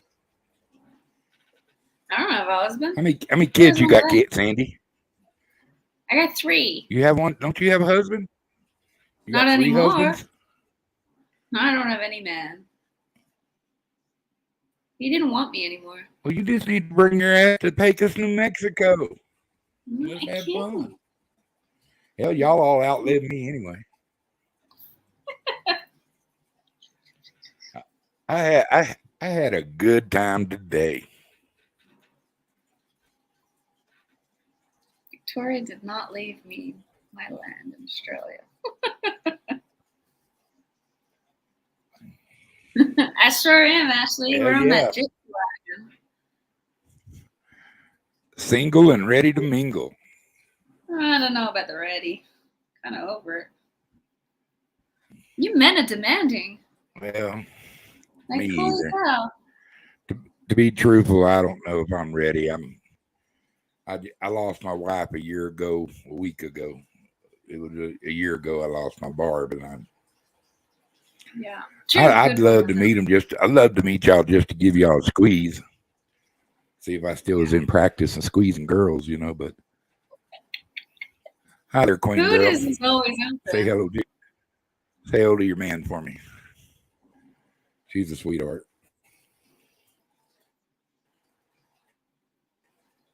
The only man I share a bed with is this little dog. Hey, you take up all the bed, don't you? Think you're a lap dog, but you're not. Hey, Cricket, how you doing?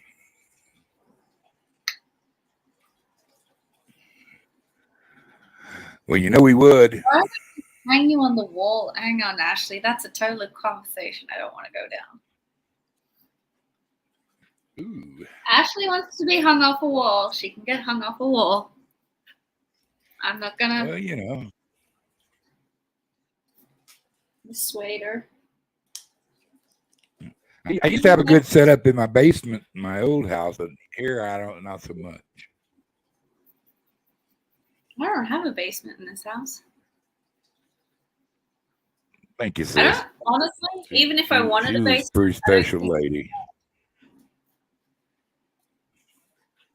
Ashley, if I painted a picture of you as a French girl, it would not only be on my wall, it would be in the place where no one else sees you, so I can keep you all to myself.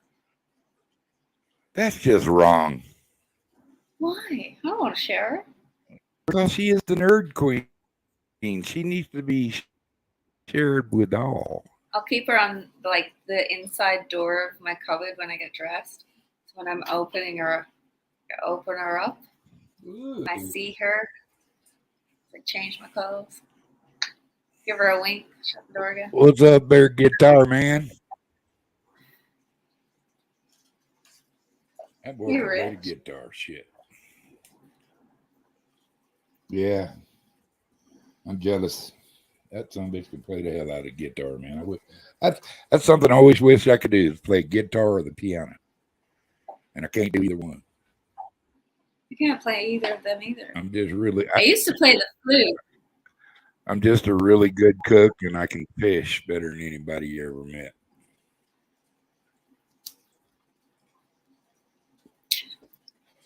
John.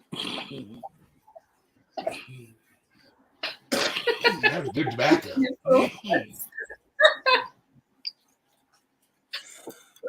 Look, just the voice, Ashley. Did I give it away or what? Damn!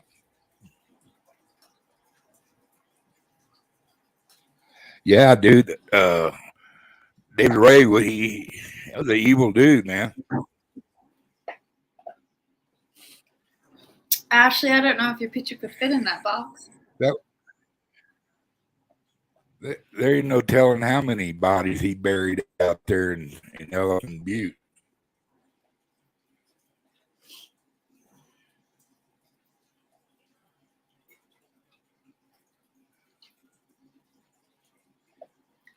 Wait, I don't know. No, I don't have any coordination with my fingers, Jefferson.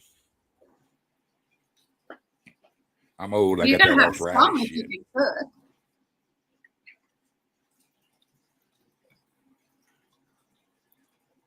Next to the battery, John.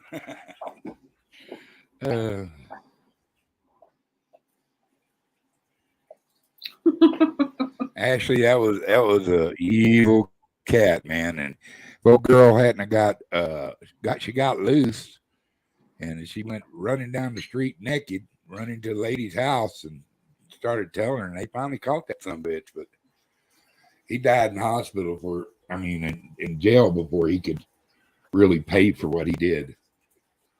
But he was into torturing these chicks, man. No. It's like the universal rule: don't go anywhere with anyone when it's like. Well, he would kidnap them at gunpoint. Okay, that's take them up, get them drunk at the bar, and then that kind of stuff. He was a sneaky son of a bitch, and he had a lady that helped him. Well, that makes it worse. Well, bring your ass to New Mexico, John. I've always wanted to learn how to play the guitar. I don't know. I still don't think I could.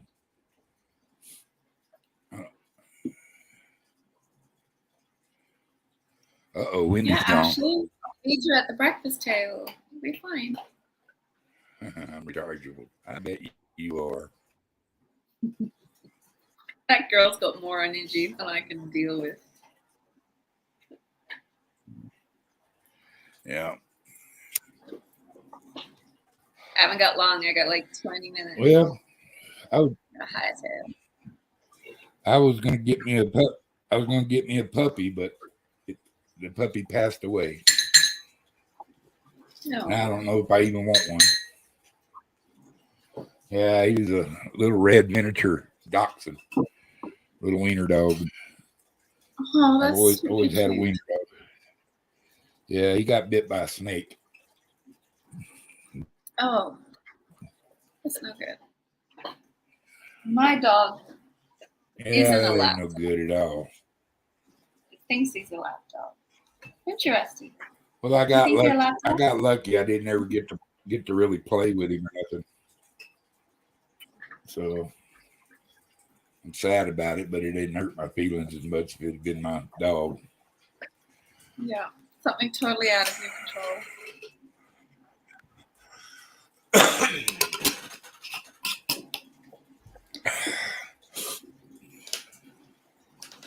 Oh man.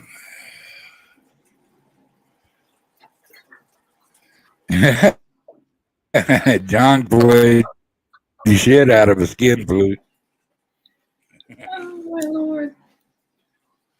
You gonna take that, John? I don't know if John's up to the job. I don't know. He is a professional stalker, so that takes energy. Well, I mean, he might be good at a bagpipe, but that's the end of it.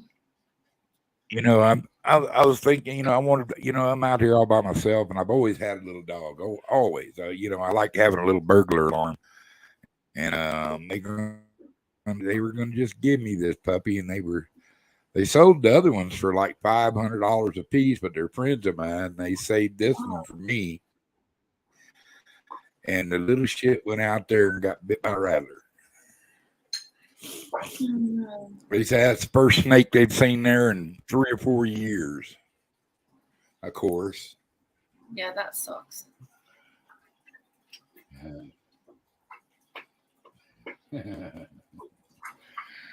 Oh my God, man. You motherfuckers are crazy.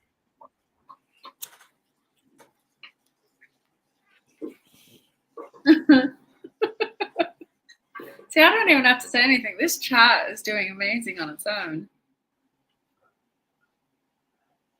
Yeah. And You live in Australia, Sandy? Okay. You live in Australia? Yeah. Where do you live, Sandy? Tiny little island called Bribey Island. It's just north of Brisbane. Wow. Were you born there or what? No, I was born in Italy. Italy.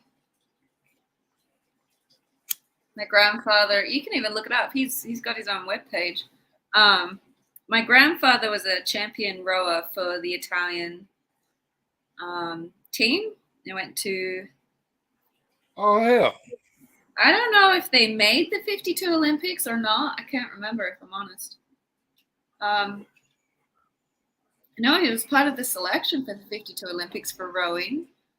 And then after the 52, we moved to Sydney, and he was the coach for one of the Royal Sydney Rowing whatever club. I don't know. And then when I was born, when my brother was born, we moved up to Queensland.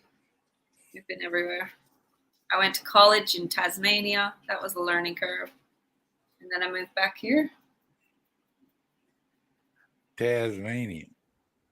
Damn. That sounds so wild to people from where I'm from, you know. It's you're like across the side of the world from us, you know, and you're just as good people if you live next door. I'm glad to have met you. Joe McGraw, I always had a shepherd too. I always had always had that bodyguard for my dachshund because they had to go out there and try to get into shit because they think they're German shepherds. But he always had backups to keep the coyotes off of them. Rusty looks like a shepherd. Yes, you do. Wendy is in chat. Have no fear. Wendy is here. I think the worst part about is the it shepherds cold in Australia right now? No, it's not. It's still summer, but I've got this on because I'm losing my hair, so my head gets cold. So I put it on to keep myself warm. Yeah, I just lost my shepherd a couple years ago. That Sunday that I got a film of him on my website. It's probably I got more views on that one little video than any other thing I got. It says, "Can your dog talk?" This dog talked. If you don't believe me, watch that video. Because I'm telling you, he'd shake his head yes. He said, "Did you want to go outside?" He went, "Yeah." I asked him, I said, well, "Why are you inside? Are you being punished?" He goes, "I don't know." I swear to God, listen to this dog. He's telling you, you know, so why are you want to let you outside? And he says, "I don't know." And they're so smart. It's I think my problem with Rusty my weenie dog. Go. My wiener dog would pull that German Shepherd like a gun on coyotes, so I ain't kidding you. My problem with Rusty being like Aussie Shepherd, the Shepherd part comes out a fair bit. He's so overprotective. You can't get anything done. It's like if I try and walk him down the street, he's like it's like walking a tank. He just stands there and just overrides my authority sometimes. Don't you, you big brute? No, I don't want to shake your paw. People thought my German Shepherd was possessed because he'd do everything I'd tell him to do. I didn't have to have a leash with him. I was his leash. If I told him front up, he'd get right by my side and he wouldn't leave it, you know. And when I tell him, I'd say guard, he'd back in between my legs and look at you, you know. And I'm gonna give you a tip for you people that don't know. A dog that'll stare at you will bite you. That's a free tip. If a dog will stare at you, he'll bite you. If you can stare into a dog's eyes and he stares right back at you, he'll bite the shit out of you. Go on and believe that. Yeah. He's got 2 modes. Yeah, that's why I've been on the fence, Wendy. That's what I mean. Actually, that's why I've been on the fence about getting another dog. When I lost my dachshund, he killed a little rabbit, found a little rabbit and ate him, and a piece of bone went through his intestine and killed him. And about 3 weeks later, I lost my German Shepherd. That was like losing 2 kids, man. I mean, they were my boys. Yeah. And my wiener dog wasn't but 7 years old. Now my German Shepherd, he was old, man. He was 14 years old, but thought he was 7, And it was just kind of hard to lose them back to back. And my Shepherd, he got dysplasia in his hips. And I couldn't watch him. I couldn't watch him suffer. And I've tried everything, there was hope for. There's, get your dog this. If you got dysplasia, you won't have to put them down. Bullshit. Once they get that shit, they got it. It's in their genes. It's almost like I had to put him down, and that was harder if he'd have got shot or just died. Having to put him down was, oh my God, but I couldn't see pulling himself around and not being able to hold his bathroom, so poor little feller. Ouch. What did you do that for? Well, it's because they are family members. I'm going to say it. I ain't scared to say it. Yeah. This guy has 2 modes. If he's on a leash. I didn't say leash like we're going to the park. Settle. If he's on his leash, he's in like full work mode. And then if he's off leash and we're walking, he's like goofball. He's like a giant child running around doing nothing important. But as soon as that leash comes on, it's like he switches into work mode and he knows what's up. Well, actually, I've had a miniature dachshund since I was 10, 12 years old. I've always had one. And this last one really got me. I mean, he was just I don't know, man. He was just like my kid. I ain't kidding you. And I've had dachshunds that I'd go to the bars with, and they drink beer right up beside me. I mean, but this dog, he was Daddy's dog. I'm going to tell you that right now. That was Daddy's dog, and I mean, it was a gift. In fact, the first time I ever laid eyes on him, I about killed him because I was asleep, and my nephew in my bar bought it for my birthday. And she put it on the bed, and he crawled up on my chest when I was laying on my back, and I thought I had a rat on me. And I swear I had him up throat. My nephew grabbed my arm and said, "No, he's a puppy." And I looked at it, and I go, "Aw." I almost mashed him right off the bat. And but he turned out to be the best little old dog there ever was. I ain't shitting you. And then Max, I helped a friend of mine, he owned a bar, one of the bar I went to. I helped him pick him out. He wanted a shepherd. And I helped him pick him out, and I helped train him because he didn't know nothing about training dog. He had never owned a dog before. Yeah. And he got to be trained really well, and him and his girlfriend broke up, and he got a job in Colorado at a wine factory, and he couldn't take the dog, and we had a serious psycho bitch out in our yard that was part husky and part German Shepherd. She ruled that yard, boy. And he said, "What do you want, Max?" And I said, "Well, throw him out in the yard, and she don't kill him. He can hang out." And that's how we ended up with Maximilian. He was a hell of a dog, man. Yeah. And I got him when he was only 2, so time he was 5 years old, people freak out. Y'all got to remember, dogs never stop learning. Nope. Even old dogs. You can teach old dogs tricks. Just in the bedroom, Ashley. The problem is people either don't want to train their dog. Damn, Ashley, I know all kinds of good knots. Demon There's Cuddles. It's the Cuddle Pepper Bay. Demon activated. Woof. They say Johnny been spayed. You been spayed, Johnny? Or neutered? Yeah, we're gonna have to. I guess that'd be neutered for you. It wouldn't be spayed. You'd be neutered, right? Mm-hmm. You'll end up just like Rusty here. I think Rusty will be my last dog.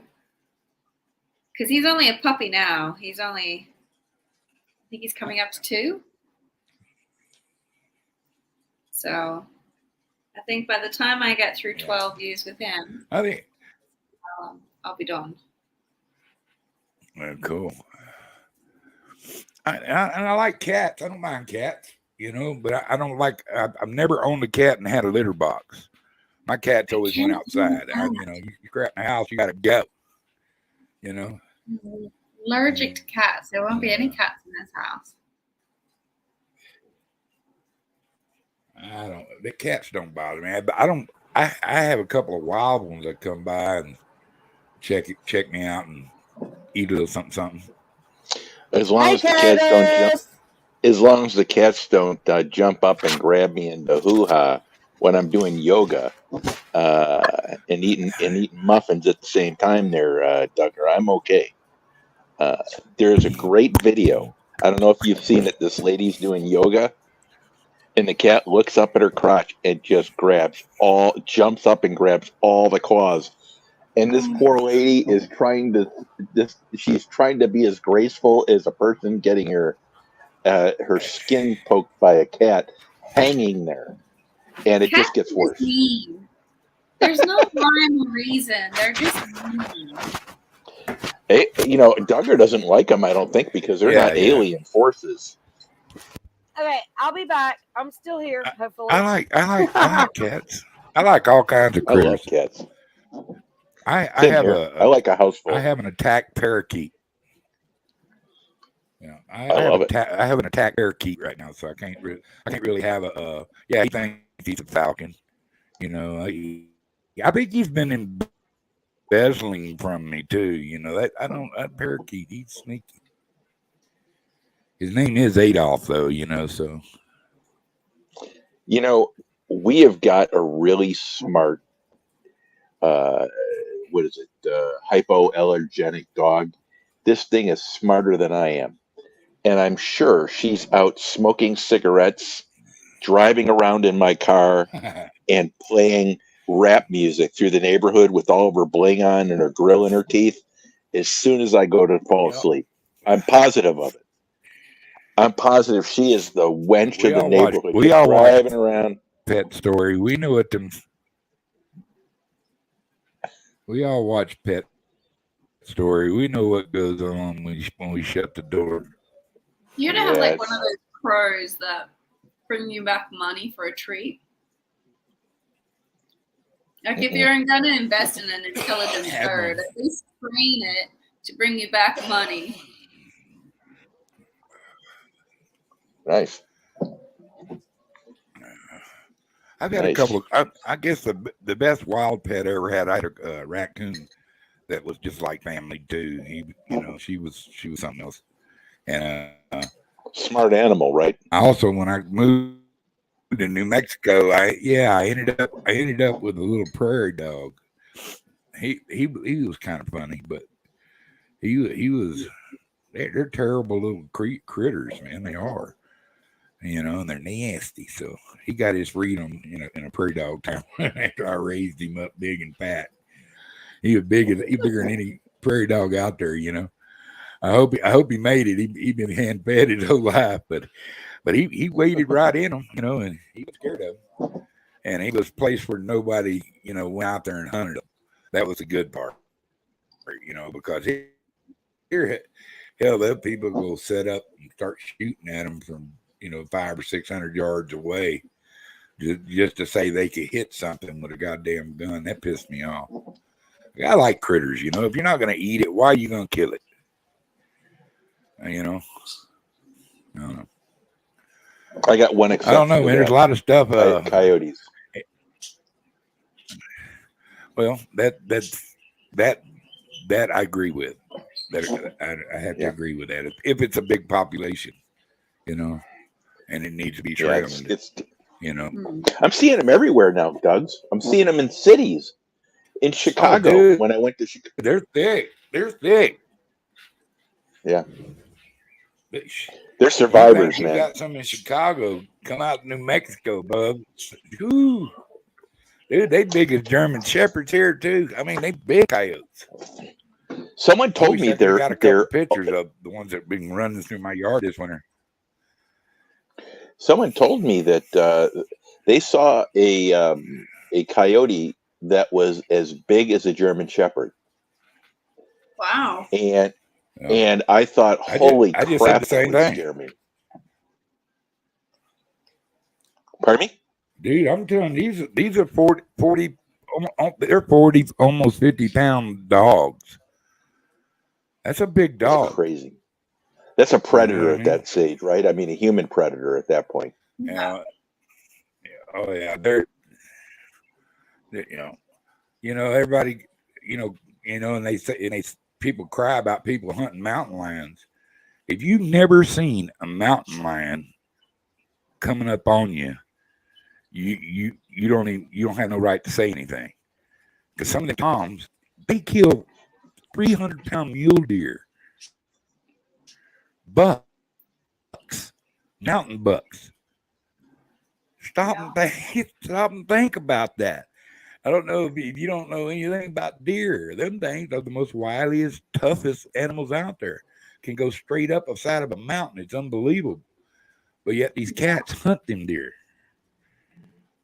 That's a big pussycat. It's like your pussycat grabbing a mouse. They grab a giant deer.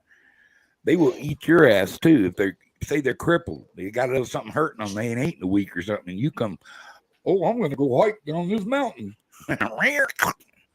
Next thing you know, you got that piled up on you and he eats on you for about 3 days. If people are going to be stupid enough to go after a mountain lion or a cougar or anything like that, you just got to be silent and let natural selection take its place. They're all over these hills. There's people all the time. There's people all the time go hiking around up in these hills and stuff, and they don't come back out of the hill. There's a couple of them they never found. And if they're going to sacrifice what I mean? Elk people, you don't have to worry about it. Doug, this is my conundrum.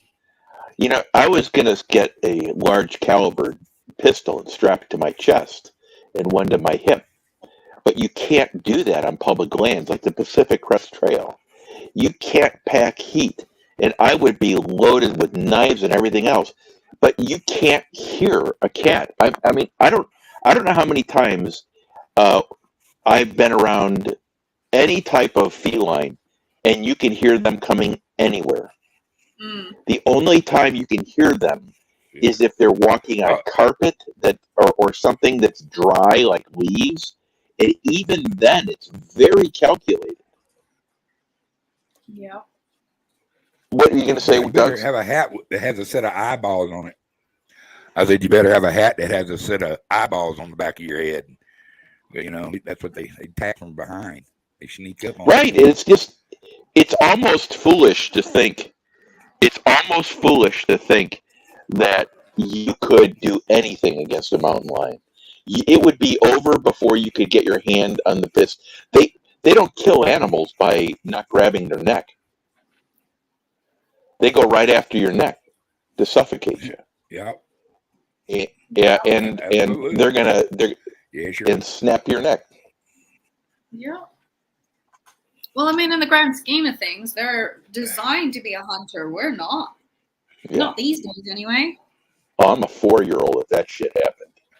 I'd wet myself. Well, here's what would happen, because I honestly believe. See, that's my point. And when I was hiking, I was on the Pacific Crest Trail out here a little ways. And, Doug, I don't know, it could have been a goat. But I'm not a big animal print expert. So I'm out there, and there is a paw print. There's a paw print the size of my hand, but bigger. And I'm thinking, what the hell am I looking? I could. In an area where there's wolves. Wolves got some big old feet. Well, see, I didn't know. I just, yeah. And you think, how do you think I felt at that moment when I looked around the environment? I thought, I am a sitting duck.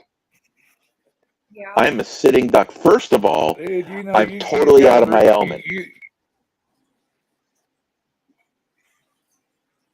You're not top of the food chain out there. You can be the top of the food chain, but there could be that one that just makes his living out there, just sneaking him human every once in a while. Look at tigers; they don't care. Everybody, the poor tiger, they're getting eradicated. If you ever watched an Indian woman get pulled off of a car by a tiger, you change your mind about them cats. They who cares? Well, let's put them in the museum. Our state give them a piece and don't let nobody live there because they eat people. They eat them. Yummy. Have little human poops. So I'm just telling you, the critters here are out to get you. But I tell you what kind of critter I'm scared of is a critter in the White House. That's the critter I'm scared of. I wonder how many people walk past these cats, though, and have no idea that they're even there. That's the part that's terrifying to me. Didn't hear you. I was wondering how many people walk past the cats and they don't even know that they're there, and the cats don't even alert you to their position at all. They just let you walk past. I imagine it's more than anyone would feel comfortable talking about. That's my point. Scared shit. Yeah. And I can't pack a certain knife. I'd probably almost rather go to jail than hike the Pacific Crest Trail without a piece. Now, and Sandy, that's why you need one of them little 410 pistols. Yeah, I got to do something because I'm going to do that. I want to do the Pacific Crest and I want to do the Appalachian Trail, and I'm packing, baby. And the police approach me, I'm going to tell them I have a piece. Well, it's against the law. I know. Protection. But here's the deal. Sandy, I am an older fat ass, right? So I am like a meal. I would be a Chinese buffet, like John Panay. Buffet. Right? And all they'd have to do is add some sriracha. I think we're all garlic, little onion. Pardon me, Doug's? You can't cook no muffin. You'd have to have a little garlic and a little onion. It'd be like the Fred Flintstone where you remember the old cauldrons? They'd throw me in there. Oh, yeah. They would say, hey, don't kill them completely. Let's throw them in the boiling pot. Yeah. Sandy, all I know is, Duggar told me more about these wild animals than I already know. There was a guy in Wyoming. I traveled to Wyoming to do a case. And the case was to help a deformed spine patient, a child, have their spine straightened. Oh. So anyway, long story short, it's not anything that you want anyone to have. Welcome in, Chris. So we're up there, and this guy tells me that it wasn't too many years ago before he was, he's got his Winston cigarette commercial canvas, oiled canvas, those jackets, Doug's with the long jackets, and they're for blocking. Yeah, sure. And a hat, the same thing. He's got his, duster. That's right. And I don't even know what it's called. His hat. He's mountain man, right? He's been a mountain man his whole life. He goes, Jesus, the horse froze. I felt it. I turned around, and there's a grizzly bear in full stride coming at us. And I didn't wet. Jeffrey said that a while ago. He's I'm sorry. Go ahead. I'm sorry. Go ahead. And you all think I live with the Jeffrey said a while ago, he says, I trust a mountain lion over a bear. And I agree with him. That bear knows he's 3 or 6 or 800 or 1,000 pounds. He knows he's big. However that bear is, they know they're big. You know, so I'm shit. Especially a grizzly. Especially a grizzly that's the top grizzly in the area. He'll turn you into little bear turds. And it wouldn't even think about it. Imagine that guy on that horse looking back there and say that grizzly. Ugh. Now, guys, I don't know if the story's true. But I would get you it makes if one of them little 410. I'd get you one of them little 410 pistols, and it'll shoot 45 or 410 shells, and just put you some 410 slugs in there, dude.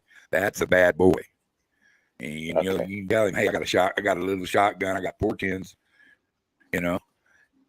Yep. And I'm telling you that'll take anything this planet off of you. Yeah. Period. That's a tough shot. Well, I already figure by the time I pull the trigger, I'm going to be in the hospital. Right? You know you're going to be in the hospital because any type of animal that's jumping at you, you need a yapper dog. Yeah, see, there you go. I agree with it 100%. Agree with it 100%. Get you a little yapper dog. Because they'll spot it a mile away. They know that shit a mile away. Yeah, you know, I mean, if you're going to be in that area, that's a good time to have a little Jack Russell or some a little cur dog. You go rescue out there and be real nice too, out of the pen, out of the lost and found dog department. Mm-hmm. And dog pound, go rescue one and make him your buddy, a walking buddy. You know, guarantee he earned his kibbles. He'll earn his kibbles. First time he let you know snake in the road or a bear, or, you know, they let you know when people's there, and you know you can be on your guard. You know, going from looking around and smiling at nature and stuff like that to having to be on guard because there's a predator animal out there, a snake or biggest predator there is out there, and a little yapper dog sure will let you know something's there. There's somebody out there. I like that idea. I really do like that. I was thinking of a border collie. Because they're so damn smart. But it's too hot out here, I think, for a border collie. Yeah. I find the small terrier breeds are more inclined to alert you that something's there. And they're quick as lightning, so they'll never get caught. But they wander through the brush, and they will be at least a quarter mile in front of you and be like, "Hey, something's here." Give you enough. What about coyotes and stuff? Then that would be my next. Because there's multiple levels. It's a good pistol. Yeah. I'll take that. Doug's, let's talk about that again later when I can remember it. That sounds awesome because I've got to get something, and I'm not. I don't want it to be big and intrusive, and I like a golden eagle. Find you a young stray. Yeah. You know, you don't want an itty bitty dog. You want one, a medium dog, something that will let you know something's there, and they're more hardy. And the little shepherd you was talking about, Australian shepherd or border collie. Border collie, smartest son of a bitch ever lived. I'm going to tell you that right now. I wouldn't smartest dog the alive today. If you're going to go one of these strange shepherds, don't pick a border collie. Their fur, literally, if you're going hiking, their fur will pick up everything. Oh. You want a kelpie that have a dual coat. You don't want a long hair. A dual coat. So like Rusty's part kelpie. He has a short coat that's both waterproof and dust proof, so it doesn't get hot. Or a healer. They have a similar type of coat, but they are working dogs. So they are built to work on farms. They're built to walk long distance. They are built to be an alarm system on legs. It's just part of, and they're protective as well. So that's probably your best hiking buddy. If you want to compact, you could always shave a shepherd. You could always give him a haircut too. Hi there, Kim. sound like a French poodle. You know what? Poodle's a badass dog. I'm going to tell you that right now. That they're actually hunting dogs. They've been sissified, but the best coon dog I ever seen in my life was a poodle, a standard poodle. They're hunting dogs. He can. And they're very protective. They're very protective. Agree with that. But I don't want that big with a poodle. Aussie Kelpies have bad knees. Funny enough, Rusty's getting away with it because he hasn't figured out that he can jump. He can jump a 6-foot fence, but I don't think he realizes that yet. I'm waiting for it because once he can figure that out, I'm in trouble. I like Dobes. You know, I like little Dobermans. They're pretty nice little dogs too. If you want a protective dog, but for a dog you want to go hiking with, just go rescue a little small stature dog. There's somebody out there that needs a buddy, and that you be rescuing him from jail and being able to let him go out there and walk around. And I wouldn't recommend a Staffy. You got it. Staffies tend to. But I'd get a young one, something that's ready for love.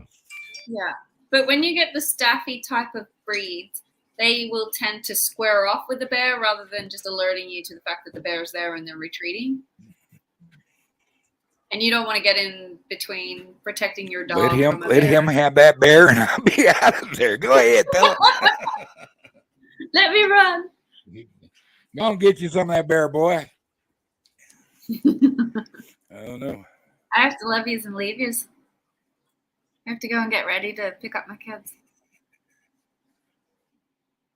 Put my mom hat on. Aw. I know. It sucks. Well, but it's my life. Go and get you some. It's good. It was good hanging out with you. It is fun to hang out with you guys. I don't get to do it. Lost cuddles. Always less.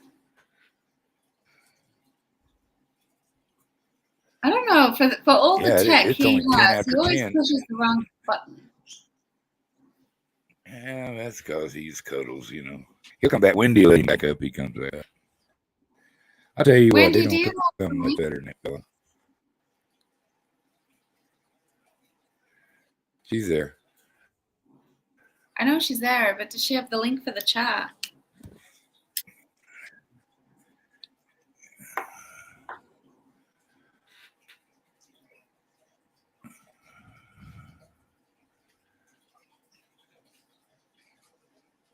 Uh-oh. Better get your little bums in bed.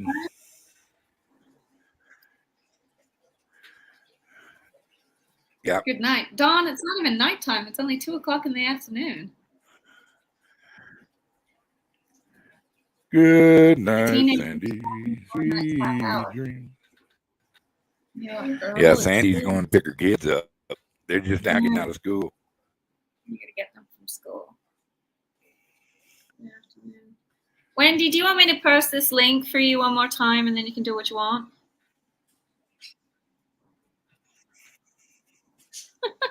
There's Johnny. Tallywhacker. Lots you can do with the tallywhacker, John, but not Johnny.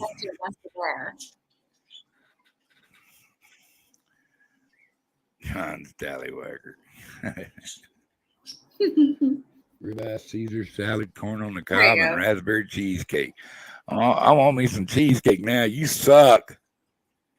I love me some cheesecake now. I saw a recipe for a cheesecake the other night, and it had like a chocolate biscuit base with the cream cheesecake, and then the topping was like a strawberry or cherry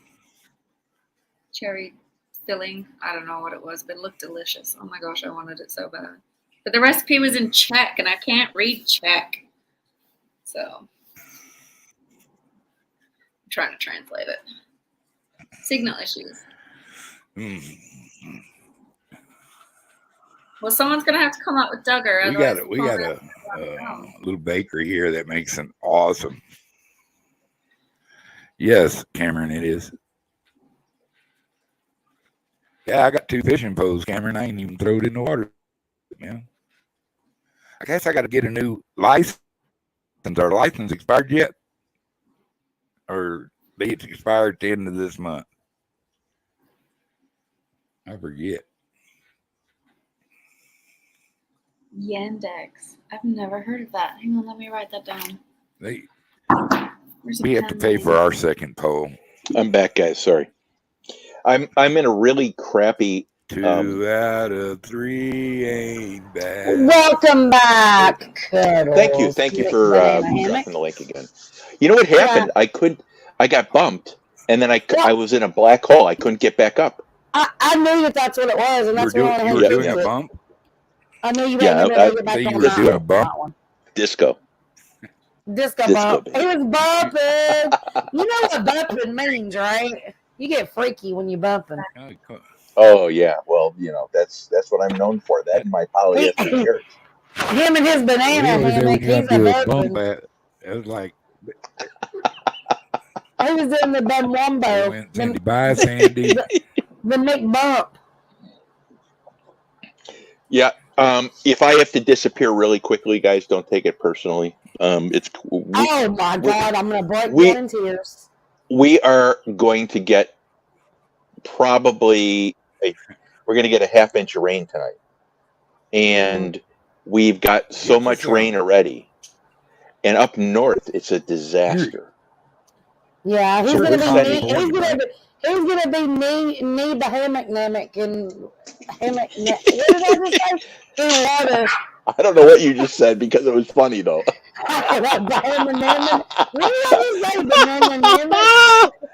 Yeah, banana hammock. Yeah. Hey, Duggar, it's all from outer space, isn't it, buddy? So, it's we're sending you some. It's all relativity. Yeah, it is, baby. It is. It's really interesting. Now, Duggar, where were you? Were you born and raised down south? Were you born and raised down south? I will totally rescue you if you fed in bananas. Just saying, because yummy. What about banana pudding? I was born in Sinton, Texas. I was raised in the first in West Columbia, which was the first capital of Texas.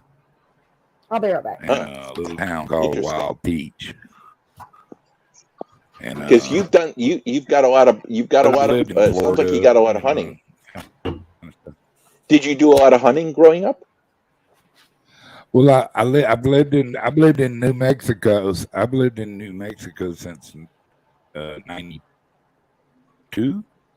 Okay. Yeah, 92. July 3rd of 1992 when I moved here. I hunted elk. Well, I've hunted whitetail ducks. Coming up in Texas, I hunted whitetail ducks, hogs, rabbits, squirrels, that kind of stuff. I got up here, I started hunting big game, elk, oryx. We have pronghorn here, we have bear here, turkey. I really fell in love with bird hunting. I like especially turkey hunting, grouse hunting. God dang it! I see. That's what I'm telling you. Hear that burglar alarm go off there? I just heard it. I'm telling you guys, the funny thing is little yapper alarms, boy. Hey, besides yappers, those dogs were actually bred. Where they took the Chihuahua badger. And the Chihuahuas. Yeah, those are badger killers. I'm gonna kill these dogs in a minute. They're gonna fake killing badgers. They sure sound like it. Yeah, good Lord. I never had any hunting experience. I mean, if I wanted to, I could have gone to the northern woods of Wisconsin and hunted up there, and that's what they did all winter. That's what they did. They ice fished and hunted. Why? They had to. That's how they survived. Mm-hmm. These guys didn't earn $10 for every 1,000 that we earned. Yeah. And they just were survivors. They were poor as dirt, but they raised families, they made it by, and they had what they needed. Dude, there's ways to do it without the. Yeah, I was a commercial fisherman too. Yeah. You know, I had and caught crabs, caught oysters, fish, shrimp. So you know, if it had something, you know, I'd use trout lines, nets, fishing poles, whatever it took to catch whatever I was after. And I've sold bait, you know. So, but I was brought up. My grandfather was, you know, he was old school. He plowed with a mule. I have plowed 3-acre gardens and stuff with mules. So I mean, I'm old school. But I was, like I say, I was a commercial fisherman. It didn't bother me to you know, to get stuff ready to take home, put on a plate, whether it was a rabbit or a fish. You know, it didn't matter, or a deer. And I mean, to us that was food, and it still is food to me. I love deer meat. I love elk. I love shooting small hogs. That's and barbecuing them whole. You know, I mean, I love that. So let me ask you a question. When you shoot an elk is a big effing animal. It is enormous. If anyone hasn't seen an elk is terrifying standing up next to you. It's almost a moose except small. Yeah, it's. I turned around. We're at. Go ahead. I totally tried to pet one time. Shit. I did. Holy crap! Yeah. You're lucky they didn't. I thought it was cute. Well, no, it was on Saturday. I was like, I'm gonna get out and pet it, and then I jumped right back in the car. Hell no, that thing was cray cray. I was out. with a quickness. It was running. Yeah, well, you know. It was running after the truck. I was like, go. So Doug, when you down an elk, that is, holy crap, that's an obligation at that point. That is work. Well, you know, me to a lot of people, if they don't know what they're doing, meaning you know what you're doing. It is a commitment. I mean, especially because a lot of times, you know, you just got to remember where you're elk hunting and where you're going to have to go haul that elk to. I've always been lucky. I got to hunt on ranches. We could always, you know, I had the equipment to go get it. I had a Polaris Ranger. I mean, it had a dump bed on it and a winch. I could just winch him up in the back of that Polaris and take him and hang him up and do what I need to do with him. But you know, I got butcher skills. You know what I mean? I've seen these people. They'll take and hang that thing in the tree, but 9 times out of 10, it was 3 or 4 of us hunt together, and we quarter him up and towed him out there. That's when I was young and didn't know no better about Polaris Rangers and stuff. We always wanted to walk out there, you know, because there's some places out here like the Gila, is you can't take any kind of motorized vehicle out there. You have to pack in on a horse or a mule or walk. And we didn't have any horses and mules, so we walked out there and we'd be out there 2 or 3 miles and whack an elk and bring him out. But you can't do that unless it's cold, or your meat would spoil. You know what I mean? Someday, you know, you come 2 or 3 miles toting a hind quarter of an elk on your back, you done put in a day's work. I'm going to tell you that right now. The guy that told me, they said they made the shot of their life and realized how bad they had screwed up. They shot it on the other side of the mountain. There's a valley and back up. And they made the shot of their life, and they as soon as they made the shot of their life and their jubilation was done, they realized that they had just made the biggest mistake of their lives, but they just can't let the animal lay there. It would be wrong. So they said, now you have these big backpacks. You know what? They only make that mistake one time. Yep. He said unless he's a trophy, you make that mistake one time, bro. I'm telling you what, that is just that's hard labor bringing an elk out of the woods. He said he thought he was going to die. Because it was the logistics of carrying meat on your back in these big they had backpacks Yeah, because then you bait. Yeah, well, see, we deboned them. We totally debone them. I mean, like, it's like when a the bowl of coyote jelly rolls up on that pile, he'll look at them bones, and the coyote will roll up on that pile of bones. He'll go, well, "What the hell you want me to do with that?" We take the meat off of it. You know what I'm saying? Yeah. And it's easier to pack in pieces like that down inside of a. You can put 120 pounds in one of them packs and bring it on out. And when you break one down that he weighed maybe 900 on the hoof, you might have 450 pounds of meat. Every 4 time you backpacks chili, full, stews, steaks, whatever. That's 4 backpacks full. So a lot of times you got to make 2 trips. If there's only 2 of you, you got to make 2 trips out there. And especially if you walked it in, because you have your original backpack full of shit. There too. I got a bear one time. Well, no, not just that. Is that if you're only 2 of you, you can't tote but half of him out at a time. That's a big animal. Damn. That's a big animal. That's right. That's something you make a mistake at one time. Yep. Jeffrey, what were you saying? You got a bear? I'm telling you, unless he's a trophy bull. For bear. Pardon me? 4 trips, 4 miles for a bear each way. 2 miles in, 2 miles out hiking. And the whole time, it don't matter if it's bear, deer, whatever. When you got that meat on you, you are now bait. Because a mountain lion will eat you, another bear will come find you. About the only thing that isn't going to try and eat you is the deer. Holy crap. And the bad thing about the bear is you got to get the bear out of his hide quick. Because of the heat and everything. Let him cool off. The meat will go bad super quick. Same with the pig. So I never thought about that. It's you got to get the clock's ticking when you put a hole in their head. The clock in like southern climates, or when it comes to hogs and stuff like that, it's true because it'll spoil fast. But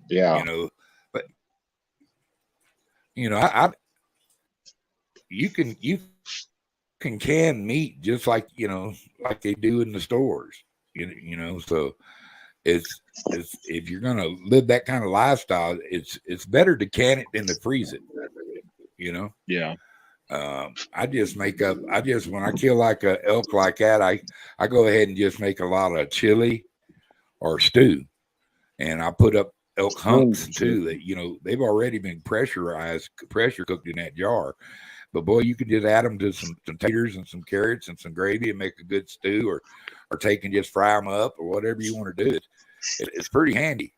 And I'm getting the jar on most of my food now that I gather like that, because like my salmon, I hurt you with my kokanee salmon with put about 3 Horrible peppers in there.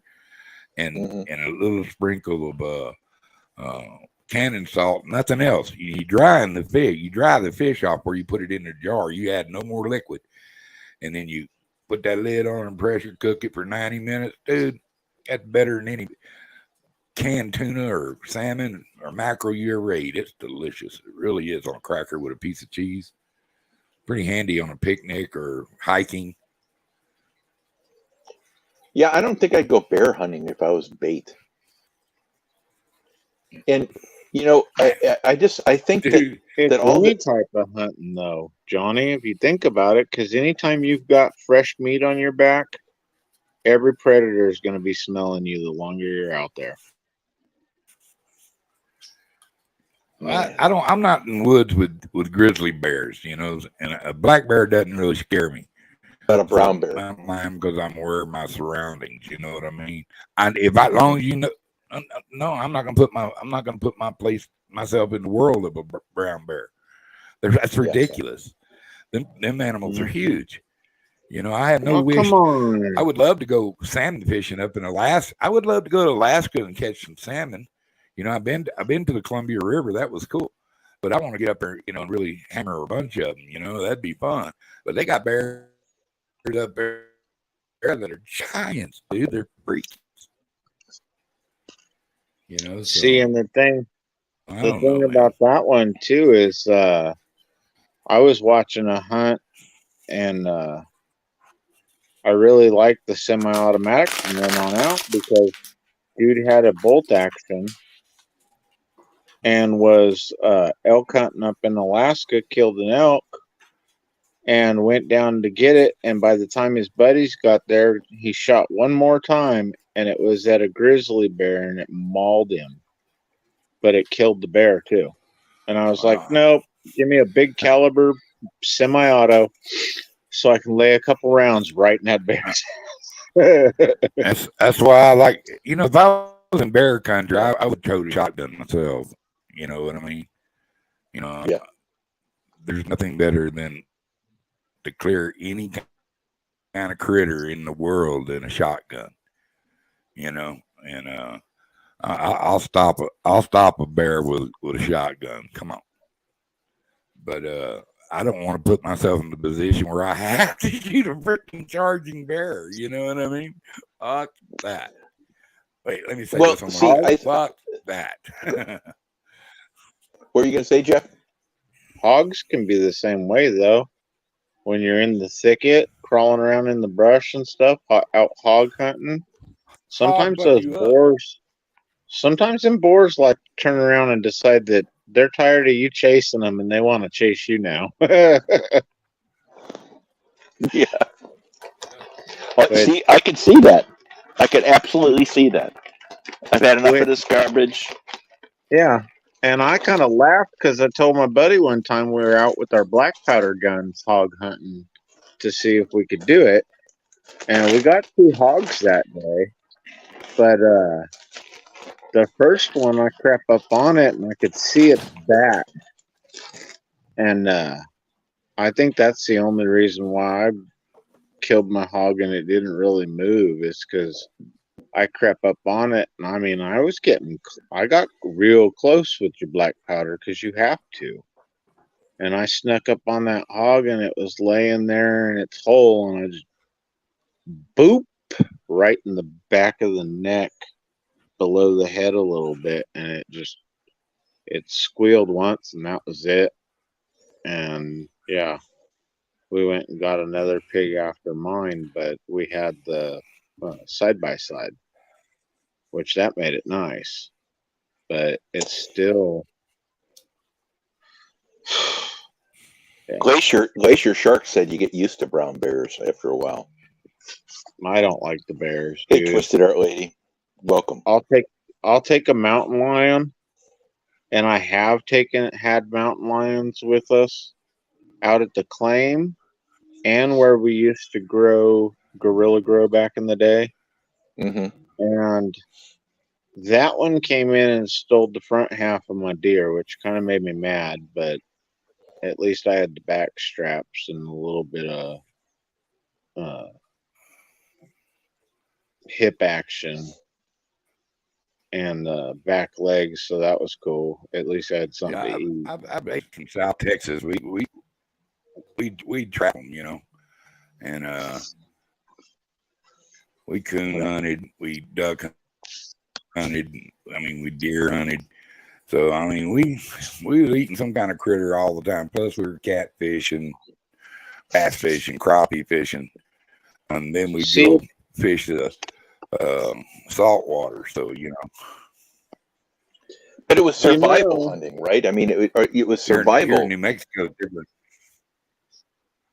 Well, yeah, we was eating it. You know, I mean, yeah, we enjoyed it. I still, in fact, I enjoy it. Meat I harvest is I like it. I like deer meat better than I do beef. You know, yeah, I just do. And there ain't a better eating bird in the world than a blue grouse, if you ask me. You know, I've never ate a prairie chicken. They say them are pretty good, but I love me some grouse, man. Pretty good. And I love catching Chuck crawfish. Good. You know, grouse is good. Crawdad's fire. Is pheasant any good? You take that grouse and yes, to the last. Oh, pheasant's wonderful. I love pheasant too, and I like a good duck. I mean, I like mallard duck and I like wood ducks and teal. The only thing I'm not much of a goose eater. Too greasy. Unless you like grease. I do like crane. My ex like used crane. to Now, like crane is that's the ribeye of the sky, brother. Yeah, well, really? I can't see those out here. But that's why probably. Anything that really, really tastes good, Johnny, we're not allowed to hunt it out here. So you can only hunt the equivalent of carp. Kinda. I mean, yeah, okay, we get salmon up here up north, from you. And we've got trout, we've got bass, we've got some catfish. They're nothing as big as back east or Midwest. But pheasant's good. The legs, though, you got to watch out for the tendons in the legs because there's a lot of like tendon string in the legs. On what? On the pheasant. Yeah. Yeah. Well, you know the best way to cook a pheasant, don't you? Well, I know the best way to kill it is shoot it in the head. Never tried that one. Yeah, that's the best way to kill most things. Yeah, pressure cooking in some gravy. Make dumplings out of them. You'll change your mind about the pheasant. The pheasant makes great dumplings. But I like the breast too. I like, but I like using the whole bird. You know what I mean? And, yeah. So the question in chat is, what is our for stock? No, makes sense. Question in chat is, what is your favorite song? Mine is Muskrat Love.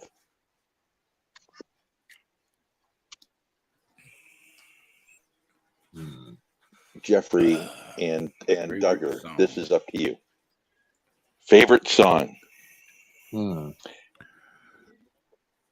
I think my enormous penis is probably my new top favorite. Well, there we go. No, I'm just Tallywhacker Stew is the name of the song. And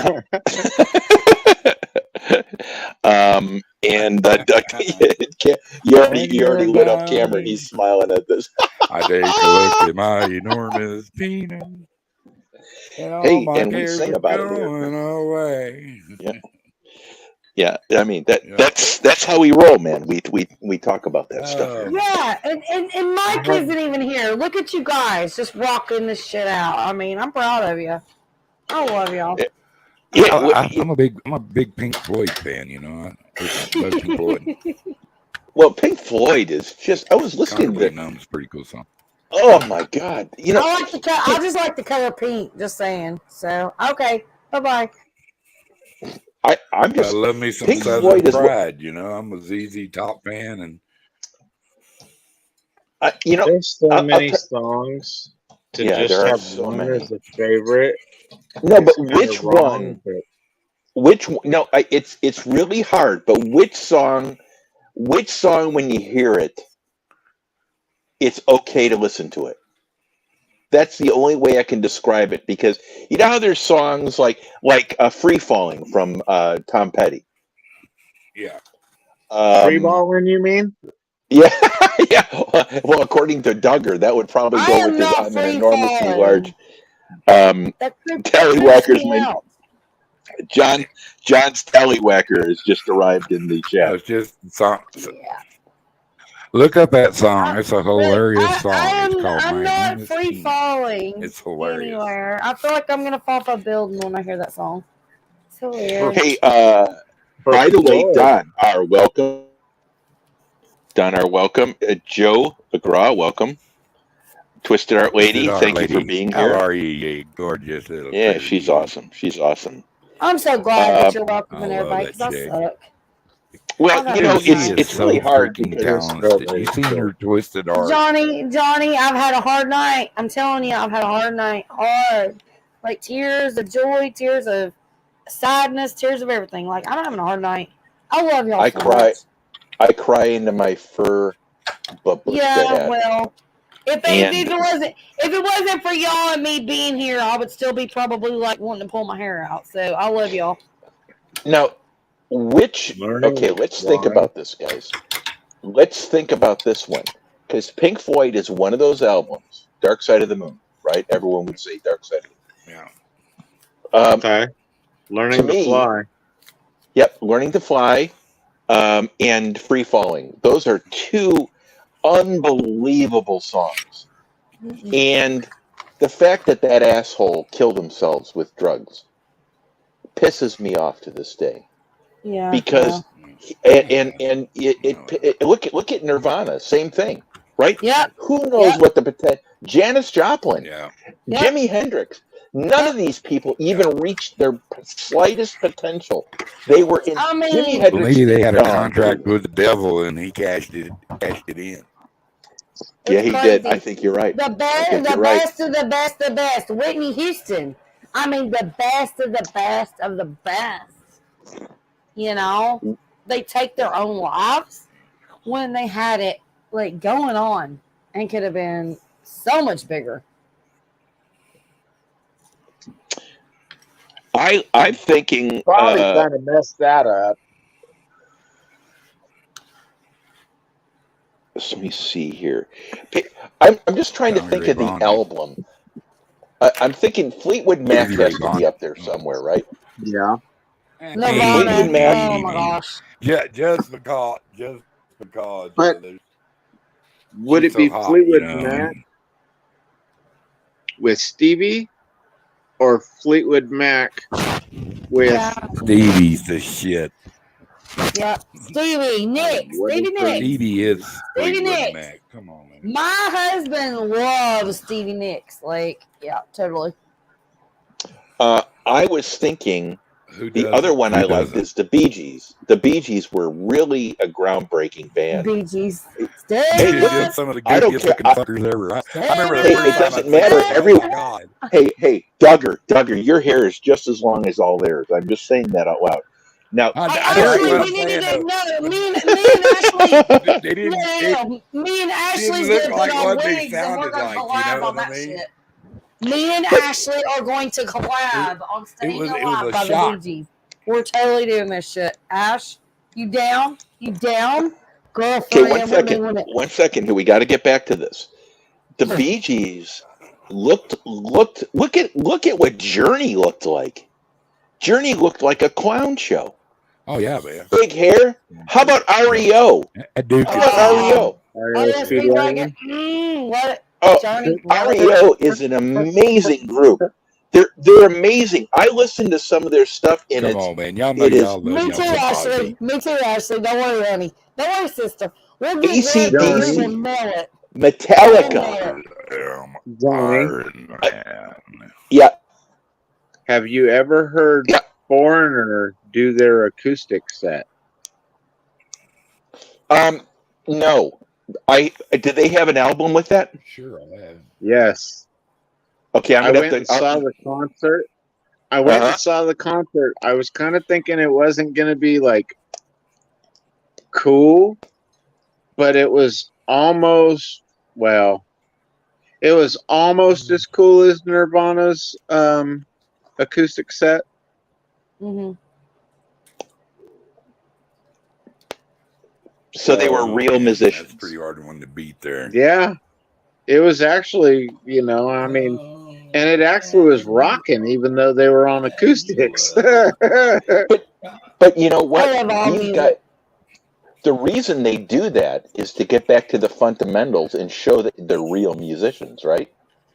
That they can. So, but right. It's something that when you finally feel the freedom to do what you want to do, rather than what you show up to that arena. And it's usually later on in life when you do those things, because I was listening to I'm definitely going to have to listen to that tomorrow, but I was listening to Foreigner, and they were talking on stage with the founder of Foreigner. I didn't know there was a founder of Foreigner. I thought it was a group, but it wasn't a group. It was a guy who put together the band Foreigner. And the guy came up and sang, I forgot the guy's name. I found it to be so touching that the group that's still going on today is part of that legacy. It's not the same. It's not all the same people. Look at Toto. They have a whole bunch of new people too. But I find it fascinating that here they get paid homage to this guy. And I just thought it was really touching.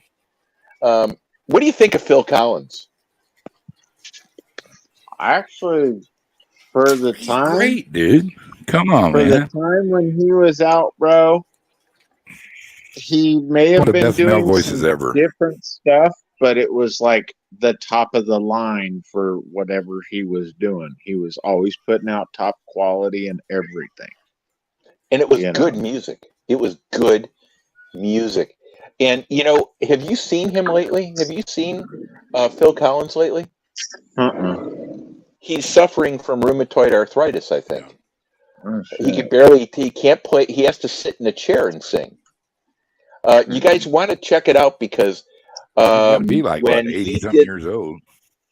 Yeah. It's and it broke my heart. But here he is, part of this bigger Eagles group, right? And all this, and they were talking, and this was the last concert they were going to do together as a group. And they did a sit down with it. You need to watch that interview if you're interested in that kind of stuff. It was really interesting to hear how much they appreciated what they had. They appreciated each other because they made a fortune off of us. But their music was like, I don't think of Eagles as the best group at all, anywhere close. But look at what came out of that group. I thought Eagles, right? Chicago. I didn't think Chicago was that great. I like Joe Walsh by himself, What about Jimmy Buffett? How would you rank Jimmy Buffett? That's one of the top of my list. I think Jimmy Buffett. You know what I mean? Cheeseburger. I think Paradise. Jimmy Buffett is a genius. He's a genius. Margaritaville. Yep. He's a fun guy to hang out with too. You don't think I ain't ever think he was boy back in the day and know these have you ever hung out with him? Yeah, absolutely. He had a bar that didn't even have any chairs. It had tables. He only had one table that had chairs. I want to say hi real quick to Elgin Benz. Welcome in, honey. Hey, Elgin. I was trying to type, but I forgot that I wasn't on my phone. So, Elgin, welcome in, sweetheart. What up, Elgin? This is Johnny Small Pepper up here, actually. No, he's not. He's a banana hammock pepper. He does bananas. No, Johnny, I met him in '94. What did you think, Jeff? I think he's cool as a person, but I almost wonder if he did his music like business. Like he'd run a business. Of course he did. Margaritaville. Of course he had to do it as a business. Yeah, but if you're writing a song more after like they screwed him out it just I don't know. At the time, no, he wasn't. But they abused him so much. Who did? Fun. What kind of life can you have when you got 20,000 people screaming your name because you're singing? Split my foot, had to go on back home. You know what I mean? Wasting away in Margaritaville, man. That's a classic. He got it. Jeffrey, Serious Channel. Come on, Jeffrey. Finish what you're going to say. You're saying that go ahead. I don't see it as like, I would think it would take the fun out of it if you were writing for money.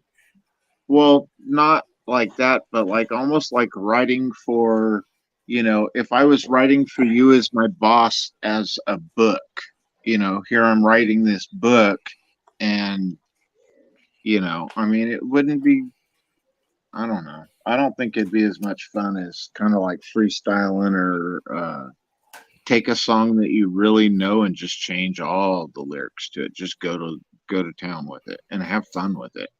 Could I throw this at you just for consideration? Very, Doug, you would know this. Were his bars, his eateries, really early on in his career? No. So that was an after effect of after he mid 40s. He was in his 40s. Yeah, because he got famous in his late 20s and early 30s. So in his 40s, when he was still kicking it and pumping it out back in it when he was 40, 50 years old, like he's a young kid. He's it's been so many years since I've seen. I guess that's been 30, 40 years ago, bro. He's older than I am, And I saw him in '94. But, he was just fun to be around. I saw him about the same time. Let me throw this at you because I knew him back in the '80s, early '90s. So what do you think he's the same person today? Absolutely, I would think so. Because I do too. If he was genuine I would as think so, the person, he seemed hella genuine as the person. But I don't know. Maybe it was because he had Margaritaville was getting ready to go off, so maybe he'd been spending a lot of time with that. And then when I saw him out on the road, it just seemed like he wasn't into it as much as if he wasn't spending the time knowing he's got a project like Margaritaville going, getting ready to pop off. I mean, I don't know. Here's my opinion, and I don't know what I'm talking about, so you have to understand that. My guess is probably what you saw is burnout, right? Touring, which it's got to be fucking. You don't even know what city you're in, right? It gets old. Right. You're right. And Doug's, I bet you anything, he was on the road for what, 50, 40 weeks a year? Probably 2 or 3 shows a day. But he did a lot in Florida. You know what I mean? He toured pretty heavily too, didn't he? In his later years, he toured. Yeah, he still does. He still. I don't know if he still does, but he did up until the early 2000s. I know. But yeah, I mean, he went all over. He was a famous guy. He'd be invited on shows and stuff like that. So, I mean, he's a pretty famous cat, man. There's a lot of people that you wouldn't realize that are famous, and they sit right next to you. Because you don't really expect to see them. You know what I'm saying? Yeah. Well, it's like Gene. Yeah, my favorite. Gene and Steve Loke 760. My favorite 3-man band is ZZ Top. See, I don't like ZZ. I don't dislike them. I I respect them. I like a lot. Right. Yeah, here's why I don't dig ZZ Top. They were so hyped up. I just want to interrupt real quick. I'm getting ready to leave here in a few minutes because I have a channel that I'm going to go mod for, but I also have a phone call. So if anybody wants to come up, let me know right now before I drop down because I can't come back up. I probably have about 15 or 20 minutes tops. I might have to drop out in 5. Well, I've got a phone call that I need to return. Chew your word. I was going to go live at 1. Thanks for helping, Wendy. Oh, you're fine, honey. Yeah, I was going to do a live at 1, but this has been great. This has been awesome, and I don't need to. So hanging with my friends is all I love to do. So I don't have to do my thing. What a great conversation tonight, too, because I know. You get awesome. It's amazing. All the fellas are dead. Russ have won. Here's the only reason that I lost interest in ZZ, interest in Dire Straits. Their marketing people were great. they marketed the crap out of that group. They sold the crap out of that group. They sold the crap out of Dire Straits. So much so, Brothers in Arms is their best song ever, along with a few other ones. And all you can hear is Money for Nothing. If I hear that song one more time, I'm gonna vomit up my ass. Dude, So when I that song listened. first came out, it was on the beach on every car at the same time. It was awesome. Yeah, I thought it was cool. Yeah, but, you know, it's different strokes. They overplayed it. They overplayed it for sure. MTV. That's all I gotta say. Remember Flock of Seagulls when it first came out? That was the first one. Yeah, with the crazy ass hair. Yep. And you know what? The guy's still on the road. He's still touring. Guys, we lived at the best time in musical history. If we could go back, if I could just go back and listen to Mozart when he was alive, I would have thunk that I would have actually heard everything I've ever needed to hear musically. Because Mozart was so ahead of his time, along with a lot of these people back in the day, that their music still stands today. And you think about our music that we had during growing. God, how many hours did you sit in front of the TV and watch MTV? You know, my screen was green. I didn't even have a fucking colored TV. It was green. I tell you what, man. Stereo.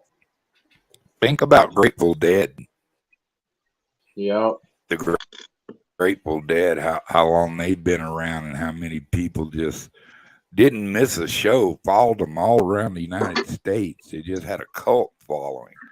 And, you know, AC/DC, shit, you know, I mean, oh my God, I love AC/DC, you know, and I mean, that was just the band back in the day, you know. But you know, we had all kinds of different music, you know. And then started the dance music crazes, you know. And I love Nirvana. I love grunge, man. Grunge music is fucking cool. I like Chili Peppers. I like it. I like all kinds of huge music. Metallica fan. Old country music. I like old country music, man. I'm a Metallica fan. How about Johnny Cash? Like I say, I love all kinds of music.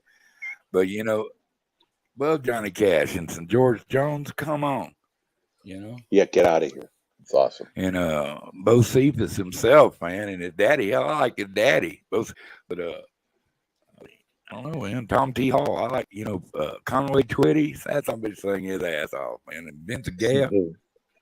Vince Gill. That's Gill, I mean. That's the name. Vince Gill.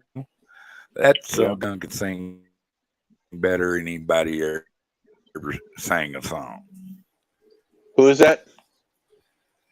So, I mean, there's all kinds of music. Vince Gill. Oh, man. He'd make you cry, man. And let's see, what's that old girl that sang that song? She was married to that old boy. That one old boy. What was the name of that song? The House That Made Me. It's a little blonde haired girl sings that song. That song made me cry. You know, every time I hear that fucking song, it'll make me cry.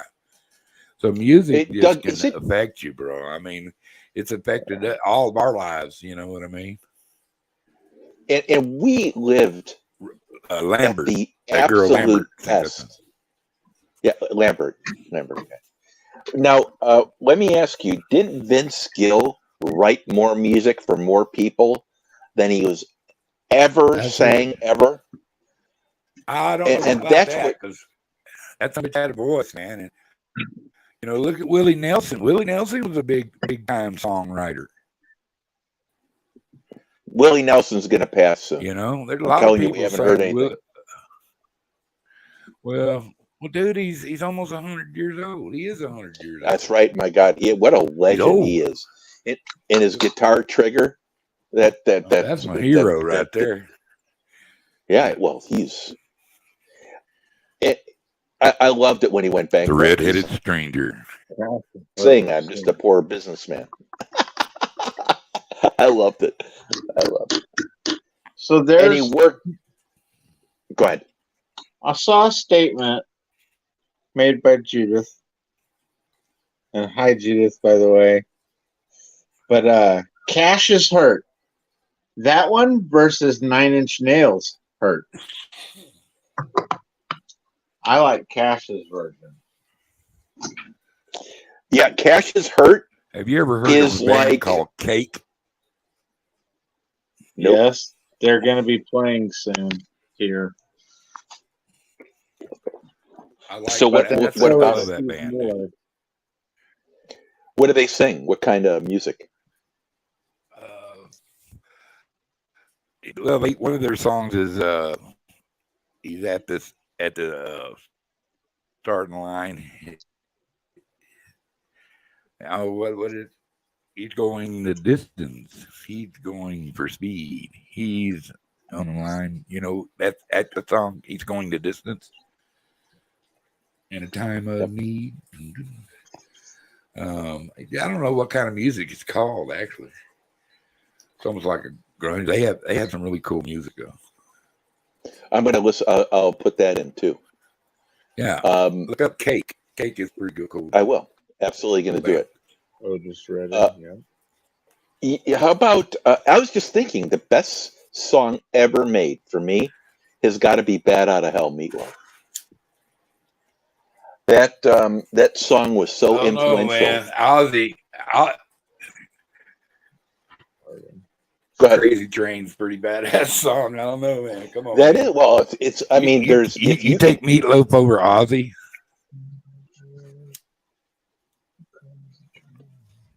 I would still stick with Meatloaf on this one, and I love Ozzy, so I'm a big Ozzy fan. Wizard of What would Oz, you do? baby. Yeah, Wizard absolutely. Of Oz. Yeah, I mean, think about that guy still alive. Look at Keith Richards is still alive. Fuck, we thought their candle would blow out about 25 years ago. Dude, he's like a walking mummy.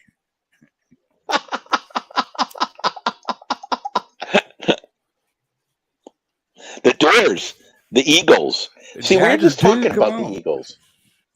No, okay, so let's talk about the Rolling Stones. Yeah. Let's talk about the Rolling Stones for a minute.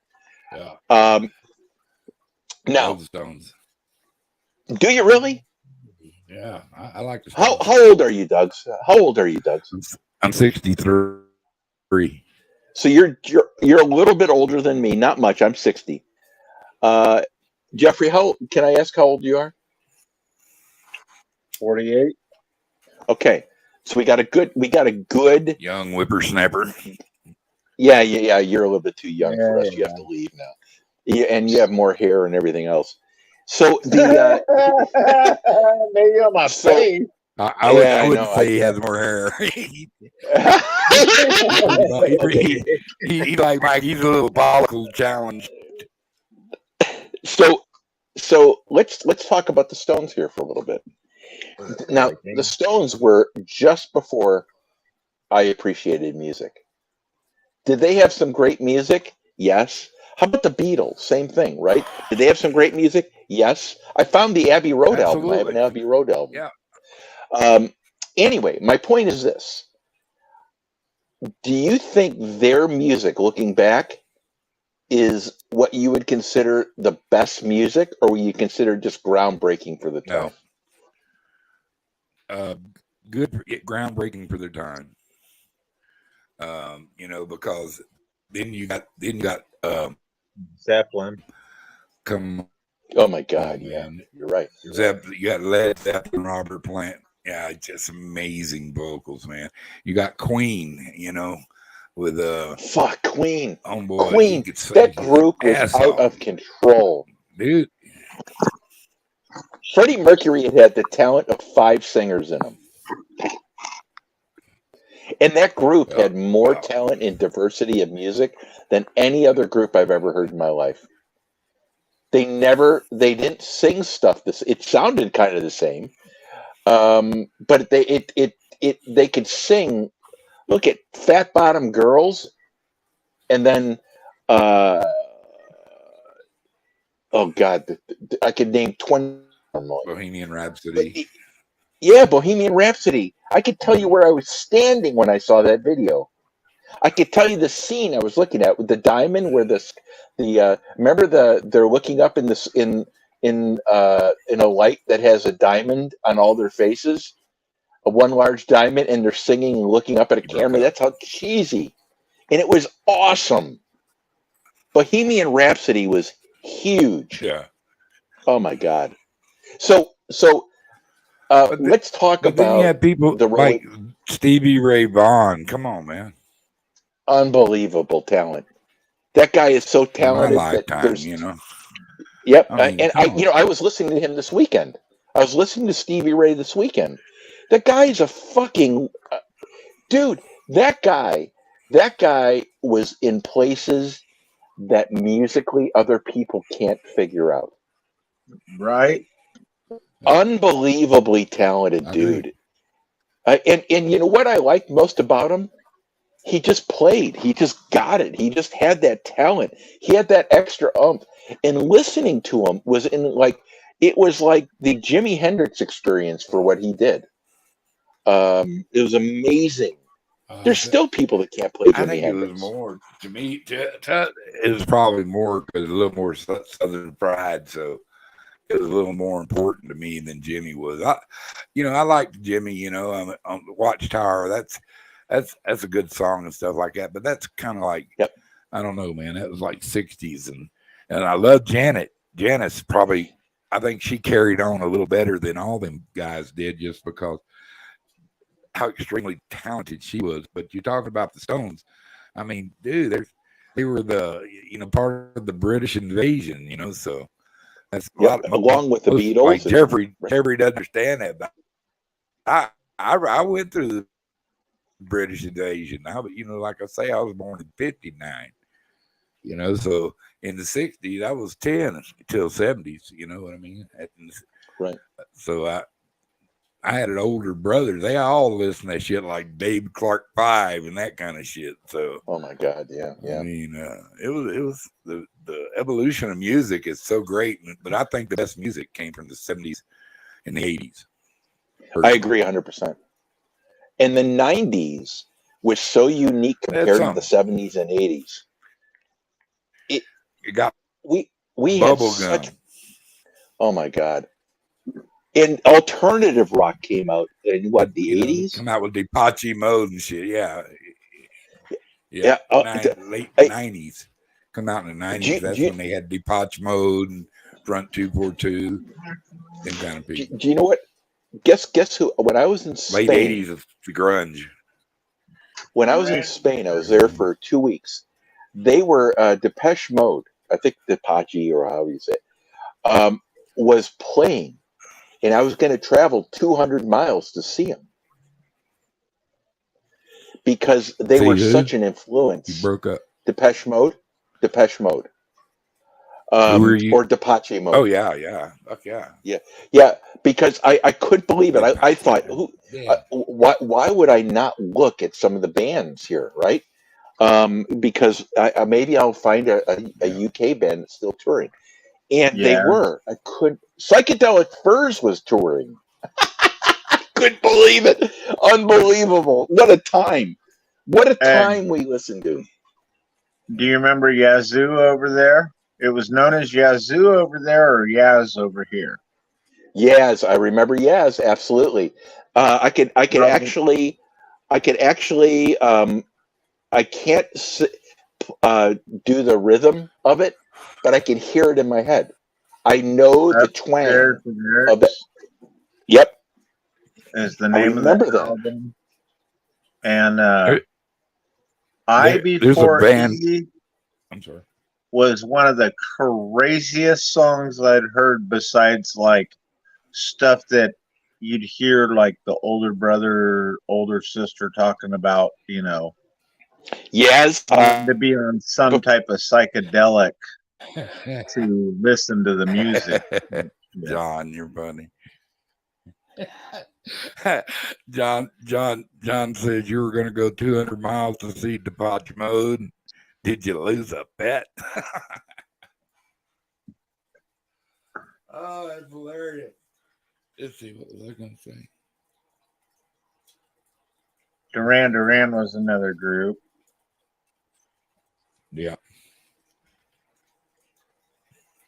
But heck, my first concerts were up in Seattle when I was a kid. Yeah, well, unfortunately, my cousin heard me getting the nosebleeds, but we saw Maiden, Judas Priest there.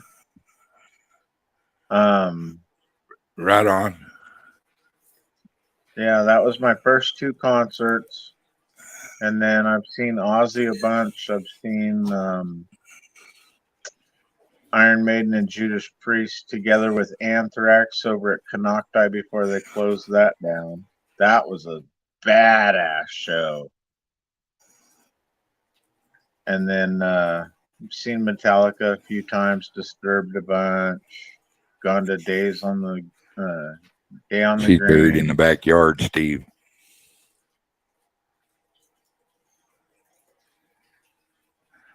I like a band who would probably be shocked that I like.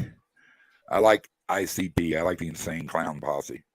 I dig their music, and some of it's just hilarious. Like in fact, my favorite song is "My Axe" by ICP. I love that song. My axe is my buddy. I love that shit.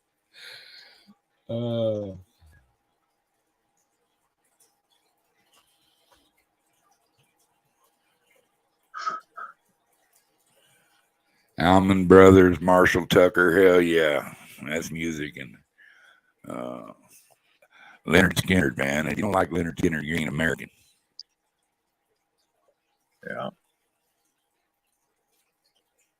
You know, we just lost the last surviving member.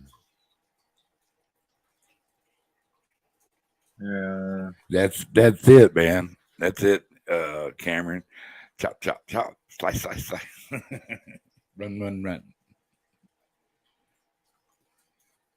Cameron, let's go fishing tomorrow, man. Meet you out at Cochiti.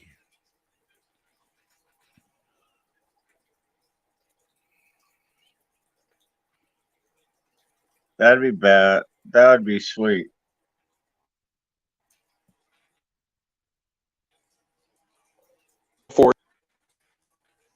Cameron, let's go to Cochiti Lake. Oh, there went McMuffin.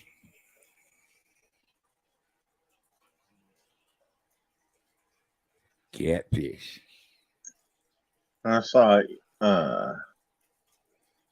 E40 and Too Short.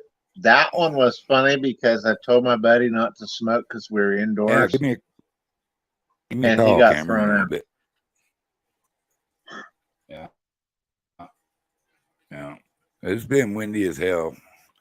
Yeah, I'm sorry, man. I was trying to arrange a catfish. I know.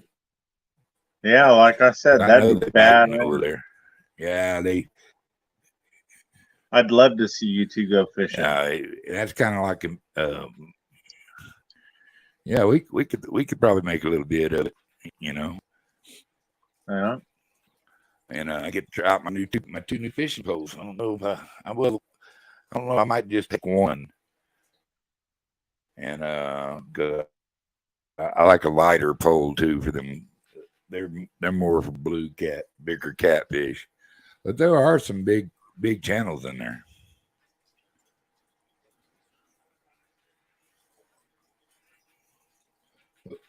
But yeah, man, I might have to roll off this thing in a minute. So the power of the bee, she's off somewhere else. Cam won't pussy out. If he says he'll go, he'll go. When it comes to fishing, he ain't no pussy. That boy will go fishing. Right. You see his last video Twisted with Art Lady, I smell weed right now. I couldn't believe he got caught though, because he was being obvious though. But it was like, bro, you're gonna get us thrown out. No, they went just after him. They left me alone, but they kept their eye on my ass.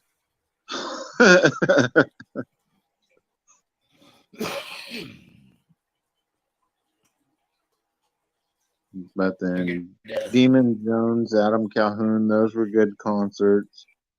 Mises was there. That was awesome. In fact, I smell it real well.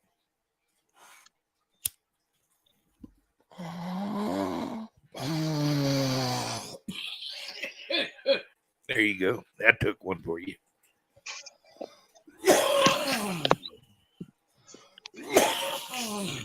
Man. I've played with Freddie Fender.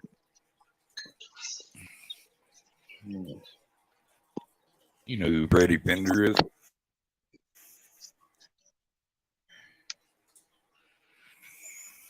Some Fender guitar.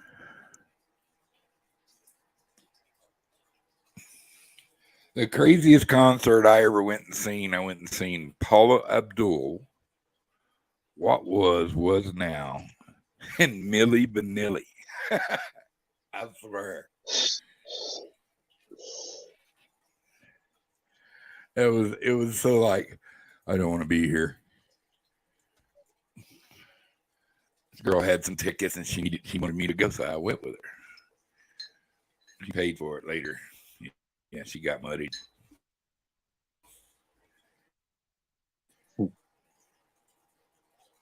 It was a great show. Milli Vanilli. Yeah. And you could tell they were lip singing too then. We even said it. They lip singing. They ain't even singing. Paula Abdul, little bitty short one. She was hot.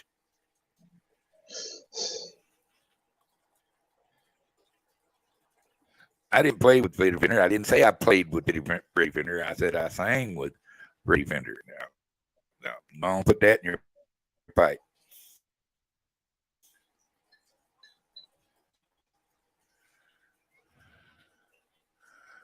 Well, did you check the weather?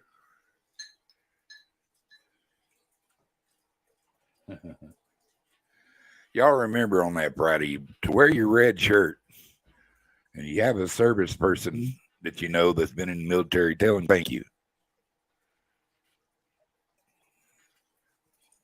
Well, how's the weather over there? Are you floated off over there yet, Jeff? No. They're saying that we're supposed to be floating, but it isn't.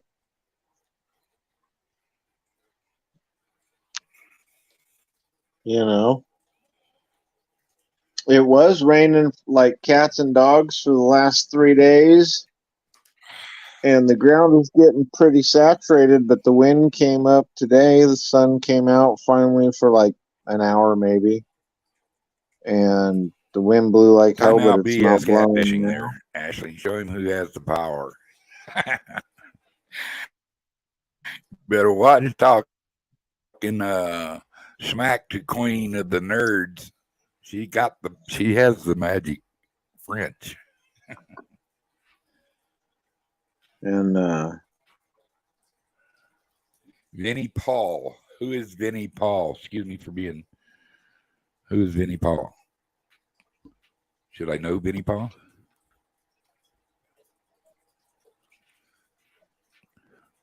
Well, you want to go out to about 10?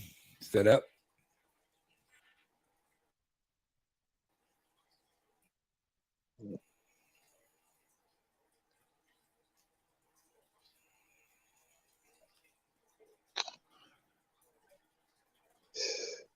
Are you got a boat? Bring your boat. Yeah, shit. Yeah, we go wear them out on that little boat of yours.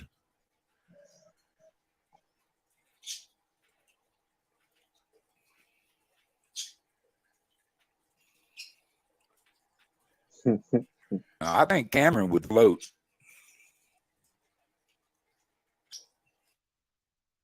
You gonna bring your boat tomorrow or what? What are you gonna do? Let's do this.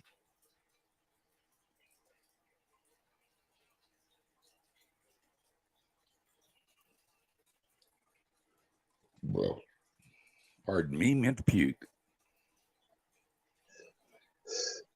He ain't gonna melt.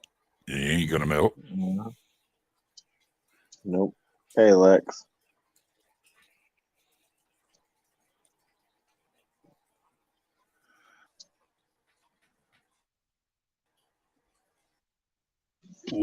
you want to go with you want to go over to the right hand side of the lake and put in over there, the first turn in on the back side.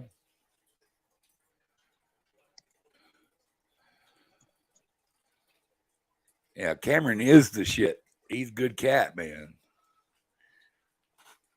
He's not shit, Not man. sure. He eat the doodles. Hello, Lex.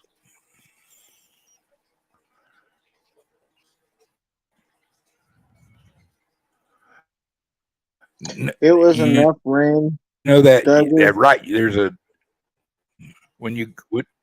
give me just a second. Give me just a second. When you're coming down to Coach off the highway, just take that first right and go.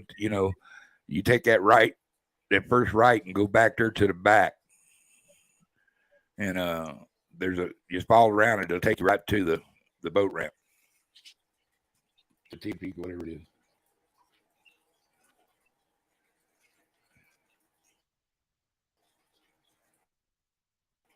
Yeah, closer to it's. Yeah, we can slide out right there.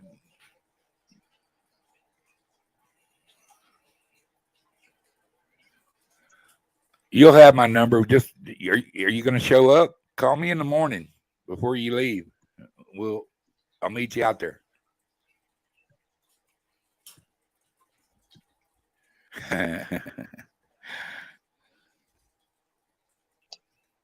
Yeah, we had enough rain that it filled up the dog pond or the dog pool. It filled it up? Yep.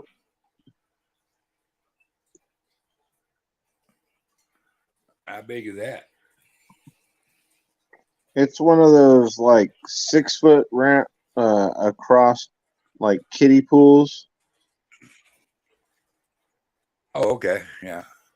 Damn, that's a lot. Big enough for one Great Dane to lay down in it. Yeah, I like it over there. There's a couple of places we can go fish at one ledge over there. And I'm sorry, I keep going back to fishing.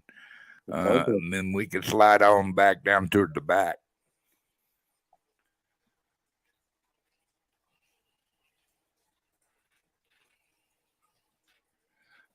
So your place where you go dig is probably roaring with water right now, huh, Jeff?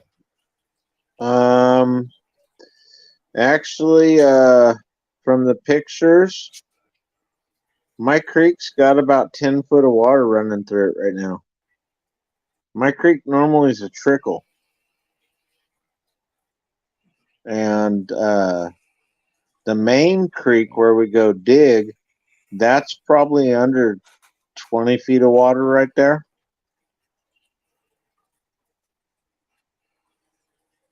What we call Tower Rock. Yes, we fishing for channel cat. There are some good walleye and pike in there. Yeah. So you think it's going to take a while for it to come down, huh? No, by the way it's moving, once all this snow, if it keeps raining up there and stays warm like they're thinking or predicting, then yeah, it's going to cause a lot of water in the valley.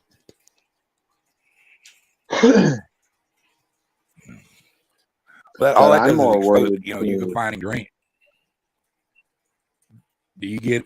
Huh? We always up here, when it rained hard like that, we had places that it would wash it back out. There, you could go back there and sluice it again. Yep. Oh yeah. Or put you a little gold catch. Go put you some gold catches out there where it runs. And just I wanted to do pick that it up in my after creek. the run. Yeah, I wanted to do that in my creek, but yeah. Actually, they have channel cat there. They have walleye. They've got some big pike in that rascal. It's got bass in it. It's loaded with fish, but it's got some really good channel cat in there, a bunch of them.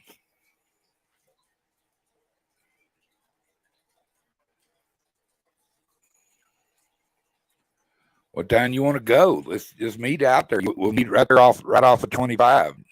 You want to go 9 o'clock, 10 o'clock? Meet there at 10. Meet there at 9. What time you want to meet there?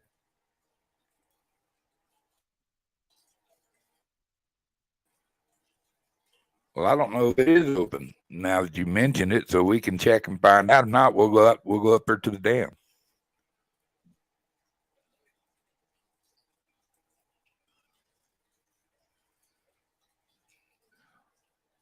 What time do you want to meet right off of 25 there? You want to meet there at 10 o'clock?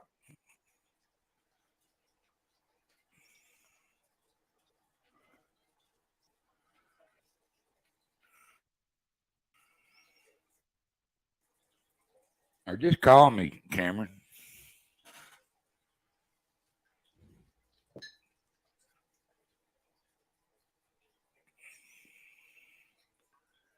Yeah, we'll catch fish. We go out there. We'll tear them up. It's been a little warm.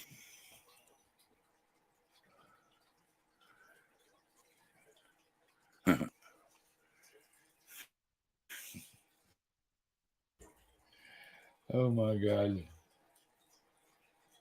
How many? What time is it? Well, 10:24. You about ready to get off here, Jeff, or what? What should we take it to? I'm gonna take it to 10:30. You have my number, Cameron. I don't have yours. Do what? 10:30. 10:30. So somebody. Yeah, that sounds good. Well, your 10:30 coming up in 6 minutes, correct? Yep. Affirmative. All right, y'all got 6 minutes to tell us how you plan on staying famous and rebelling in this society. Type 2.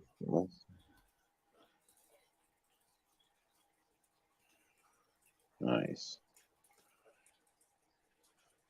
Any fish you put a little vinegar in helps it. I think walleye about one, and the panfish like perch, crappie, that kind of stuff don't need any vinegar. But little stronger fish like that, any kind of a hard shell fish, a little vinegar. That's like carp.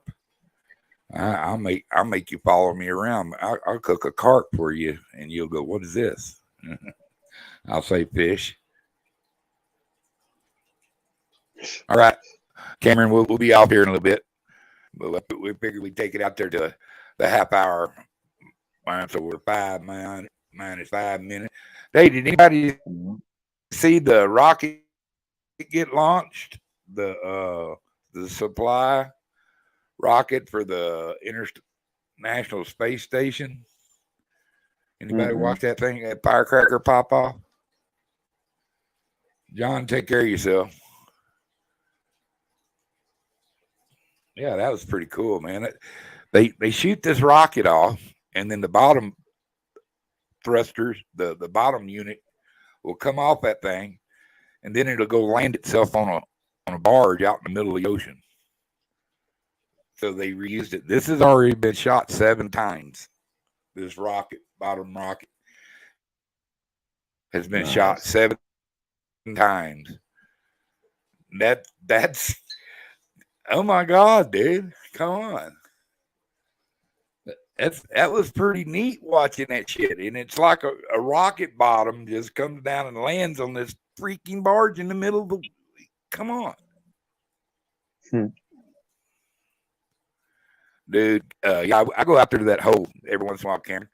It burn you some big rapalas across that thing. You can whack some. I'll bring a little sack of lures for you if you'll enjoy. And next time you go out there to catch you one of them muskie. France is on my bucket. I don't want to leave the United States personally. I'm right here. I'm happy. I don't need to see anything else. There's plenty of places in America I haven't seen.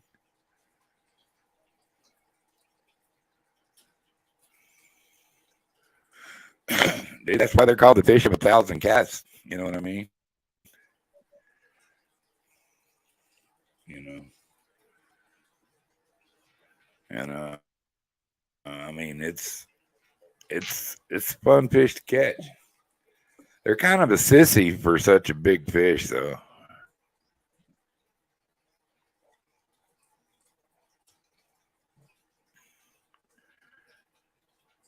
Yeah, what'd you catch him on?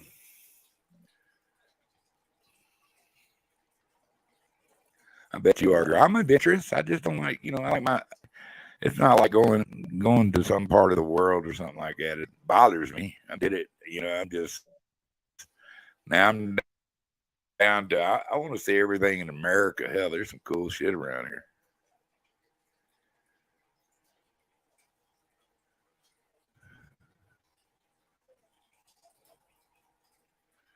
Really? You really ain't got to do that, man. It's weird about that hole, man. Every once in a while, they want something flashy. Sometimes they want some noise. They want some popping noise, and sometimes they just want a straight burn. Whopper popper, yeah, that's a good son of a bitch. Run it up high.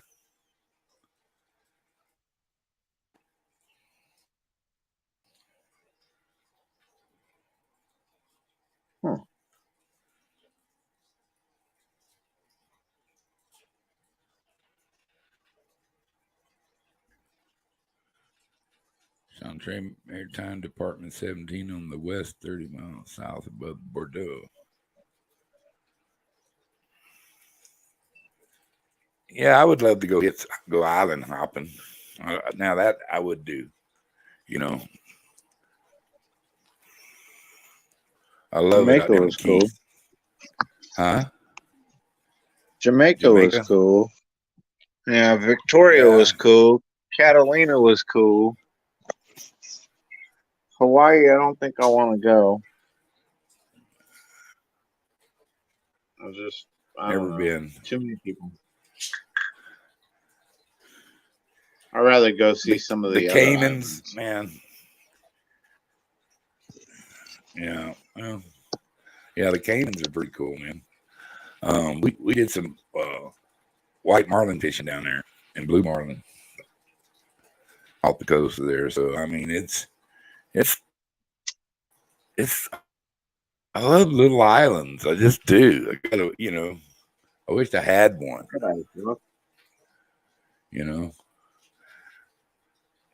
Be able to listen to the hurricane coming, time to leave. Dude, I love people who think they can just ride out a hurricane. It's not how hard the wind is blowing; it is what the wind is blowing. But when we say you get hit by a ball, though, you wish you left that hurricane. Well, hey man, it's 10:30 where you're at, 11:30 where I'm at, and where everybody else is at. It's at the half hour of Mike's Fishing Home. We're gonna sign off here. Ain't nobody. Everybody be nice and God bless you and Mr. Duggar loves everybody. Y'all take care of you a little bit of selves. Ashley, my queen. Mwah. All that fluff, how you doing?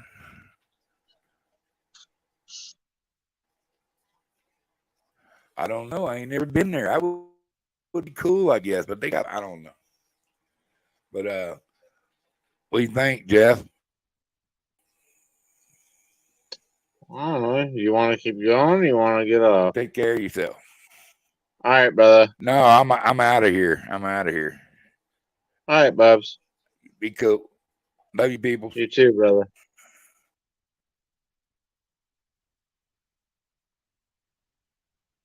All right. Well, good night, everybody.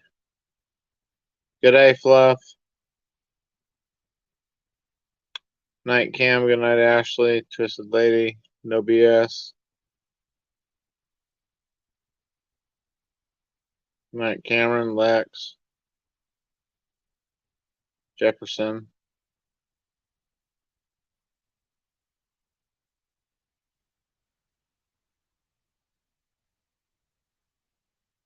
Much love, and to Mike, much love. And in the great words, good night, all. Till next time.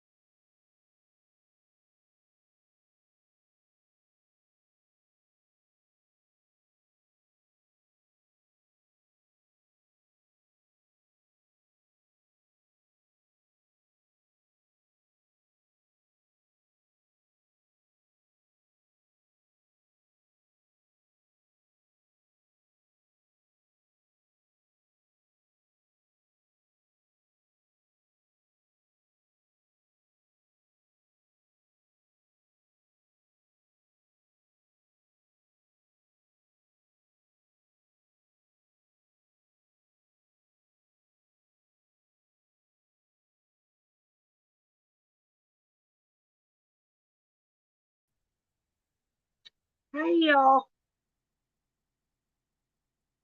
I don't know who all's come in here. Y'all been sitting here chilling, having a good night. That's awesome. Give me just a minute.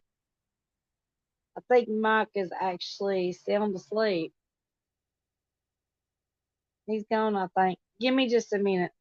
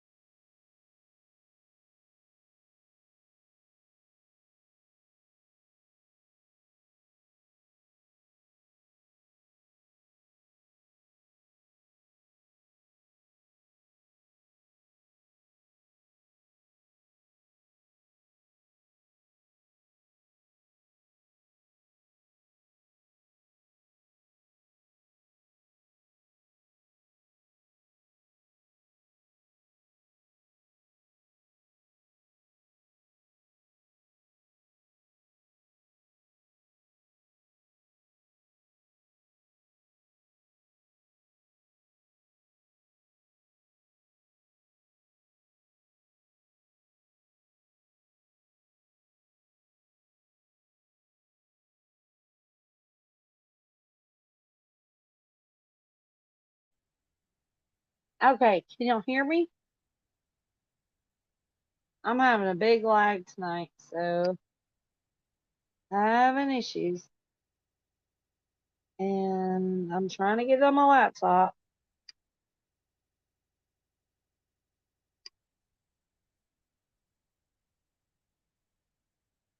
Can y'all hear me?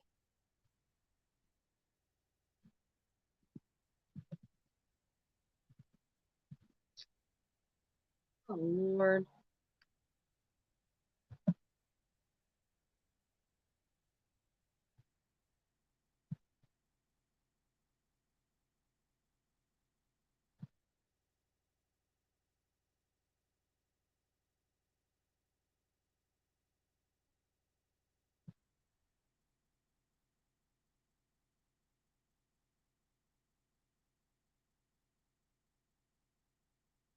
All right, I'm on my phone.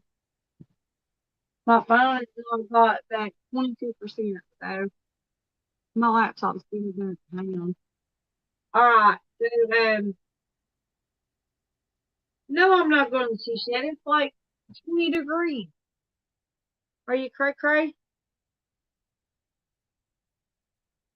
Johnny was in the basement. What was you doing? Yeah, you could come up, but you have to give me a minute to figure out what in the hell I'm doing on this phone. I don't do this from the phone. Jesus, such work. Hang on.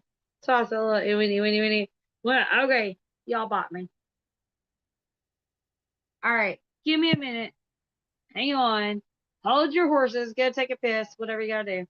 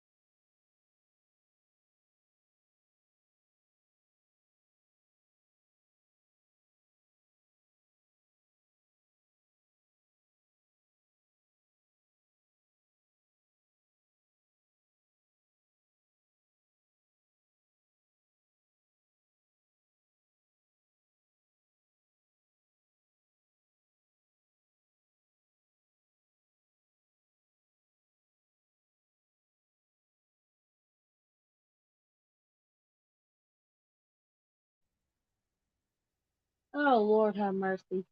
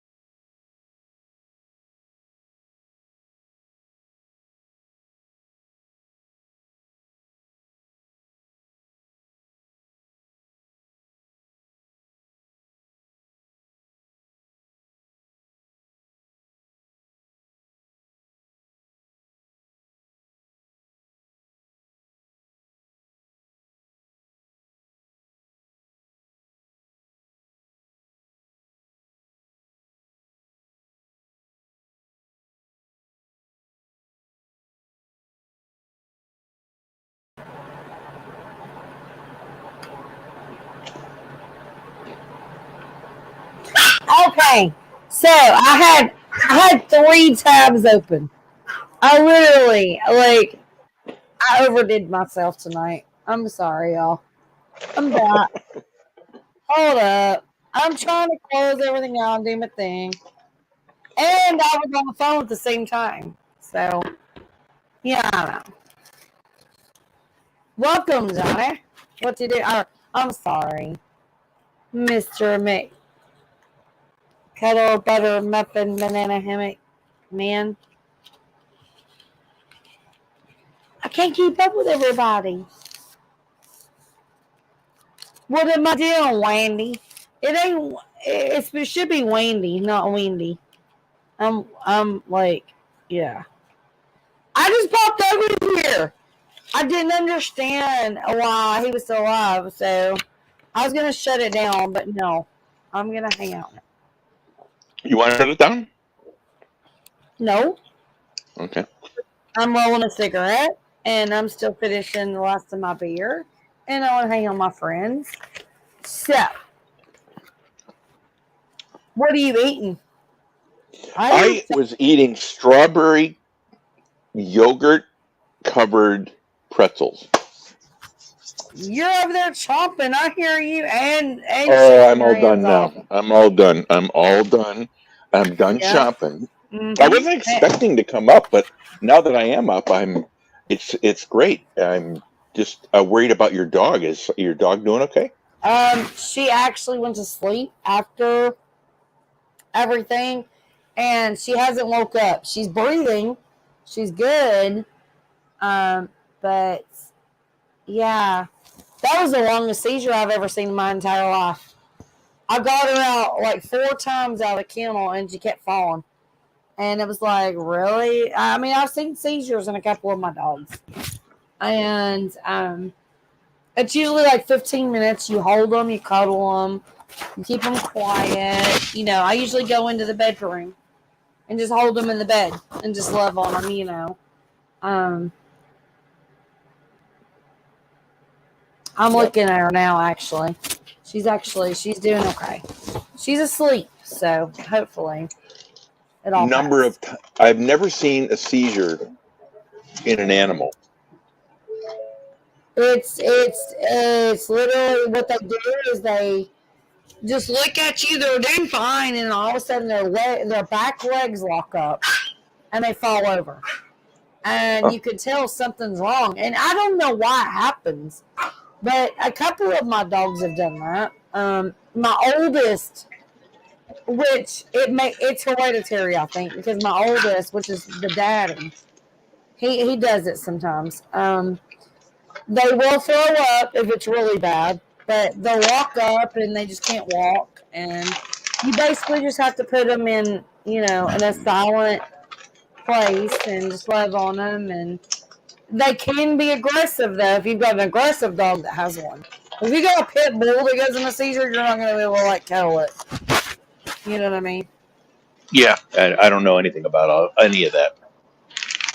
Yeah. I just, for me. Hey, Gandalf. Hey, Gandalf.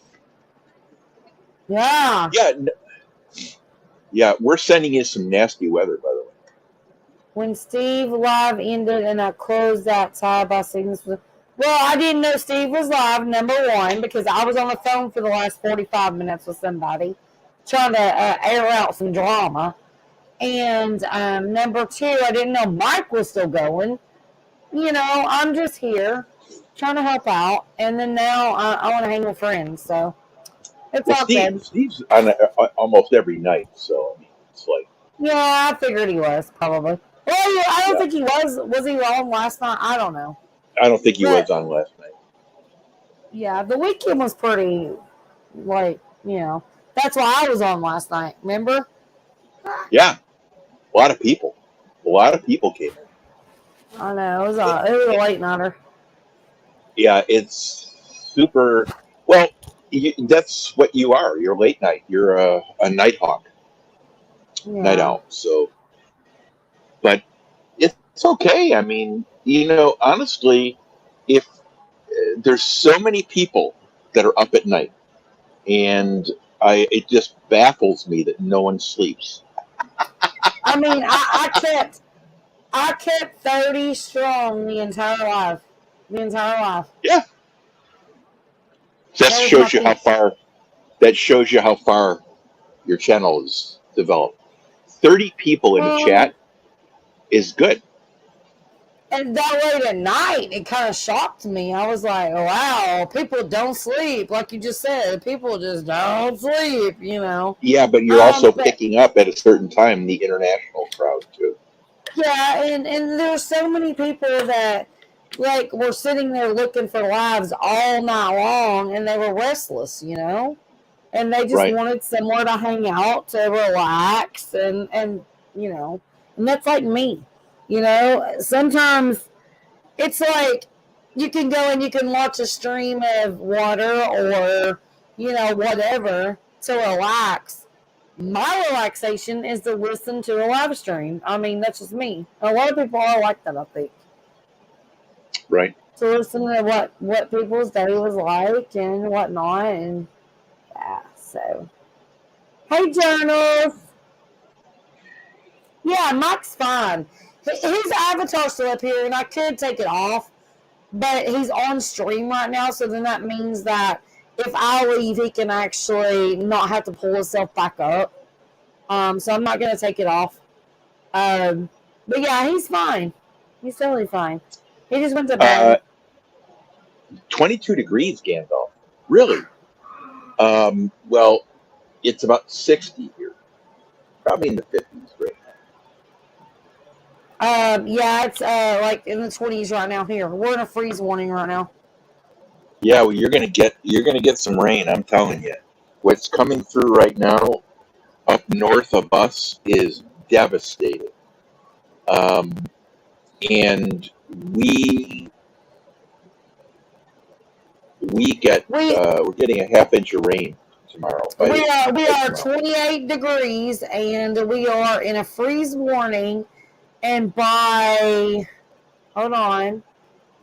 7 a.m. we're going to be at 23 degrees. And then we're going to move back up into the 50s, but then we're going to drop again to 30 tomorrow night.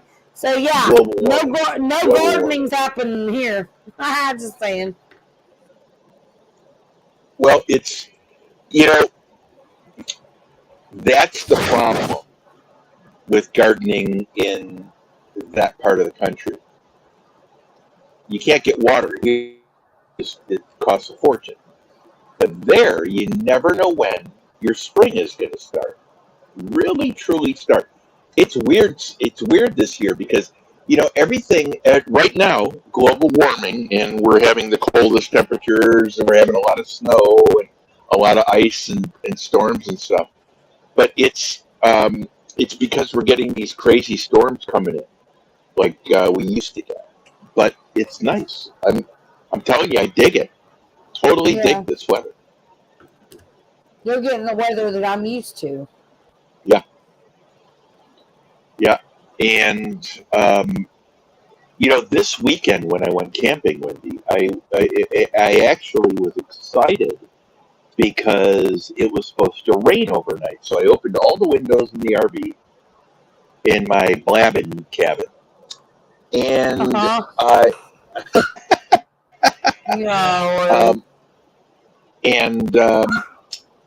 so I opened all the windows and I fell asleep.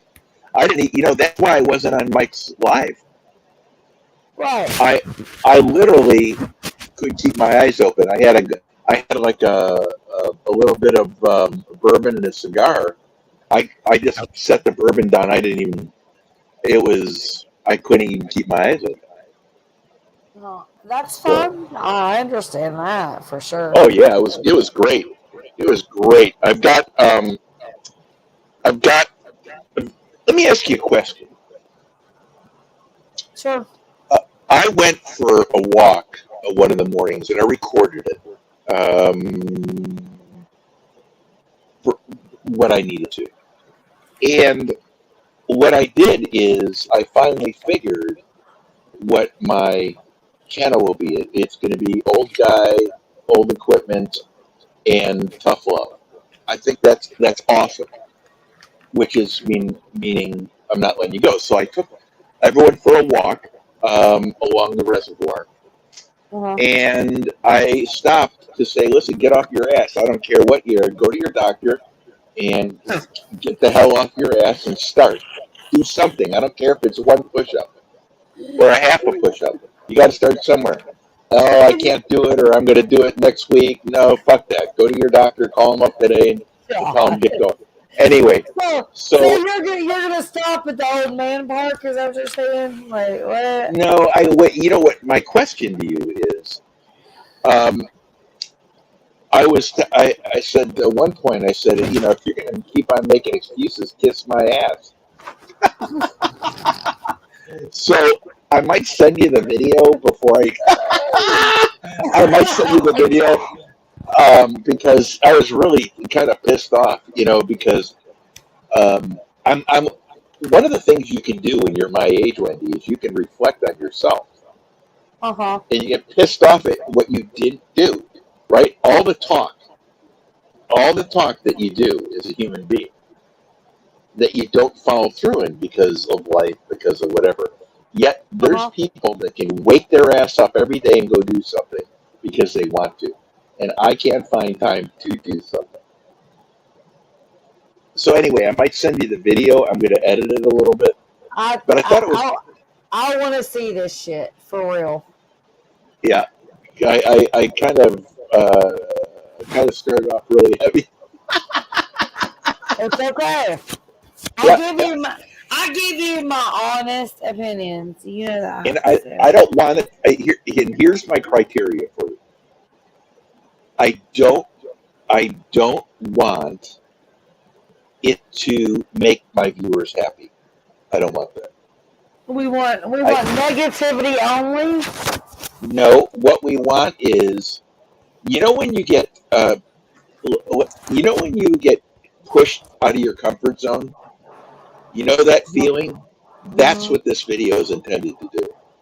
Okay. It's meant to push you back on your heels, not make you feel good. It's to get you thinking and get you actually triggered a little bit. And perfect. Yeah. So, and I haven't ripped off the bottom of my bell bottom yet, like Gandalf has. But I do think. Where is Gandalf? Is it coming up? Hold on. Let me get my. Are you gonna come up here, Gandalf, up at the weekend? I think I've been to all 50 states. He's Willie. Call him Gandalf Willie, Dan Willie, Mick Willie. Yeah, haven't been to Hawaii. All the things. Yeah. I'm sorry, Gandalf. You're not welcome up here tonight. We all, it's like if you're going to show up in your headband and you don't have one for all of us, it's like showing up and chewing gum in front of everyone else. You don't have gum for everyone. I'm sorry. You can't be selfish like that. You need to go buy an extra pair of jeans and rip the headband off. Now my head is bulbous. If he would do that and stick that in a little envelope, it ain't gonna cost nothing but a stamp. Stick me a little. Yeah, I want that. I will wear it proudly. Yep. Promise. Yep. I think Gandalf's got something. I don't know what he has. Maybe crabs. But crabs. I don't want a crab headband. No. Yeah. I don't want no crab headband. So either he has to bring headbands for everyone, or he has to sit down, just like you go to, if you chew gum in class and you don't have one for everyone, it's rude. Now, Gandalf is not a rude guy, right? He's very kind and very considerate and thoughtful. So, of course, we have to give him a little ribbon. But Gandalf's amazing. We love Gandalf. And he said he only puts it on for me, so get up here now. Yeah. Well, hopefully this will clear up my signal a little bit. Maybe I won't crack. Am I crackling, Wendy? Just a little bit, but it's okay. I mean, it doesn't bother me, but it is a crackle. It's not going to Yeah, well, pop. I'm on 5G and I'm by a place with so much electronic It's distortion okay. coming It out of doesn't, it. honey, it doesn't bother me. It's a little crackle. It doesn't bother me. I'm good. Yeah. Okay, and Gandalf, if you really want to, we want a forehead tattoo on you. Yes, we need a hot dog. The hot Yeah, dog slathered. We want chili You, on it too. you know, Mustard at Wendy, least. I'm thinking, I want to be different. I want to be different for instead of stickers, I want to send out. Different. You are already different. Well, besides the fact that I've got a gimpy leg and a short arm, I don't know what that means. I was thinking instead of stickers, I might have tattoos made. Oh God. Will you put stickers that are grown on your ass? I was going to say, I'm going to make them just the size to fit on your forehead. So I'm going to think of different ones, right? I'm going to think of different ones. Oh, you're talking about disposable tattoos, the one you wash off. Oh, listen. I don't even have stickers. Why does everyone have stickers? I don't know. It's a weird one. It's a weird concept, ain't it? I got your sticker. Can I have your sticker? Well, yeah, tattoos would be great. What's interesting about it is if someone was really smart, they'd send all of them to one person. And you could do one large mailing to 500 people and be done with it. I mean, yeah, that'd be a lot of work, though, for one person. I mean, well, we don't care about one person, Wendy. We use everyone. We don't have any thought. Like, the sticker thing is weird. That's like, hey, can I get your sticker? Can we trade stickers? It's kind of like trading Pokemon up in this bitch. We're like Pokemon traders. What the hell? It gets kind of weird, but... Like mine, my forehead... Will you ever put 7 grown on your forehead, Johnny? No. I would have eyebrow tattoos. Okay. I would have banana hammock tattoos. Your nose can be the banana. You're going to be 7 on one eyebrow. You're going to end in the middle, and you're going to grow on another one with the banana hammock hanging down. It's going to be perfect. Could I throw something at you so everyone can have a Gandalf headband? I guess. We can get a body tattoo, Gandalf's headband. So all you have to do is send a sticker out that you put on you put it on your forehead, and we could have the only people that can come up are people that have this thing on their forehead. Yeah, it's a thing. It's a thing. It's a thing. It is a Gandalf thing. That is the thing. I'm cutting James up tomorrow because he's not going to send me one, so I'm going to go ahead and do my own. They're for pasties. That's what the stickers are. Yes, they are. I mean, they make great pasties. They don't keep them warm at 20 degrees, but they work well. And Gandalf, yes, we're definitely going to do this. If you're not going to send me, because I know you're not going to do it. You're like, I ain't got time for all this bullshit. So guess what? I'm going to go ahead and do it. I will send out the Gandalf. I got some jeans I'll cut up. I'm going to do it. I need one. Who wants that? You want one, Johnny? Okay, you got this. You come up with the idea, it's yours. We're going to do the Gandalf headband rally. We got a like Gandalf bled band. No, bled hand headband. Right? I like that bled hand. I don't know. Yeah, right. Back you changed the first and last and first letters. And if you can imagine, we have to use Gandalf speak when we talk. Really style. So we've got to come up with. We have to put the last letter first to every word we talk about. Mm-hmm. So Gandalf would be Fandolf, Fandag, Fandalag. See, I think that's perfect. So can you imagine a new person coming into the chat and everyone's talking in Gandalf speak? And I've got my bunny ears on, trying to impress everyone because what they say about people with big bunny ears. So I thought that we could have some fun.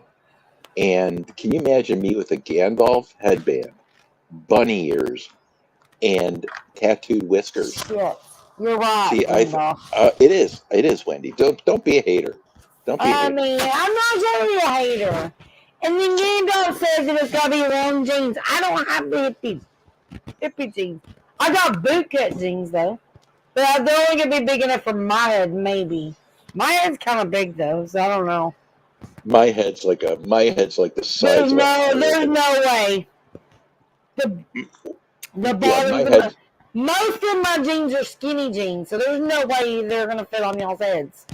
Those big ass freaking brains. There's no way. Wow. Well, I don't know what you're talking about, but my head's the size of a hot air balloon, so you better put a lot of elastic on it. I don't know what the hell we're gonna do. Maybe I'll just get some jean material. I got somebody that sews, and maybe we'll talk to her. Yeah. 32 inches in seem long. Well, thanks for your size there, Bill. Appreciate that. He is becoming a furry. He's been a furry. He's been a furry the whole time. He creeps me the frick out. He's a furry. I don't know what the hell he's doing. I don't even know what that means. Oh my God, no, you didn't. Don't even start, Johnny. Don't start. I have no clue. Are you serious? Are you okay, Gandalf, get your ass up here now. Right now. Get up here. Okay. He's coming up here. We're going to explain this to you. No, I don't want to hear it. If it's bad, I don't want to hear it. It's not bad. It's not bad. It might not be good, but it's not bad. It's not bad about you, personally. But it's not like something that I ever heard about until the other night. I can't believe it. You really don't know. I'm a simple guy, right? I don't really know a lot. I just I make stuff. Man. Is that what you're saying? Yeah. Or I'm going to hire a wino to decorate my house. So, if I have to drop out, Wendy, I apologize, but I might have to. We don't want to have the furry conversation. Okay, I get you. Does Gandalf have electricity where he is, or does he still have to pedal his bike to get the internet to turn on? I don't know. I don't know. We don't want his headband getting caught in the spokes of his bike.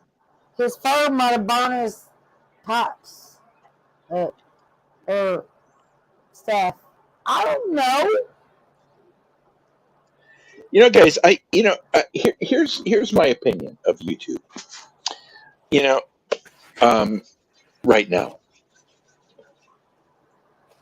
I can go look up all the nonsense I want to. I don't want to because I have Google, right? And I choose not to use Google. Like I choose not to watch TV.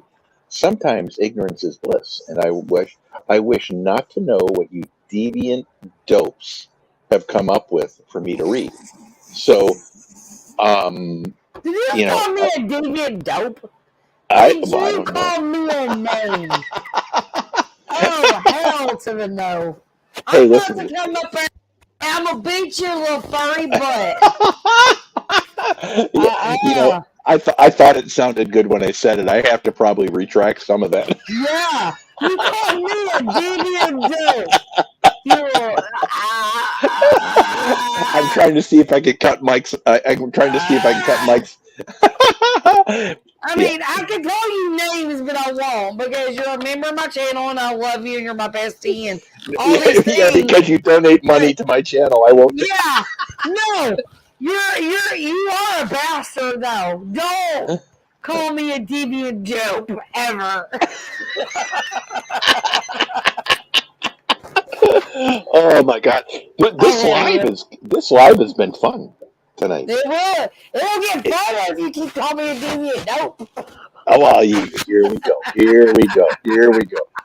Listen, I'm all wrapped up in fur. I feel cozy. I don't care right now. And it's rainy out. Let me pitch your phone or catch it on fire in a minute. Give me a minute. Yeah, when I've got my bunny outfit on, so I feel very comfortable with who I am.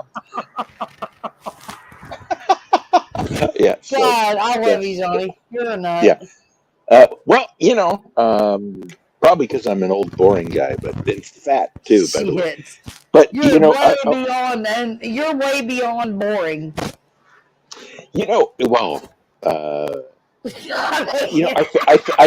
I can I tell you something? When I went camping this weekend, I think my wife's on to me. She has realized I got the best gig in the world. So she was like, oh, I think you need to go camping. You can get away and have some fun. So now she realizes that she has to stay home in the middle of Bedlam. And I'm doing nothing but smoking cigars, sitting by the campfire overlooking a beautiful valley. She goes, well, what are you doing? Well, I looked at her. She called me, goes, what are you doing? I said, nothing. She goes, but did you go? I said, yeah, I went for a walk. She goes, well, I need you to camp. Are you going to camp on April 14th? I said, yes, I am. She goes, you need to cancel that. So I canceled it and I moved it ahead 1 week. So I only have 2 weeks at home and then I go camping again. You're such an asshole. You know that, right? I love it. And I'm gonna, what I'm gonna do also. But you know what? My Toyota blew a catalytic converter. Guess how much that is? Expensive. $3,000. Yeah, a new car. My car has a new engine, a new transmission, new water pump, new radiator. And now it's ready for the junkyard. Bless its heart. Well, I could drive that car for 400,000 miles. Mm-hmm. And I'm going to do it. When I turn right and the car goes left, I'm getting a new car. And where all 4 tires come off at the same time. But that car is a great car. It'll run forever. And the lady at the dealer said, it's an attachment. That's all that is. It's an attachment. You're in love. That's all it is. It is. I know. I got car envy. No, that's what Drew does too. Oh, it's gonna run forever in a lifetime, even though I put $5,000 more into it. Okay, y'all just live on your damn little rides. If I told you how much money I spent on my cars last year, you'd cry. You'd have a brand new bitch. Like what? Really? No, my car that I drive my camper in has 240,000 miles on it. Hmm. And it runs perfectly. I finally have spent enough money where the only thing that could happen is my engine blows up and my car lights on fire and all that money that I spent on it goes right in the crapper. And of which I would go get the sheriff's handgun and shoot the bastard about 6 times. I'd salute it and say, it's done. But this car will run forever. I can probably put 500,000 miles on it before I have to have the engine rebuilt. But my car has no paint. My truck has no paint on the hood. It's love at first sight. I don't care. I don't care what anything looks like. I just have to pull my blabbing cabin up to the top of the mountain. His blabbing cabin. I have bourbon and great cigars, a fire pit. I have 4 bottles of propane, 4 tanks of propane in my truck, and all I do is I do whatever the hell I want, and it's awesome. Yeah, you know what? I think that is a life to live right there, bro. Cheers. Well, I paid a lot to get there, Wendy. Yeah, I paid dearly. That's part of when you get there, you've earned it, right? Yep.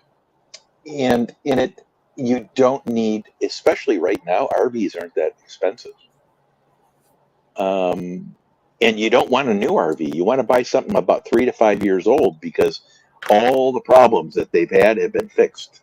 Even boats, you know, like anything, as long as it has potential, you know, you do your thing. You don't be buying brand new stuff, you know. Well, unless you can. Well, one of the part of the reason I bought this was because I was sleeping in my truck. I truck camped. I'd pull into the campground, I'd throw out all my crap, and I'd sleep in the Suburban, right? My wife said I looked homeless. So 2003. 2003 is the best year they made. And so she said she was going to buy me this camper, and then she said, "Okay, so do you want it?" I said, "Sure, if you're going to buy it." She goes, "Okay, now pay for it." So I bought it for myself, apparently, and that's how it works. And you know, the thing is, she doesn't like camping at all. If I took her on this without the grandson there, she'd look at me with 3 eyes, 5 at 4. She'd look like an octopus. She wouldn't know what to do. She'd be driving me nuts in about 15 minutes. Exactly. She came to my campsite. I want to tell you this true story. She came to my campsite. It took me 10 times to this campsite, and all the camp hosts, right, knew me because I was always at the campground. When's your wife coming? When's your wife coming? I said, she's coming this weekend. So they were delivering wood, and they made a round about every 10 minutes. And they said, so when's she coming? I said, she was already here. You go, what do you mean? We just made a pass 10 minutes ago. I said, yeah. She sat down with the fire going. She sat down at the picnic table. She goes, so what do you do now? And I said, this isn't for you. And she goes, no, this is boring. I'm going home. It was 5 minutes. She stayed. I got it all. I got it perfect. My wife doesn't want to be there. I get to hang by myself. I get to do nothing. I'm the same way. I can't just. I'm not judging on that one. I'm like, give me peace and quiet. I have no complaints. It is a Chevy truck, Suburban, right? Bring it back on. My Willie, man. Oh, he's so sexy. Look at him. You better put it back on there. What you doing? It gets frayed, and the frays hang down and drive me nuts. I was hoping you were going to have your. Oh, there he goes. There it goes. It had a fray piece sticking down right in the. Hey, Wendy, can you make him a pair of bunny ears that goes along with that? Because I think that'd be funny as crap. Bunny ears. Yeah. Listen, we will get you to wear bunny ears, pal. Yeah, we might try. We're going to break you down hair fiber by hair fiber. I got like 6 hairs, so it really takes. What? It's got like 6 hairs. Johnny, the only thing I've ever dressed as for Halloween was the Grim Reaper. Now, you could dress like Willie Nelson now. Okay, Johnny's got 6 hairs. I've got like 12. Willie's a good dude. Willie is a good dude. Johnny with Jimmy Carter. What is this? I said, Willie smoked pot with Jimmy Carter on the White House. Did he really? On the White House roof. Jimmy didn't hit it, but he didn't care if Willie smoked a joint while he was up there. Yeah, but Willie's got to do that because that's Willie. And Willie didn't come to the White House. He said, listen, I'm going to smoke pot. And he said, fine, let's just do it up on the roof. Yep. What do you think? What do you think the special agents do, the Secret Service do, when all the shenanigans go on in the White House? Do you think they care? No. They're there to make stuff go away. And that's how they did it. They said, well, you can just go on the ceiling or the roof. Perfect. Yep. I love it. My dad's cousin was Secret Service attached to Air Force One. You can imagine what went on there. Can you ask me, is your dad still alive? I don't know. Okay. We don't get along anymore. The reason is I was taught flying by one of the Air Force One pilot, and I'm very curious if he knows this guy. And I won't say it. I only met my dad's cousin once, and I think I was about 12 years old or something. Yeah, I bet you knew him. Was he with Kennedy? Yeah, he was there from, I think, about 1960 through probably 60. So he knew this pilot. He absolutely knew this pilot. So your dad knew the pilot that taught me how to fly. My dad's cousin. Your dad's cousin knew the pilot that taught me how to fly a private plane. Yep, probably. Yeah. Guy was absolutely out of his frickin' mind. They say 6 degrees of separation, but man, it's more like 3 or 4 degrees. I mean, I know every year you get older, it gets different, doesn't it? Presidents, you know. I've met every year you get older. Stars. I've met people that have met, you know, Hollywood stars. Wendy wants about 15 degrees of separation from both of us. And I mean, are you just saying 15? Gandalf, you know, I don't know where to go with this, man. There's so much hate coming for her tonight. I love y'all. You know better. Shut up. Shut up. How many people are in chat? Are we talking to ourselves or what? I don't know. I mean, I'm seeing 4, but I don't know. So we're talking to ourselves because we got 4 up here. No, because it don't count when you're on panel. So there's 4 in chat. But I was supposed to be over there modding another live, and you probably know what I'm talking about. And I'm not doing that. You know. I'm just good. My keyboard's way over there now. Huh? Game Mode probably in like 15 lives. I had to rearrange things to get my laptop. You better come up there also. And I forgot Travis, get your ass up here now. You forgot what? Oh, man, I can't reach my other keyboard. Wow. What did I just drop? Yeah. Okay, I did. Like, I'm... Okay. So Wendy, next time, you know what we should do next time? We should hijack Mike's program and do crafts on here. We should. We need to start crocheting. You want to crochet? Let's we need to do some wigs. Let's make wigs. Oh my God. Let's make hairy wigs. I'm just going to go buy a mullet wig. I'm just going to go buy a mullet wig. We can crochet wigs. Well, that might be fine. Yeah, where is wigs? He's still awesome. Wiggs is a puss. He ain't gonna be here. He has to go to bed by 9. Travis, what's up, honey? He's the guy at the restaurant that separates the whites from the yolks, and he has to be on full form in the morning. Otherwise, the whole restaurant goes down. I can't read that. No BS catfishing, right? Hey, no BS. Yep. Nice. This is my buddy Travis from Tennessee. Whereabouts in Tennessee? By me. Pardon me?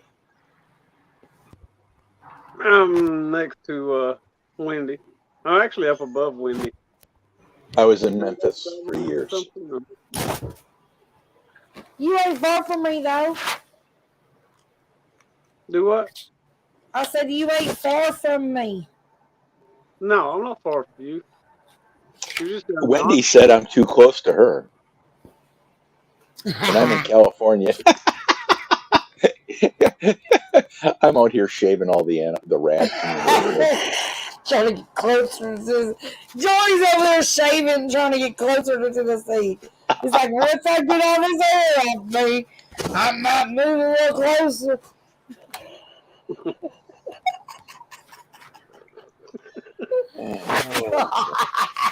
I think you got that bonnet suit on.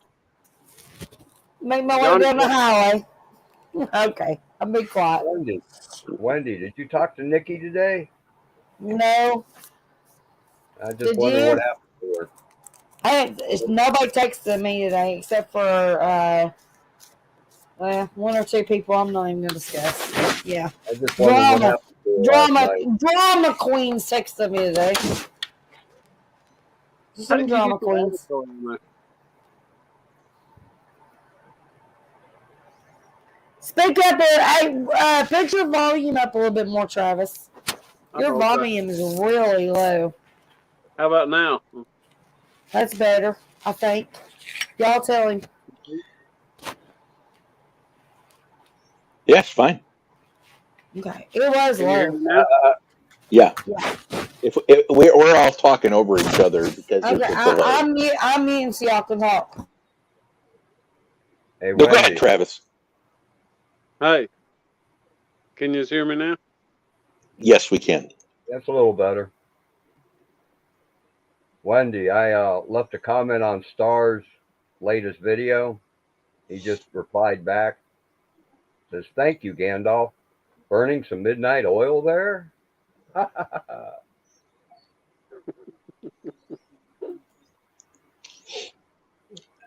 think he heard.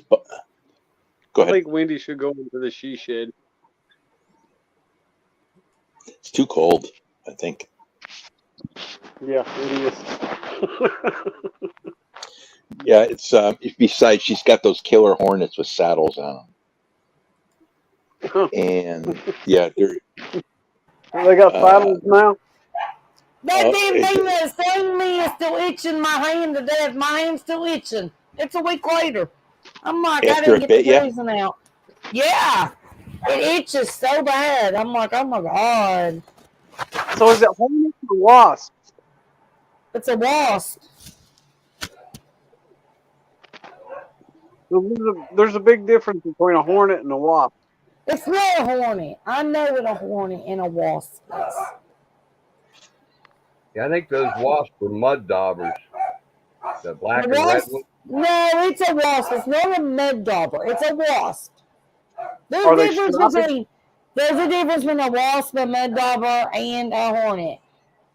Well, mud And a honeybee.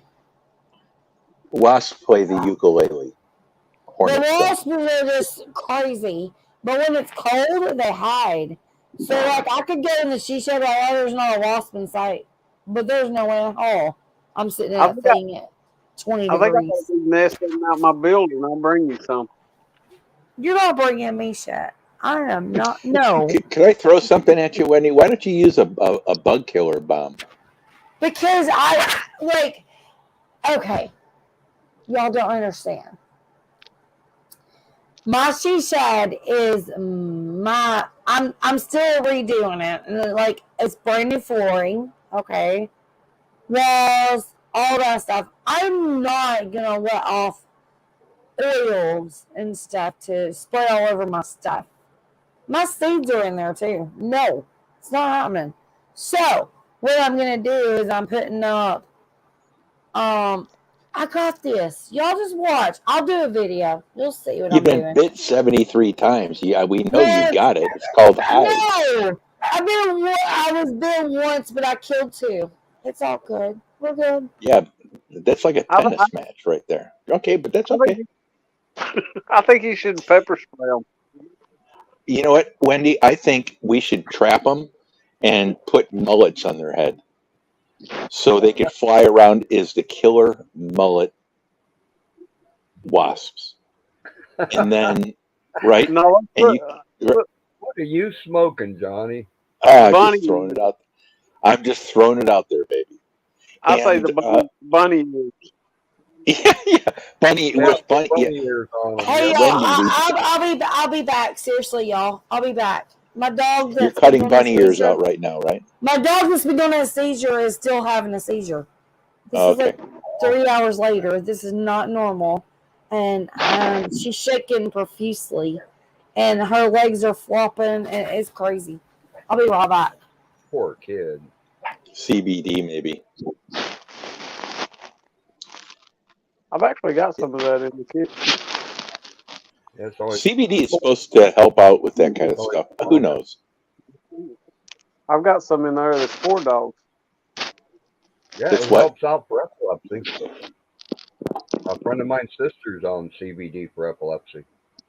Yeah, it really does have some really wonderful effects, and it's if they work on the carcinogenic issues with the stuff, which CBD doesn't. I don't know if that has that, but it helps so many people that you can't deny it. I mean, you really The only can't. carcinogenics involved with that are the ones used to take the oil from the plant. The plant has no carcinogenics in it. When you smoke it? When you smoke it, when you eat it, if you distill it naturally with a steaming distillery thing, yeah, there's nothing in it that's bad for you. Good. That's excellent. I just know so many people, animals even. Everyone benefits from that. You know, what I do, I can't even get close to the stuff. I could barely take an aspirin. So my whole thing is that I would probably use it for my knees, but I can't. I could get arrested for that, and it helps so many people. It's a miracle, really. And the fact that you couldn't get this stuff before is crazy. Hey, prior to 1930, every farmer in this country grew it. And a lot of them used it for their animals when their animals got sick. What do they just to calm them down or what? Well, for like colic and stuff, they just feed them some hemp of whatever kind. It was only made illegal so them rich so-and-sos could make money. Henry Ford wanted to make cars out of hemp fiber, so Carnegie was mad at him. Rockefeller seen World War II coming, and he didn't want the military buying hemp rope. He wanted them buying plastic rope. I mean, money makes the world go round. Even the way it was done, they made a Stamp Act. You were not allowed to ship hemp from one state to another without paying the tax. And the government would not issue the tax stamp. So that did not give them cause to go around and kill off every bit of hemp in the country, but that's what they did. You know, it's funny you say that because and his buddies. About 20 years ago, I was in Iowa driving through doing some vet runs with some people.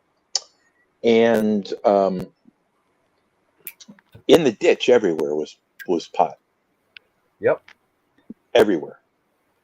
And no one pays it any attention. It's for hemp, I think. It's not for smoking. Yeah, ditchweed's usually just standard hemp with very little THC. If you smoke it, all you get is a headache. Yeah. And that's probably why everyone left it alone. But I mean, it was everywhere. And no one cared. It's just like, oh, yeah. And no one worries about killing it, nothing. So Indiana, they've been growing it the whole time. Yeah. Back in the late 70s, I knew a guy in Akron, 40, 50 miles from me, that had a prescription for pot. Back in the 70s. It's amazing. Well, it's amazing. The hemp, as long as it's below the 10% THC, I think it's legal. Less than 0.02. Yeah, I remember one of my exes. She used to deal with that CBD oil all the time, and it was a certain percentage or something or another. Yeah, but that didn't stop some entrepreneur from taking hemp and taking that 0.02 out and selling it. You can buy it down here at the store, even though it's illegal here in Ohio. You know, when it comes from the hemp plant and not the get high cannabis plant. Right. And they regulated all that oil, like CBD oil and everything, just so they could get their hands in it. Yep. If you go back and look at the sugar, the government sets the price on sugar. Oh no, Tia dog's looking at me. The Tia dog. Yeah, she's giving me that look like it's time to go outside. It sounds like she told you it was time to go outside too. Yep. The Well, guys, I guess I'll be back in a minute. Okay. I've got about 15 minutes here, guys, and I'm going to be running. Y'all, I'm sorry, but I'm gonna have to go. Guys, I'm going to run then. I'm going to run. She honestly might not make it tonight. This is Oh. not good. My puppy, honestly, she's 6 months old, and she's had a few seizures, but she's been locked in. I can't even keep my earbud in. I'm holding it right now. This has been lasting for a long time, and her eyes are not doing good. I gotta go. I gotta take care of this baby. Okay. Take care of the I'm baby. going to run, I love guys. y'all so much. Thank you so much for being Good here. night, Wendy. I love y'all so Good night, Wendy. much. I'm sorry. I gotta go. Gonna Take shut care of this the baby. off.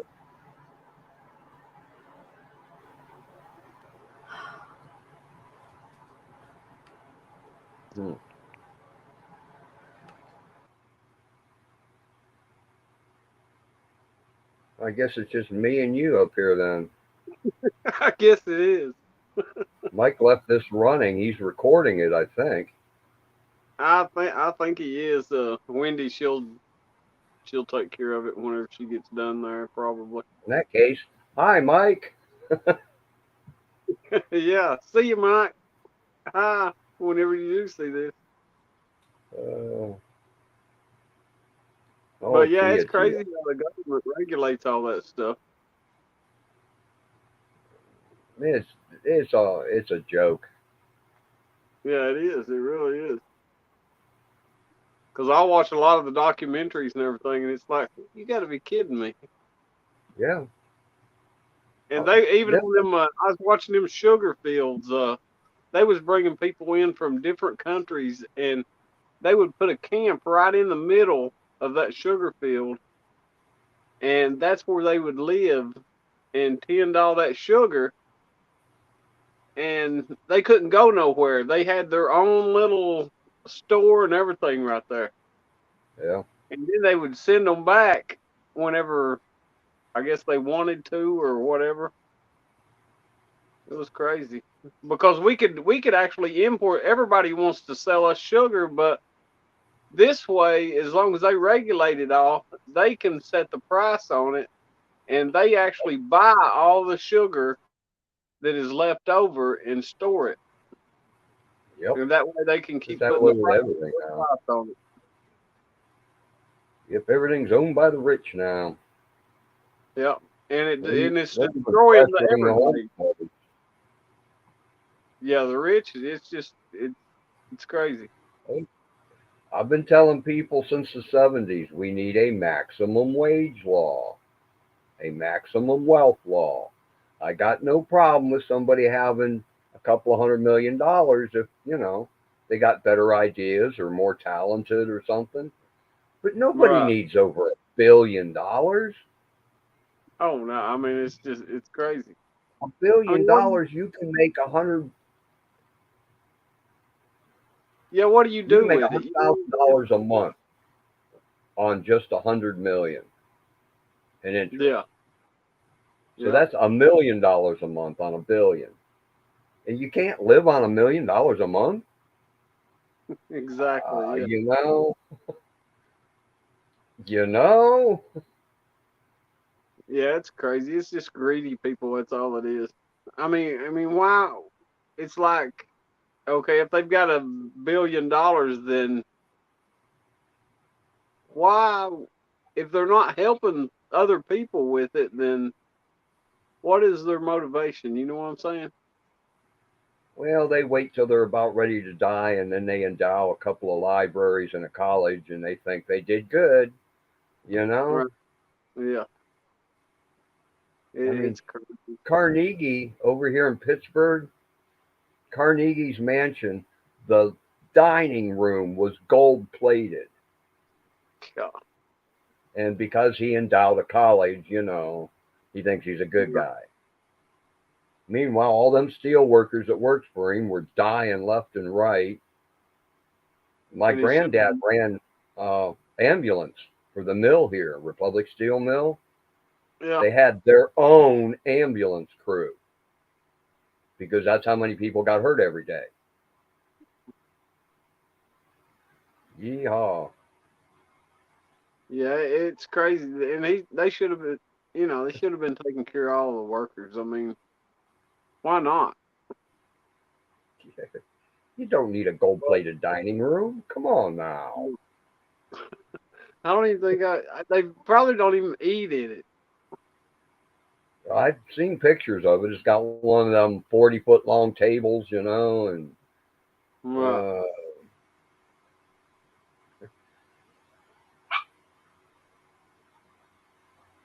Yeah. What was your dog's name? Tia. Tia. She's a Pomeranian, and boy, is she hard headed. She's really not my dog. I take care of her because Right. her owner died and his son inherited her, and he can't have her Right. where he's at. And since I've known her since she was a puppy, she's okay with living with me. But she does not treat me like dad, you know. She treats me like a brother or something, or a slave. Right. You know? Give me my treats. Give me my. Take me for a walk. Bark, bark, bark, bark, bark. That's about like my dogs.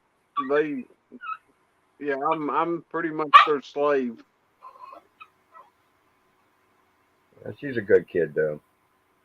Right. She doesn't chew anything up. She doesn't bite people. She only pooped in the house, I think, 3 times in 12 or 13 years, however old she is. Right. One of those was on purpose. She pooped in somebody's shoe because they wouldn't let her out. That's a good one there. Well, she's pretty hard headed, you know. You don't let her out, she's gonna let you know. She gonna get you in a minute. Yeah, I think she knows better because I hold the key to the jerky. Do you get her the duck jerky? Jerky loving dog. If she had her way, she'd eat a bag of Jack Links every day. Yeah, ain't no doubt. Yeah, I'd need to be a millionaire for that, you know. Yeah, I started getting mine that duck jerky that they put out, and she won't eat that duck jerky.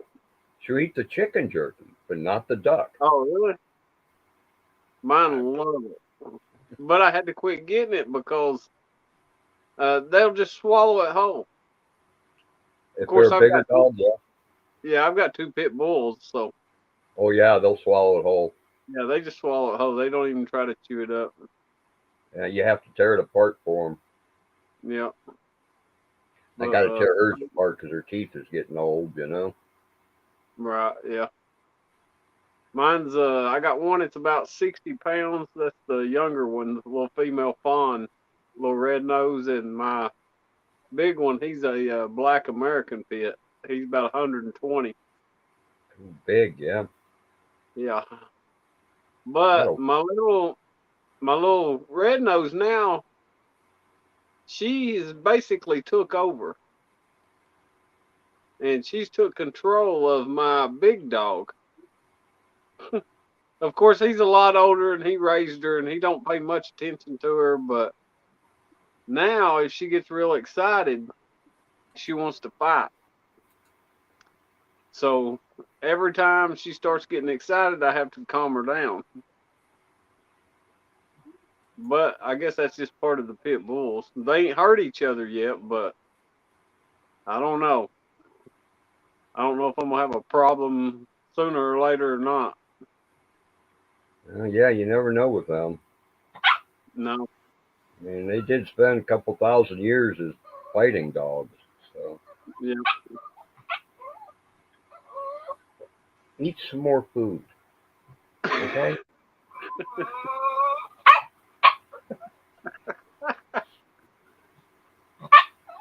She's mad because I gave her hamburger today for supper.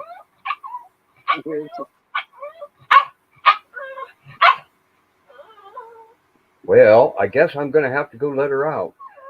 Okay, sounds good. I'll jump off and get sleep anyway. I got to deliver some bait in the morning. We got like 7 or 8 people watching this. Oh, really? What it says anyhow, and you can't trust those numbers. Right. I've been on lives where there's been 10 people up on panel, 20 people in the chat, and I look down and it says 1 person watching. Okay. you know? Yeah, I'll find out. I'll go look on their phone.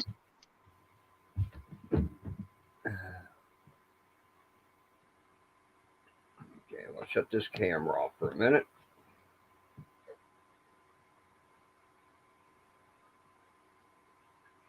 I got to let her out before she has a fit. Yeah, it's showing we got 8 on there. I got to let her out before she has a fit. Yeah, it's showing we got 8 on there. I got to let her out before she has a fit. Yeah, I can hear an echo now. Yeah, I had to turn my volume down on my other phone. I've actually got one that I videotape with, and the other one just my regular phone.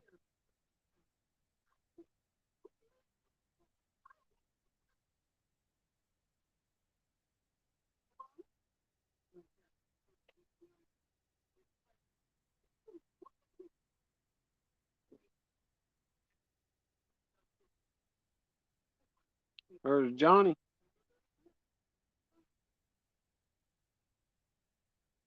Teresa.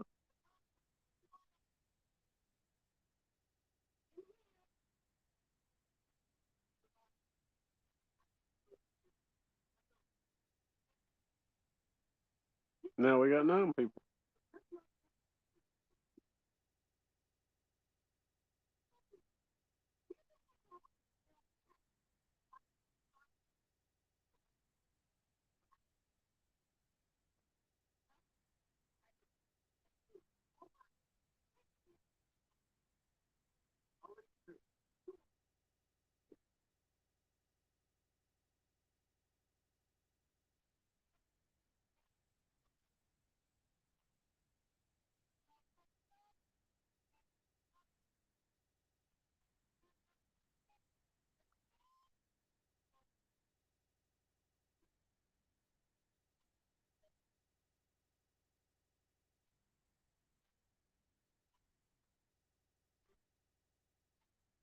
Well, I get to the only one be up here. Everybody left.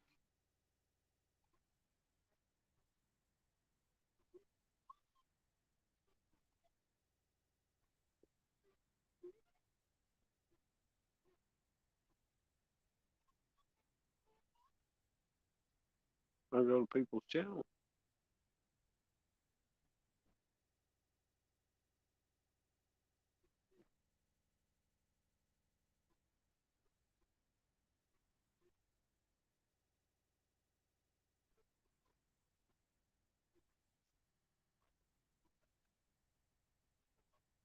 Looking at your little dog, little pet. Is that your pet, Teresa?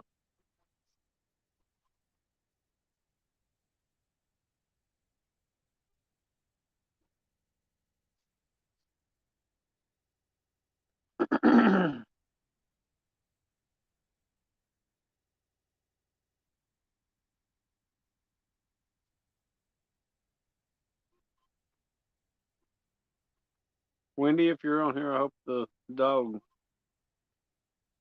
or I shouldn't say dog, the puppy, you said it's like 6 months old. I hope it comes out of its seizure and it's okay.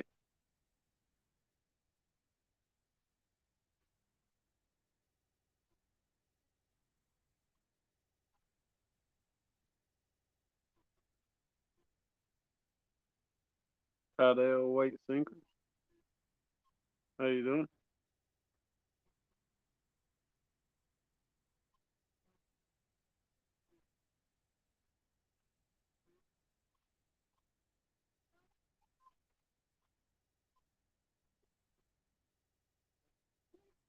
Wendy was up here and she had to go. Her dog was having a seizure.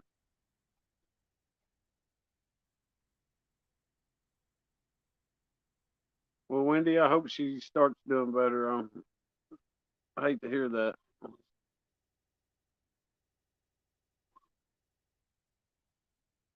sounded pretty bad.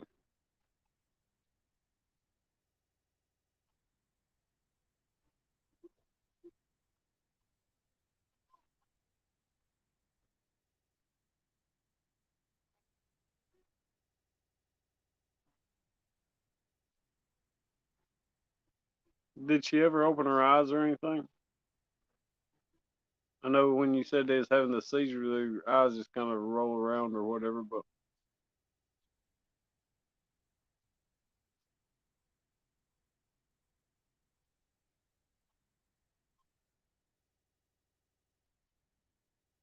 okay, Wendy.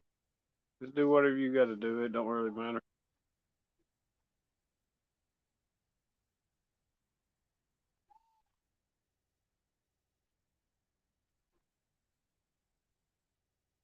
Grandolph will be back here in a minute. He had to take the dog out to pee.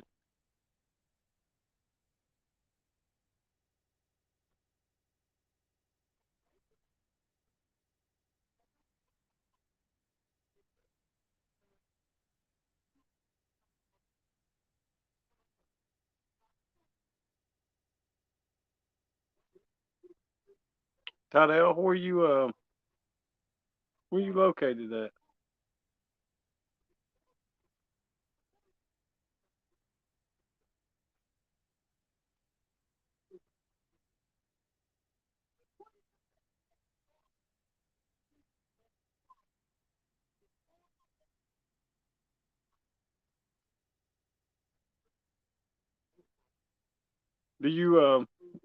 Do you do your own sinkers, like ship them out, or do you let uh stores and stuff carry them?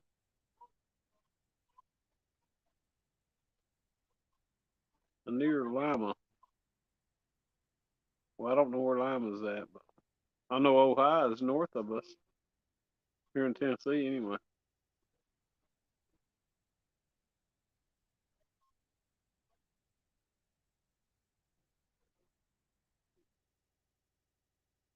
Oh, so you do put them in stores and everything.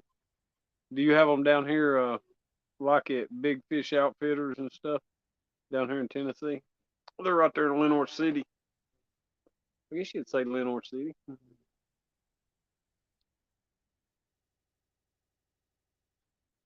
mean, there's a ton of bait shops and stuff down around this way, especially up and down the Tennessee River. There's a Thompson's, I guess it's a bait and tackle down next to Watts Bar. I mean, I could keep going and going. There's Edgemore Outdoors. There's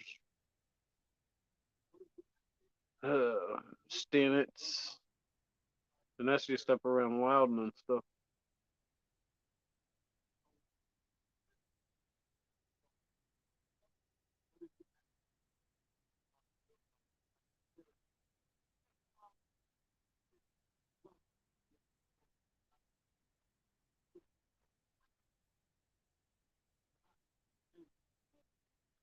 So, do you have your own shops, or do you put them in shops? Well, I'm assuming that you put them in shops. How much do you get per pound?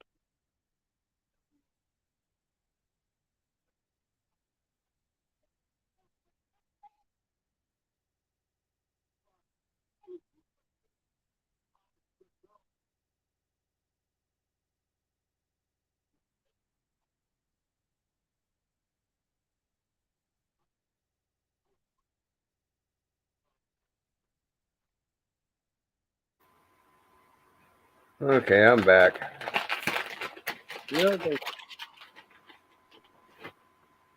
She's pretty good about that too, usually. She goes out and does her business and wants right back in. well, that's good. But she also wants her treat. I went out, Yeah. I didn't bark, I want my treat.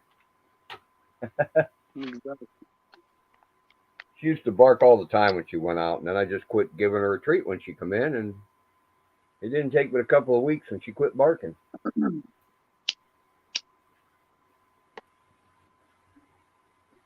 the neighbor guy says, "Hey, how'd you teach her not to bark?" I said, "Oh, that's simple. You just don't give them a treat when they come in.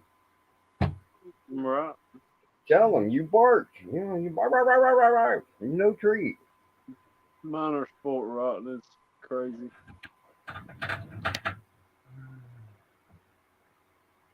So what part of Tennessee? You said you was by Wendy, huh? Yeah, I'm up above Wendy, actually. I'm off the Closer to 130. Kentucky.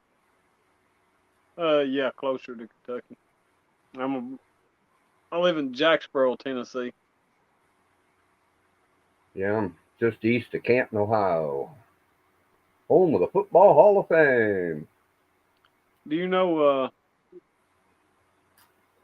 TidalWeightSinkers? What? TidalWeightSinkers? No, I don't think.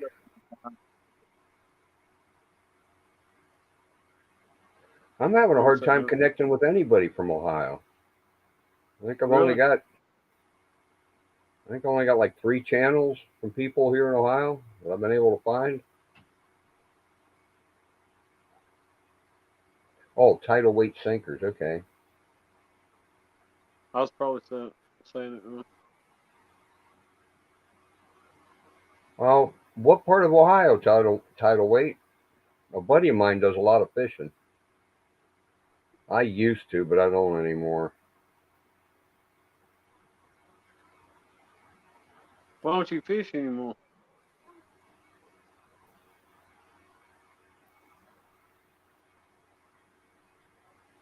Chucky's here. Well done, Chucky. I'm trying to keep up with chat too. I haven't been coming to Mike's lives much more than probably 3 or 4 weeks now, so I don't know most of these people.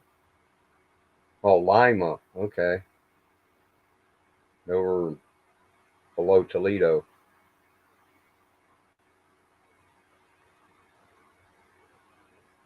I was talking to somebody on one of the lives recently from Worcester.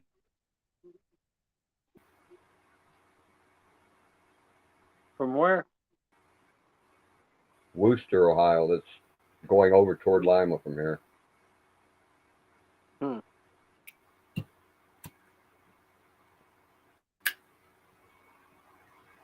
There's quite a few people in East Tennessee that gets on the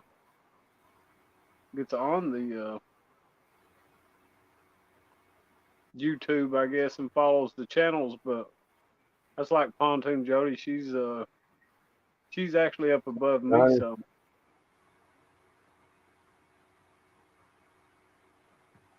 Well, See, Wendy, Johnny. Take this headband off. I only put it on for Wendy.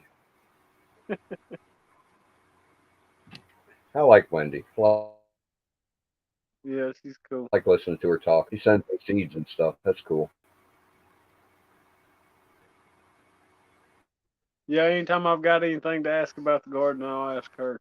She's pretty much. Mike's not here, man. I don't know what happened to Mike tonight. Fishing time. Mike's not here. Mike disappeared and left this running. I don't really care. I was wearing a hat all day. I went and caught bait. Yeah, what kind of bait you sell? Mostly just skipjack. They'll call me if they need fresh bait, and I'll go catch it.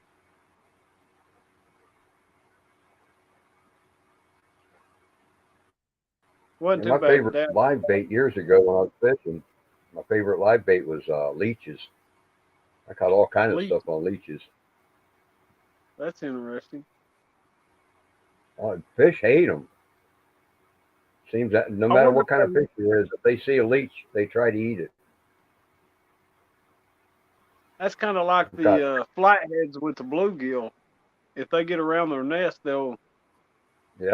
I mean, I think they eat them just to eat them, but still, I think they just hate them so bad. The bluegill will eat their eggs. Yeah. You know. And I think the more they think they can kill, the better. Yeah. I've got bluegill and bass and crappie and catfish and all kind of stuff on leeches. Yeah. There was an old lady here in town that sold leeches at her bait shop, and people would freak because she'd just reach right in the jar, grab a bunch of leeches, and start pulling them off her hand. 2, 3, 4, 5. Put them in your jar container for you. That's one way to do it. She's an old. She was probably from down around your area. Just an old lady, you know. It's fishing time. Let's go.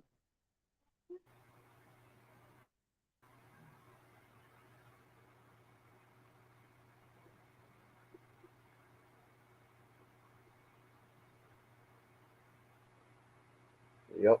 Poor Wendy. She had one of them puppies die a couple of weeks ago. Oh, did she? You know, you'll have that when you crossbreed. You'll get, some of the best and some of the worst traits of both parents, and sometimes you'll get puppies that die. Yeah. My brother got he had one little, it's like a miniature poodle, and he had that thing for years and years, and it finally passed away. And he was going to get, it's crossed between something and a little weenie dog. And it's got long hair. It's so weird looking. But he started to get the smaller one, the runt, and he didn't end up not making it, and he ended up getting the other one, which it's so funny though. It looks like a weenie dog with a big head, and it's real furry, and it's got the real short legs. Yeah, they got even shorter legs than Pomeranians. Poor Tia. I mean, it's crazy looking. Yeah, poor little Tia dog got just really short legs. Yeah.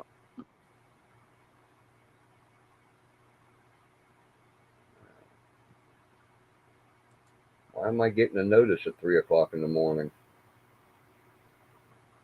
A notice? Yeah, somebody uploaded a video this late. Or maybe they uploaded it earlier and I'm just getting the notice this late.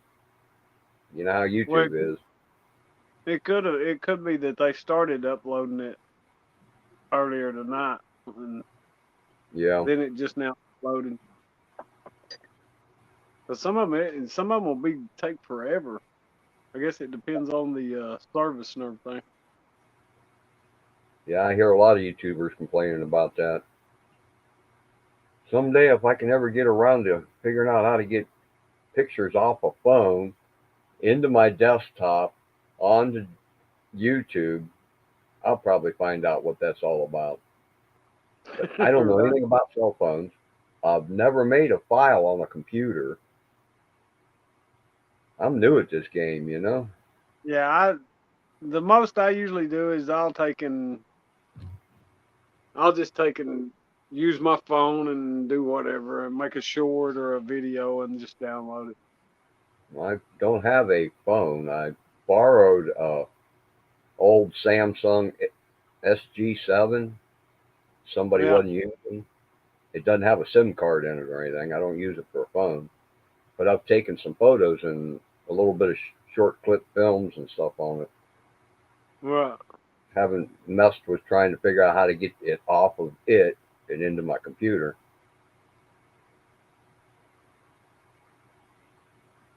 But that's one of the reasons. It's not too hard after you get a hang of just a little bit of it. That's one of the reasons why I wanted to get this laptop camera and stuff working. Maybe doing it live might be easier for me to understand what people's trying to tell me instead of just like reading it off a chat list or something. Right, yeah. Then I can say, oh, no, see, that's not what it says here. You know? Yeah, exactly. Oh, which button did I press wrong? I've got a laptop around here somewhere. I don't ever use it though. I got a tablet over there I don't ever use no more. Yeah, it doesn't help that I used to weld when I worked at Republic Steel, and now I can't see definition very well. Right. Oh, TidalWeightSinkers. There's nobody here to let you up on panel, dude. He says he's backstage. Yeah, I can't let him up. I don't have that power. Yeah, that would either be Mike or his administrator.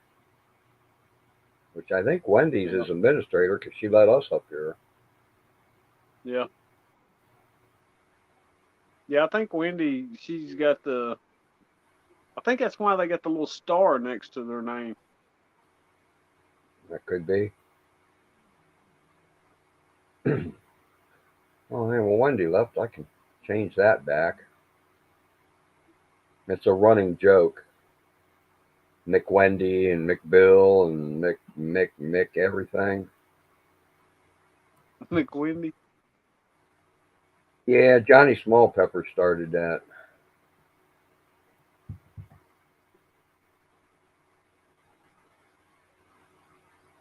I'm trying to get back to the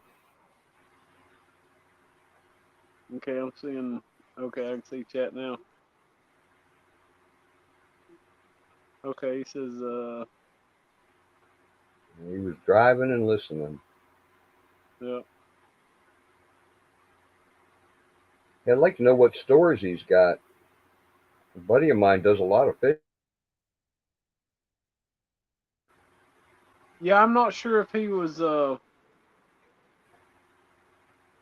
if he puts I wonder if he has the whole stores or wait a minute. He's got a star next to his name too. Maybe that's a member thing. Yeah, that's a member thing. Yeah, the star on the right. Yeah. Different colors is different levels of membership.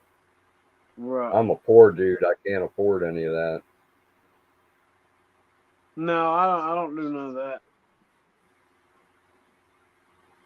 Yeah, I would if I had money, but I'll be 66 in May, and then I got to wait another 6 months before I can get my full Social Security. Now, Johnny Smallpepper, what?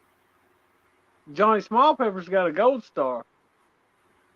Yeah, he's different level. You can usually become a member for, like $5 or $10 or $20 a month, depending on, how the person sets things up. Right.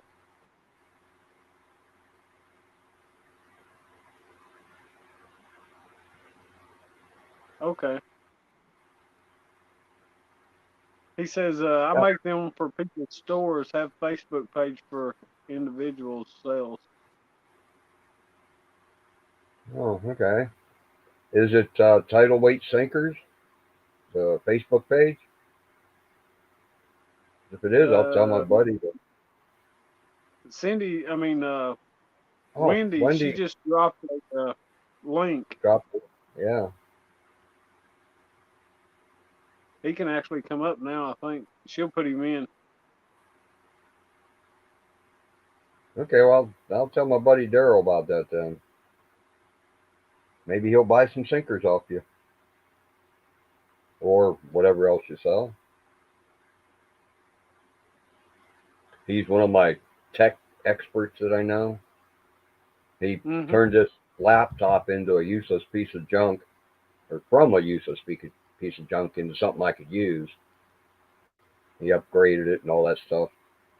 It had Windows Vista in it. And boy, Windows Vista is an old program. Right there he is. How's it going, guys? We're good. Hey, it's going. We're just trying to hang in here and hang out for a while. Heck yeah, nothing wrong with that. Where you I couldn't driving sleep, to? so I went to go grab some donuts. Donut shop. Not the donuts. Did you go to Dunkin' Donuts? Hey, you know what the Pat's Donuts and Cream? You've heard of it? No. It's in Lima, Ohio. You know what the weird thing is? I pull up here and there's not a single cop with wanting coffee or donuts at 3 in the morning. Well, that makes me wonder about the donut shop. There's usually They're always pretty cops good. at them. They must be full sleeping it off somewhere. Yeah, they done went by there. That could very well be. Wendy, I hope your dog gets better. Sorry to hear that. Thank you for letting me up, though.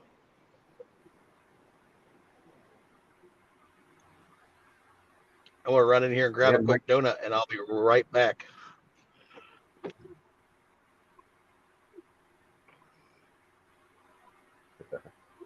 Donut shops. That takes me back a bit. Talking about cops and donut shops. I graduated high school in 75. Sex and drugs and rock and roll, right? Right. Me and a buddy of mine was out tripping one night. And he made the mistake of pulling into a donut shop and tried to talk me into going in and getting donuts. And it's like, dude, there's 6 cop cars in there. We're doing LSD. There ain't no way I'm going in there. That was back in the day, you know. Right. Back when you do young and dumb things. No. John, Are you nuts? what'd I you ain't say, going in there. 75? I think I was 6 Man. in 75. Dang 24-hour donut shops, not 24 hours when they got the door locked. How dare they? Aw. That's That's no disappointing. fair. Is it closed I or know. is it drive-through? I don't know. I didn't see anybody in there, so Well, that explains I why the assume cops they're weren't there. closed. Yeah, Messed makes up. a lot more sense. Well, it's like the McDonald's now. There's a lot of them that don't stay open all night anymore. Yeah, I know none of our stores do anymore either.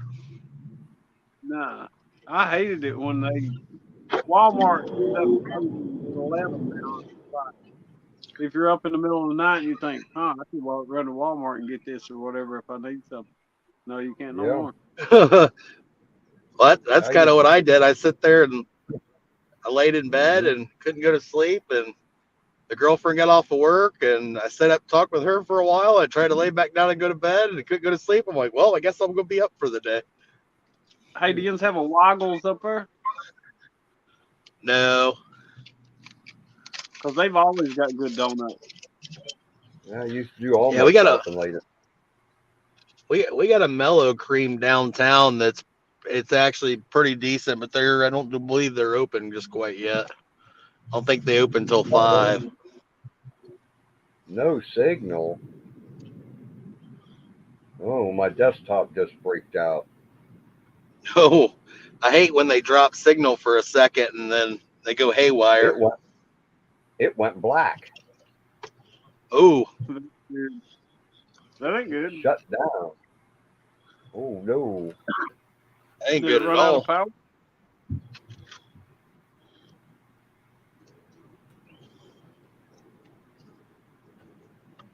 Oh no.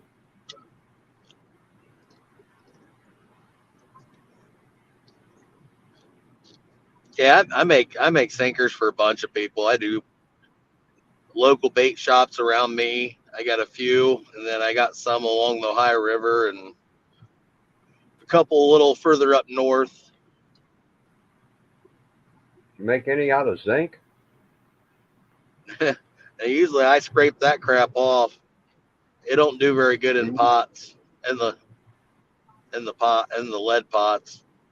They don't get hot enough. We didn't have a problem with it. I could probably do.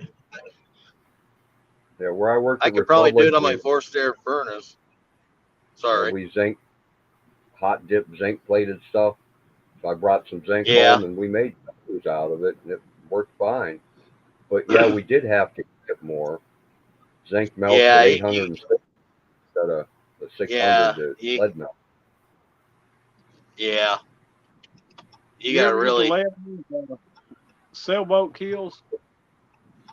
No, I've heard about them, but I don't ever find sailboats that are trashed out enough to take advantage of it. Be nice if I could. You find one and take you a sawzall and cut the bottom of it off. Yeah, I found out if you use a wood blade with it, it does cut it pretty, not fast, but better. I've seen people try to cut it other ways and it don't work out very pleasant.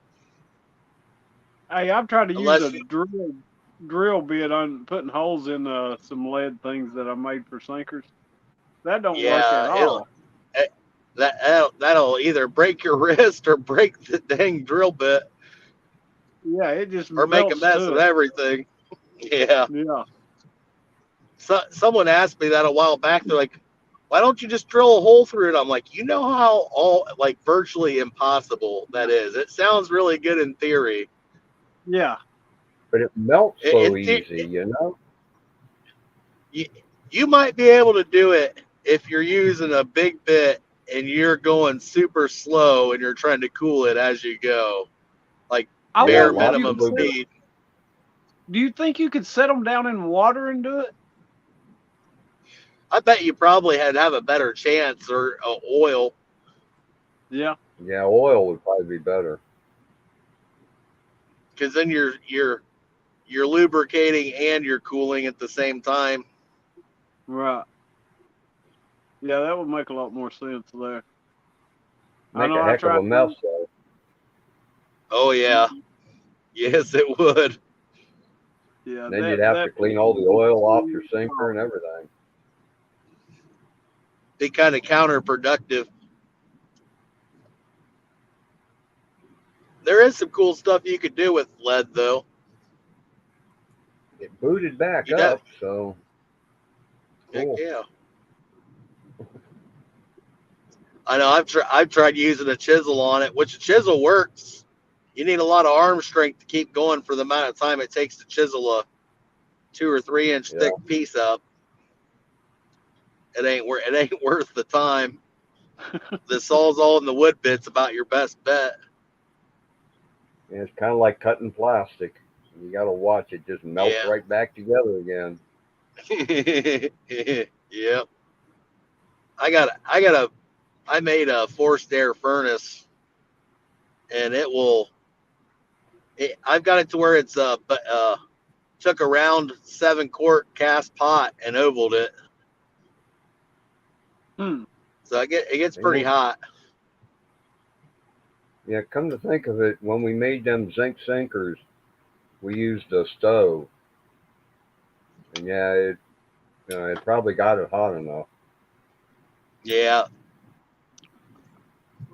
That I can get it so hot in that forced air furnace it'll glow when the light starts to come down. You can see it glowing. That's hot enough. Hot, yeah, definitely hot enough. It cleans all the impurities and shit out of it though pretty good. Yeah. Well, listen, guys, I'm getting ready to jump we didn't have that problem with that zinc because it was really pure zinc. Yeah. Yeah, that zinc, that's why I don't like using wheel weights and stuff, because that zinc that's in them is mixed with about 10 other things, and it's just like sludge. Yeah, the only other thing that got put in that zinc was a little bit of silver. Just a little bit. Throw about a 1-inch bar, about 10 inches long, to throw 1 or 2 of those in once a week. And this was 4-foot wide, 6-foot deep, 32-foot long tank of liquid zinc. That's not much. Oh, wow. Yeah. Oh, I've heard people say there's silver and lead, but what it would take to get it out is a lot of work, probably. Yeah, probably a whole bunch of work. Well, I'm gonna jump off here, guys. Y'all have a good night. I got to try to get some sleep. Yeah.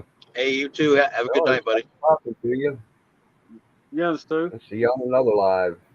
Okay, Hopefully. I'll see you later. I'll be back All right, later. later. Did you say you're from Ohio?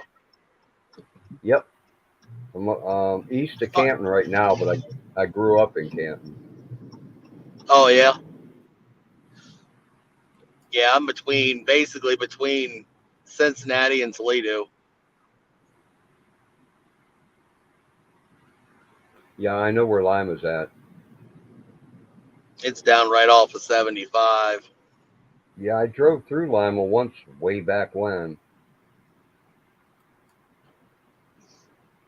Come on, computer, work right. Every once in a while for work, we'll take and run up to Akron, up there at the salt mines, and we'll be up there working for a week or two at a time. Yeah.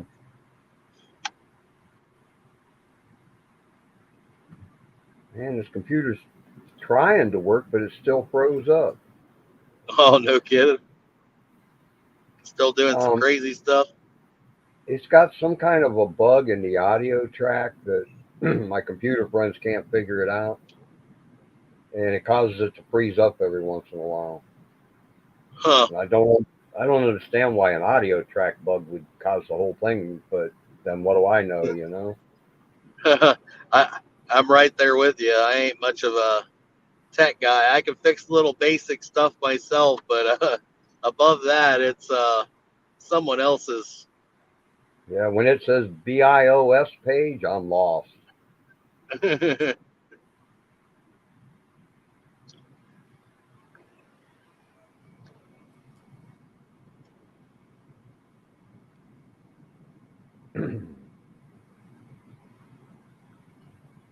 you ever watch Matthew Jess's channel? He does a lot of Can't fishing. say that I. He's Matthew from Jess.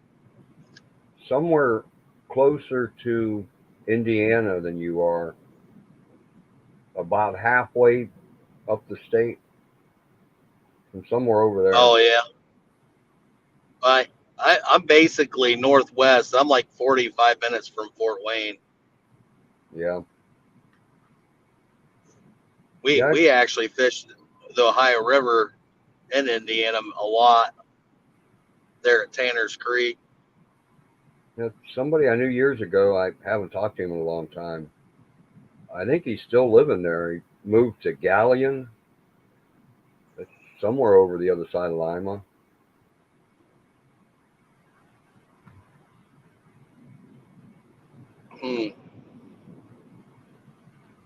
Yeah, Cleet Cast.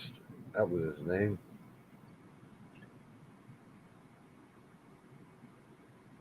Yeah, one of them little towns west of Lima. Yeah, there's a whole bunch of them. Yeah, it's Ohio. Yeah. There's a lot of little towns around here.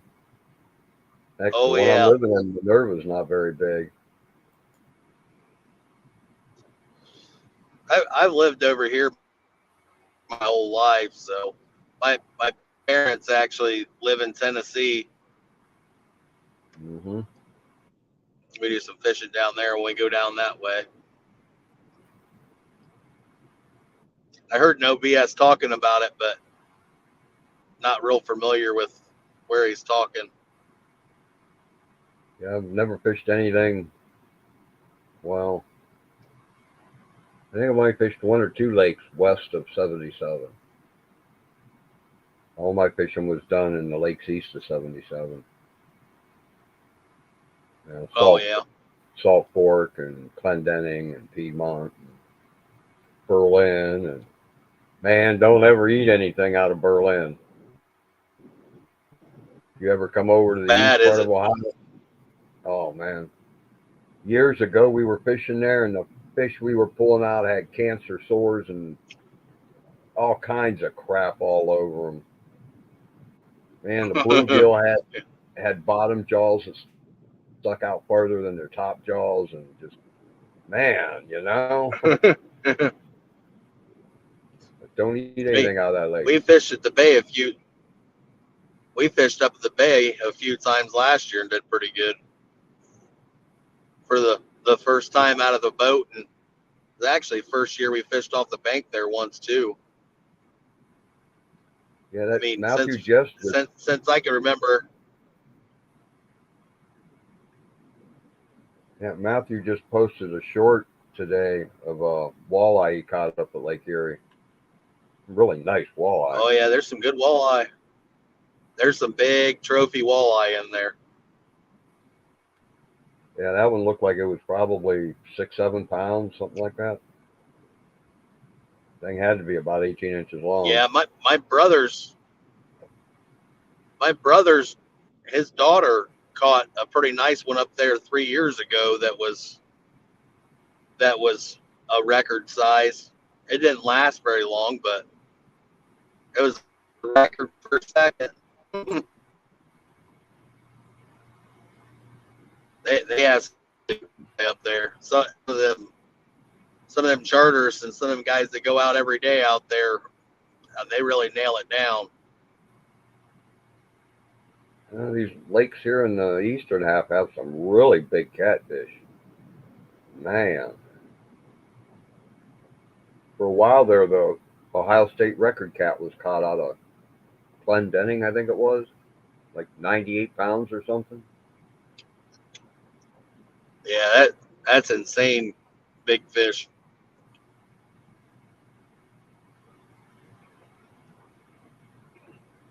Oh, I did catch a few suckers. Yeah. We fished the all glaze up into the Maumee and then out to the bay quite a bit. Up there by Oakwood and Defiance and up that way. I know where Defiance is at. I know somebody's living in Toledo now, but I haven't talked to her in a while. She got a job at the city government there. Oh, cool. I haven't talked to her. Yeah, Toledo's pretty big. Probably 5 years.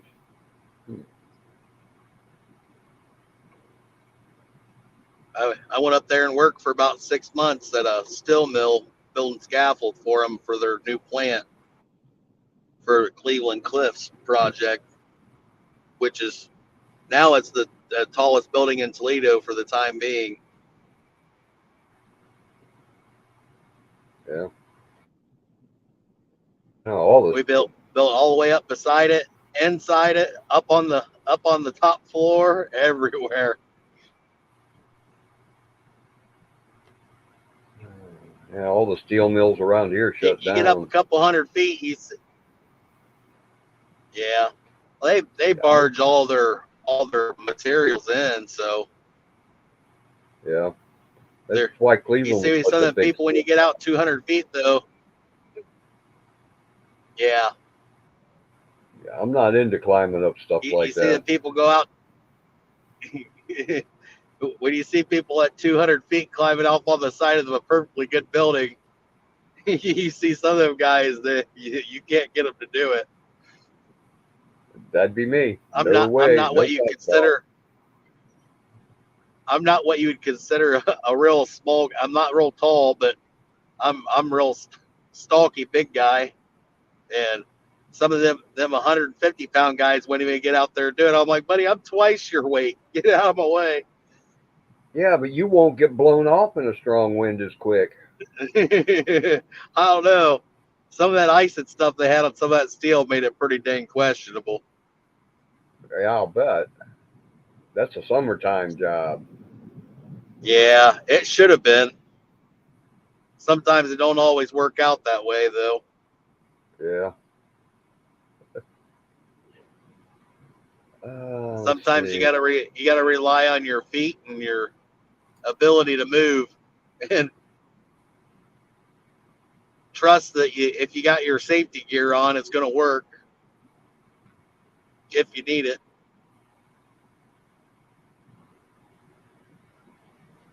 I just don't trust the company that makes the safety gear. I've worked in factories, you know. I buy my own. They get mad about it because it's not theirs, but they will generally cave on it when you say, "Well, I don't know where yours have been. Why am I going to trust something to save my life if I need it when I know where this has been? I know how it's taken care of. Everything's good on it. I'm like, there's no question." But it's kind of pricey to do it that way. You ever have a fog bank roll in on you while you're out in the lake fishing? Yeah. It'll mess you up pretty quick. Oh, a buddy of mine and me spent 3 hours one day trying to find our way back to the dock that we left at. You just got to, go until you find shore. Okay, that's not it. So let's go around the edge of the lake. We've tried to do that before, and the second time I'm like, I think we should just wait it out because it is a lot easier. Yeah, usually by the time it clears up. Yeah, we didn't find the dock till it started to clear up. Yeah, that's usually how it goes too. If you're out on Erie or in the bay is not so bad, but if you're out on Erie, that can take you a minute to get back to where you need to go, especially if you start going out to the islands or around Cedar Point. You can get yourself in some trouble pretty quick. Yeah, you better have a compass with you. Yeah. Just head south and wait till you hit shore. In a good sense. And a good set of eyes to be watching for what's rolling through, what else is rolling through. Yeah. Those big barges don't stop for nothing. Big ships don't stop for nothing. No, they don't.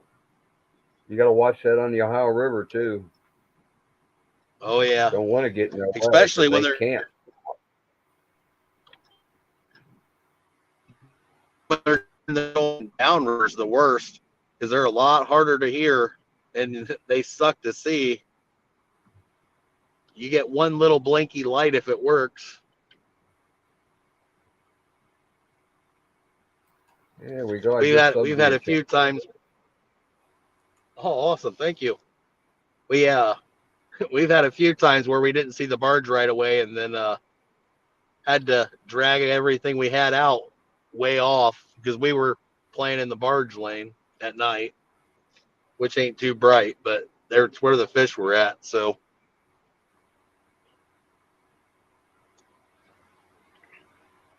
Oh, this is the only live left up on my subscription list. Everybody else shut down. Yeah, probably so. Hog Leg and Kenneth will be on at 4.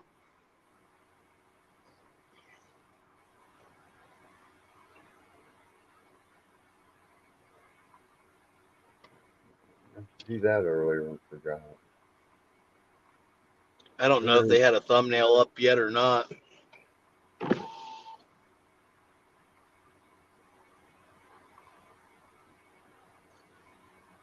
Oh, there he is. I don't think I'm subbed to him either. The guy that was just up here with us. Oh, no BS? Yeah. I do believe I was. I'm going to have to go back and check. Yeah, YouTube's been dropping them off people's lists.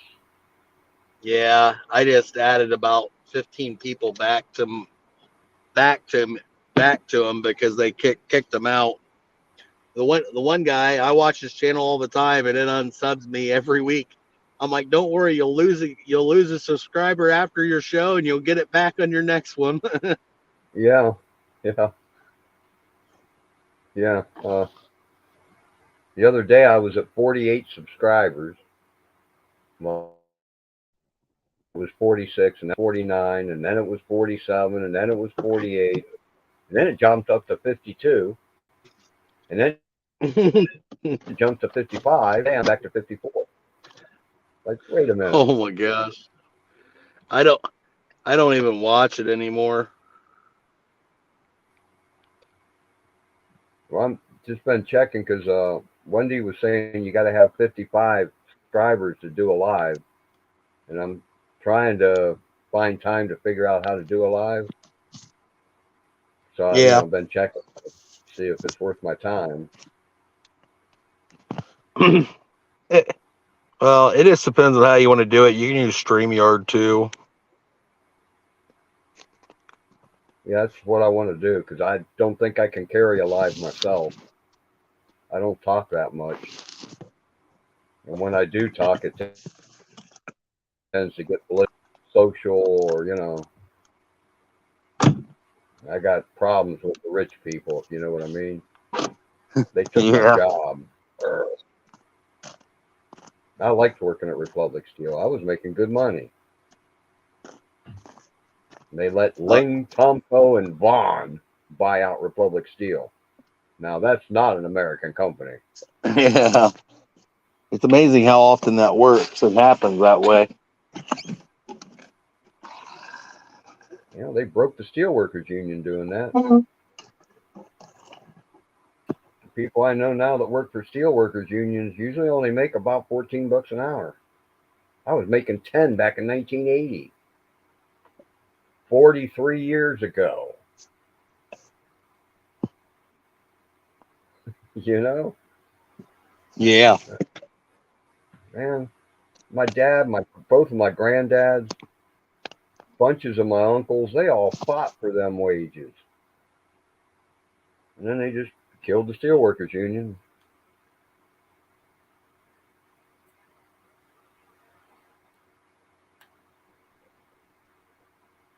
They fought through all kinds of strikes for them wages. Oh, yeah. Yeah.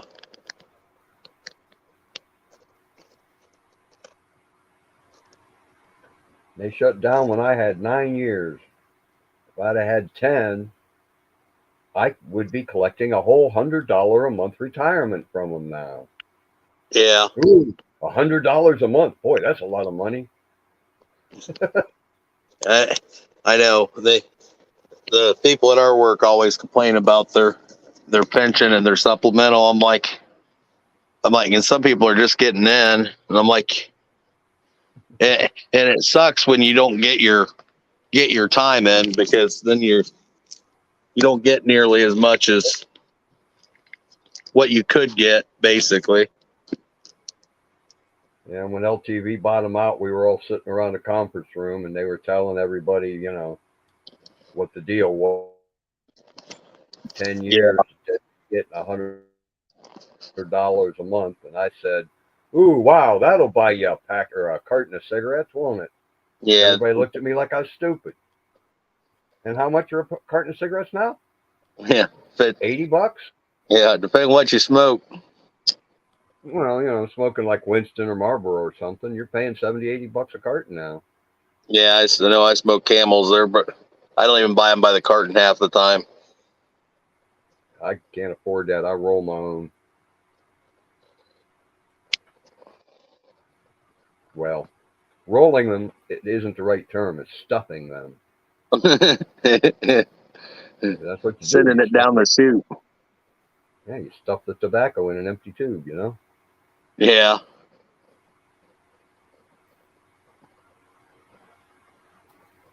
Should quit. Yeah, okay. All right. Sometimes that's easier said than done. Well, if they legalize pot here and I could find the money to, smoke a joint every time I want a cigarette, I could probably quit within a couple of weeks, and then over the next couple of weeks, get rid of the pot. I've done that many times. You know, once in a while I'll go back smoke a pot, and then there'll be 5-6 years go by when I won't smoke any.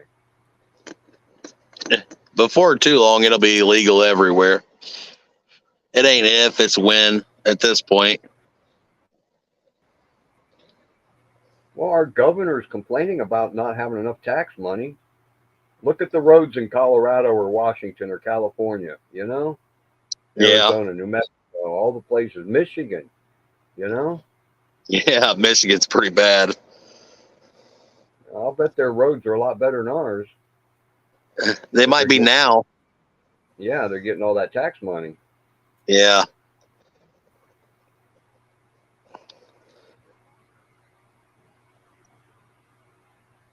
The bad thing is the government don't do a very good job of spending it. Well, of course not. They want to give it all to their rich benefactors. Mm-hmm.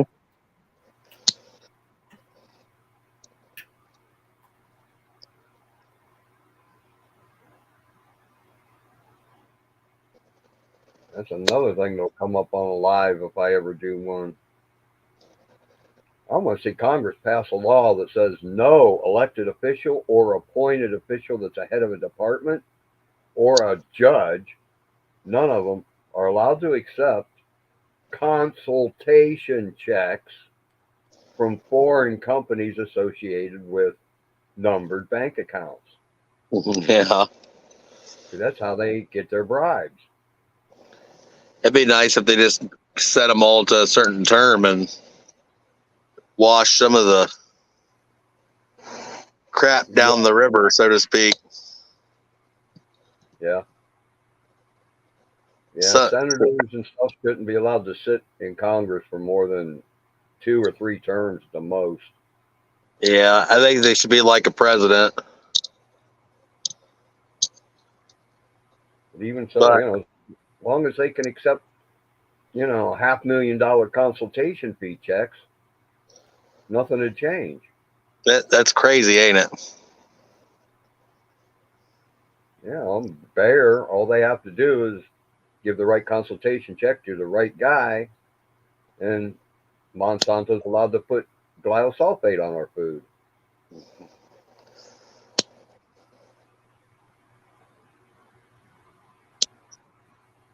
They're allowed to let the king of Saudi Arabia own all the oil processing plants here. People complain about China buying everything.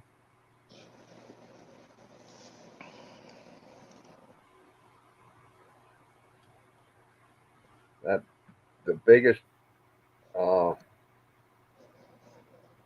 processing plant in Houston is owned by the king of Saudi Arabia. Like he needs the money. Tell him to go home.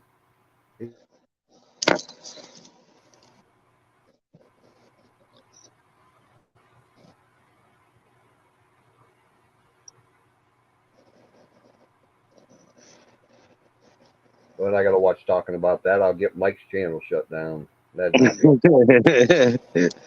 don't like getting into it with people because it's one of those touchy subjects that rubs people the wrong way sometimes. So I try to avoid it. Yep, that's the fault of the rich again. 20, 30 years ago, we could have a political conversation and nobody would get mad. I know you can't even get both parties half the time to sit together and have a conversation. And now, you know, somebody says they follow Trump, he's cool, and somebody else says, rah, rah, rah, rah, rah. And I say, hey guys, they both belong to the same party, and then they both turn on me. He hurt my feelings again. I laugh about some of it because some of it's so comical. To me, is comical. Yep. And it's comical till it hits you in the wallet. Yeah. Yep.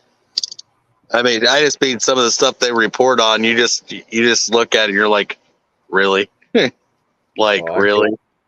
I gave up on mainstream news years ago. Yeah. About the time Fox got big, it all went south then, you know. Yeah, there are lots changed. Yep. Yeah, I'm gonna hop on down here. I'm gonna go into Hog Leg and them's channel, chat with them. I know they should be coming on here any minute. Okay, well, it's nice talking to you. Hey, nice talking to you. Nice meeting you. You hear from a guy named Daryl Cheney? I sent him. All right. Hey, thank you. Appreciate it. Yeah, he does a lot of fishing, so. Oh, he cool. does a lot of online shopping too, so. Yeah. Anymore, it's the way to do it. Yep. Take it easy, buddy. Have a good night. Yep, if you get a chance, stop in there and watch them guys. They have a good show every morning. Well, it's full too. I've been up till daybreak too many days this week. Okay, well, we'll talk to you later. Take it easy. And if Wendy's listening, I'm going to hop down off here too.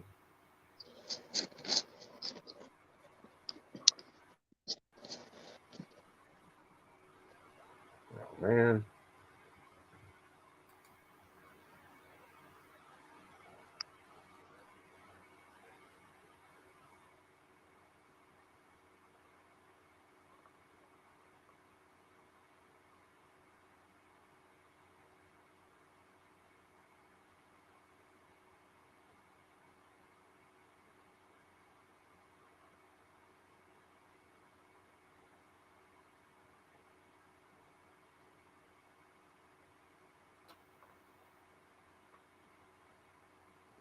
Okay.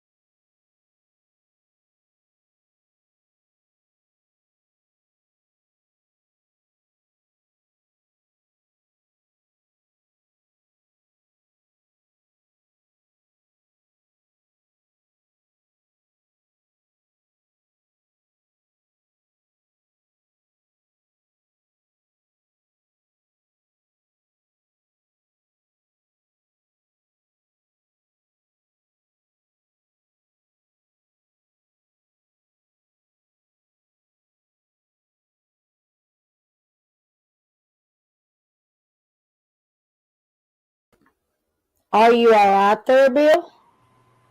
What was that? I said, are you okay? Me? Yeah, I'm okay, but I didn't want to start the upload or anything because I don't know anything about that. It's because Mike is on a bigger plan. He's on one of the bigger plans, and what it is it records his streams. It's different than your regular StreamYard. So it's okay. Yeah. If you it will record everything, and that way he can take bits and clips out of like if they're doing like a fishing tournament, he can just take like a clip of it and it's already pre-recorded for him. So yeah, just do that. It's fun. Go ahead and hit the start upload thing. Yeah, it's not gonna. It doesn't do anything. It just all it does is basically just everything on the live is uploaded. It's fine. Yeah, because but I wasn't sure. No, he pays for the bigger StreamYard thing. So yeah. So if he goes if there's like a fishing tournament and somebody catches a fish, he's able to just go back and it's already recorded in a video. He don't have to go back and clip things and do this and do that. It's pretty awesome. Okay, then it won't hurt anything if I just hit that start upload thing, huh? I mean, what does it say? Well, I hit the leave studio. Uh-huh. And it says upload in progress. We recommend you stay in the studio until all recordings have successfully uploaded. Are you sure you still want to leave the studio? And then just hit yes. Two choices, stay in studio or leave an open upload page. Just no, hit yes. You're ready to leave the studio. That's all you gotta do. You see what I'm saying? If that you can just hit yes, you're ready to leave. You don't have to stay. If it's giving you an option, no, you just hit yes. I mean, I don't know. Yeah, but the option is leave an open uploads page. That's the only option. No, you don't have to. I don't know. I've never been on that end. No. If I just X out of that page, it just takes me right back here to the studio. If you shut your thing off, you're gonna exit regardless. You don't have to click nothing. I can shut my laptop and then it's gonna exit me. So. Oh, okay. I wasn't sure about that either, So. Yeah, you don't have to do all of those things. All right. Well, I was coming up to help you out. How's your puppy doing? Well, she's still in a walked up stance, and that's not good. Oh, poor kid. She did eat. I gave her a chicken tender, and she ate. I gave her little bitty pieces of a chicken tender, and she ate. That was a good sign. But she can't stand up. Her back legs are still locked. And I've never, ever had a dog that, has been in a seizure. We had a dog that had a problem with that. Not this long. It's crazy. Bingo had several episodes where her back legs just wouldn't work. Yeah. A short while later, they come back, and then she was fine. Mm-hmm. But then she was about 5.5 years old, and she had died. Yeah. So yeah. She I have no idea what she died of, but I figured probably something. I think she's got like slight epilepsy, or there's some kind of neurological thing going on. Definitely. Yeah, anytime you mix breeds like that, all kind of weird stuff can happen. Her brother is sitting there just like crying when I'm holding her. He's like at my legs, just bawling his eyes out. Like he does not know what's going on. And so I put her in the cage. She's good. She ate chicken tender in little pieces. I let her out. She peed, but she couldn't stand up. She fell over. She actually fell face first in her pee. Like it was pretty sad. And she laid down. She fell asleep for a little bit. She's falling asleep again right now. I'm watching her. My eyes are all on her, so I'm watching her. We'll see. I don't know. I hope she pulls through. Me too. Like I said, I've got another dog that's had seizures, but it's 15 minutes tops. You know what I mean? You keep them calm, and that's it. But man, she's just not. Yeah, not much you can do. Although, I've got CBD oil. Yeah, they do use that for epilepsy, so I do have CBD oil, but I don't know. You got to watch giving her too much, though. It's just a little puppy. Well, and here's the thing. Yeah, and I didn't give her anything. Basically what I did is I took a little rag and I wiped her little head, and I put water on my finger to make sure she had water so she didn't dehydrate.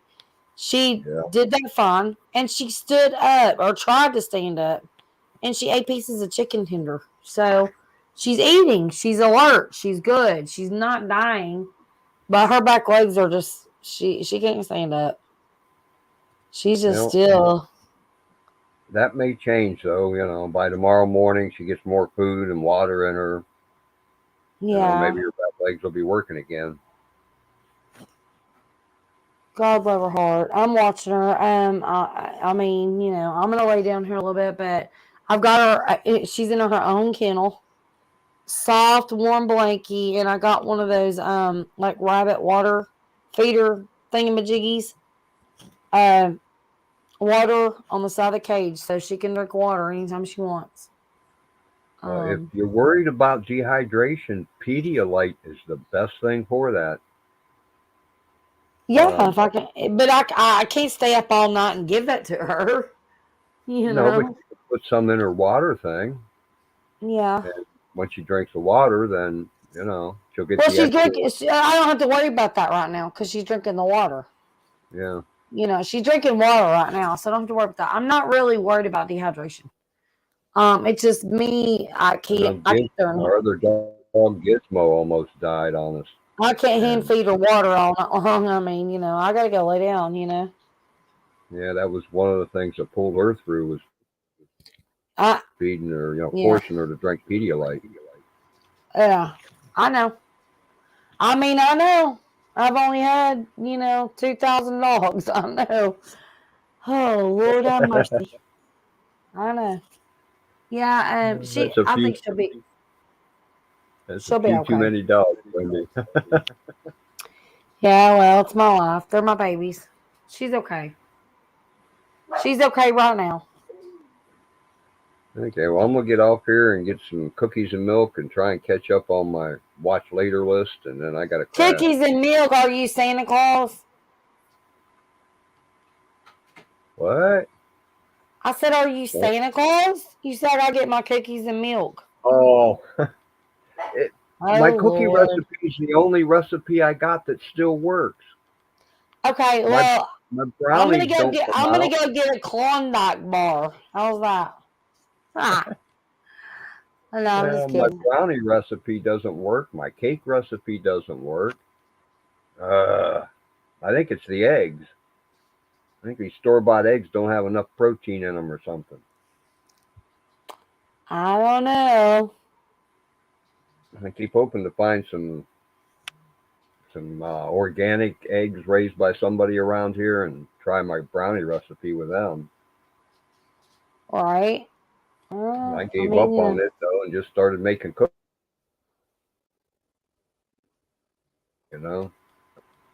Yeah. I got to have some kind of sweet every day. I was raised on sugar. Yeah, I don't eat a whole lot of sugar.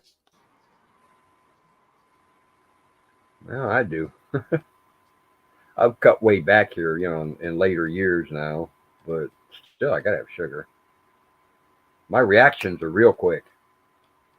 I can catch stuff before it hits the ground when I drop it. But then, if you learn anything about muscle cells, there's two kinds. One relies on glucose for fuel. You make glucose by eating sugars, carbohydrates. The other muscle cells use fats and oils. That's why when you jump up and start running, you're using those glucose fueled cells. And they run out of energy real quick, which is why you get your second wind when you're running, you know? That's the fats and oils taking over. And they can go for a while before they need to refuel. Right. I know. Yeah, well, I'm going to have to get off. I got to get off here. I'm sorry, Bill. I've got to check on this dog again. Yeah, I got to go too. And, but I wanted to hop up and try to help you out a little bit there. Yeah, I got to meet 2 new people tonight. That was cool. That's awesome. But yeah. One of them's even here in Ohio. Cool. Yeah, that's awesome. Cool. Yep. Anyhow, good night. Yeah, I I will see you tomorrow somewhere, I'm sure. Maybe. I don't know. We'll see. Depends on what happens. But if not the next day, I'm sure. Yeah. I'm probably going to put the fire pit on so everybody can chat. But other than that, I appreciate everybody for being here, and y'all have an awesome day. Yep, you too. Thank you, honey. Yep, good night. Good night, Bill.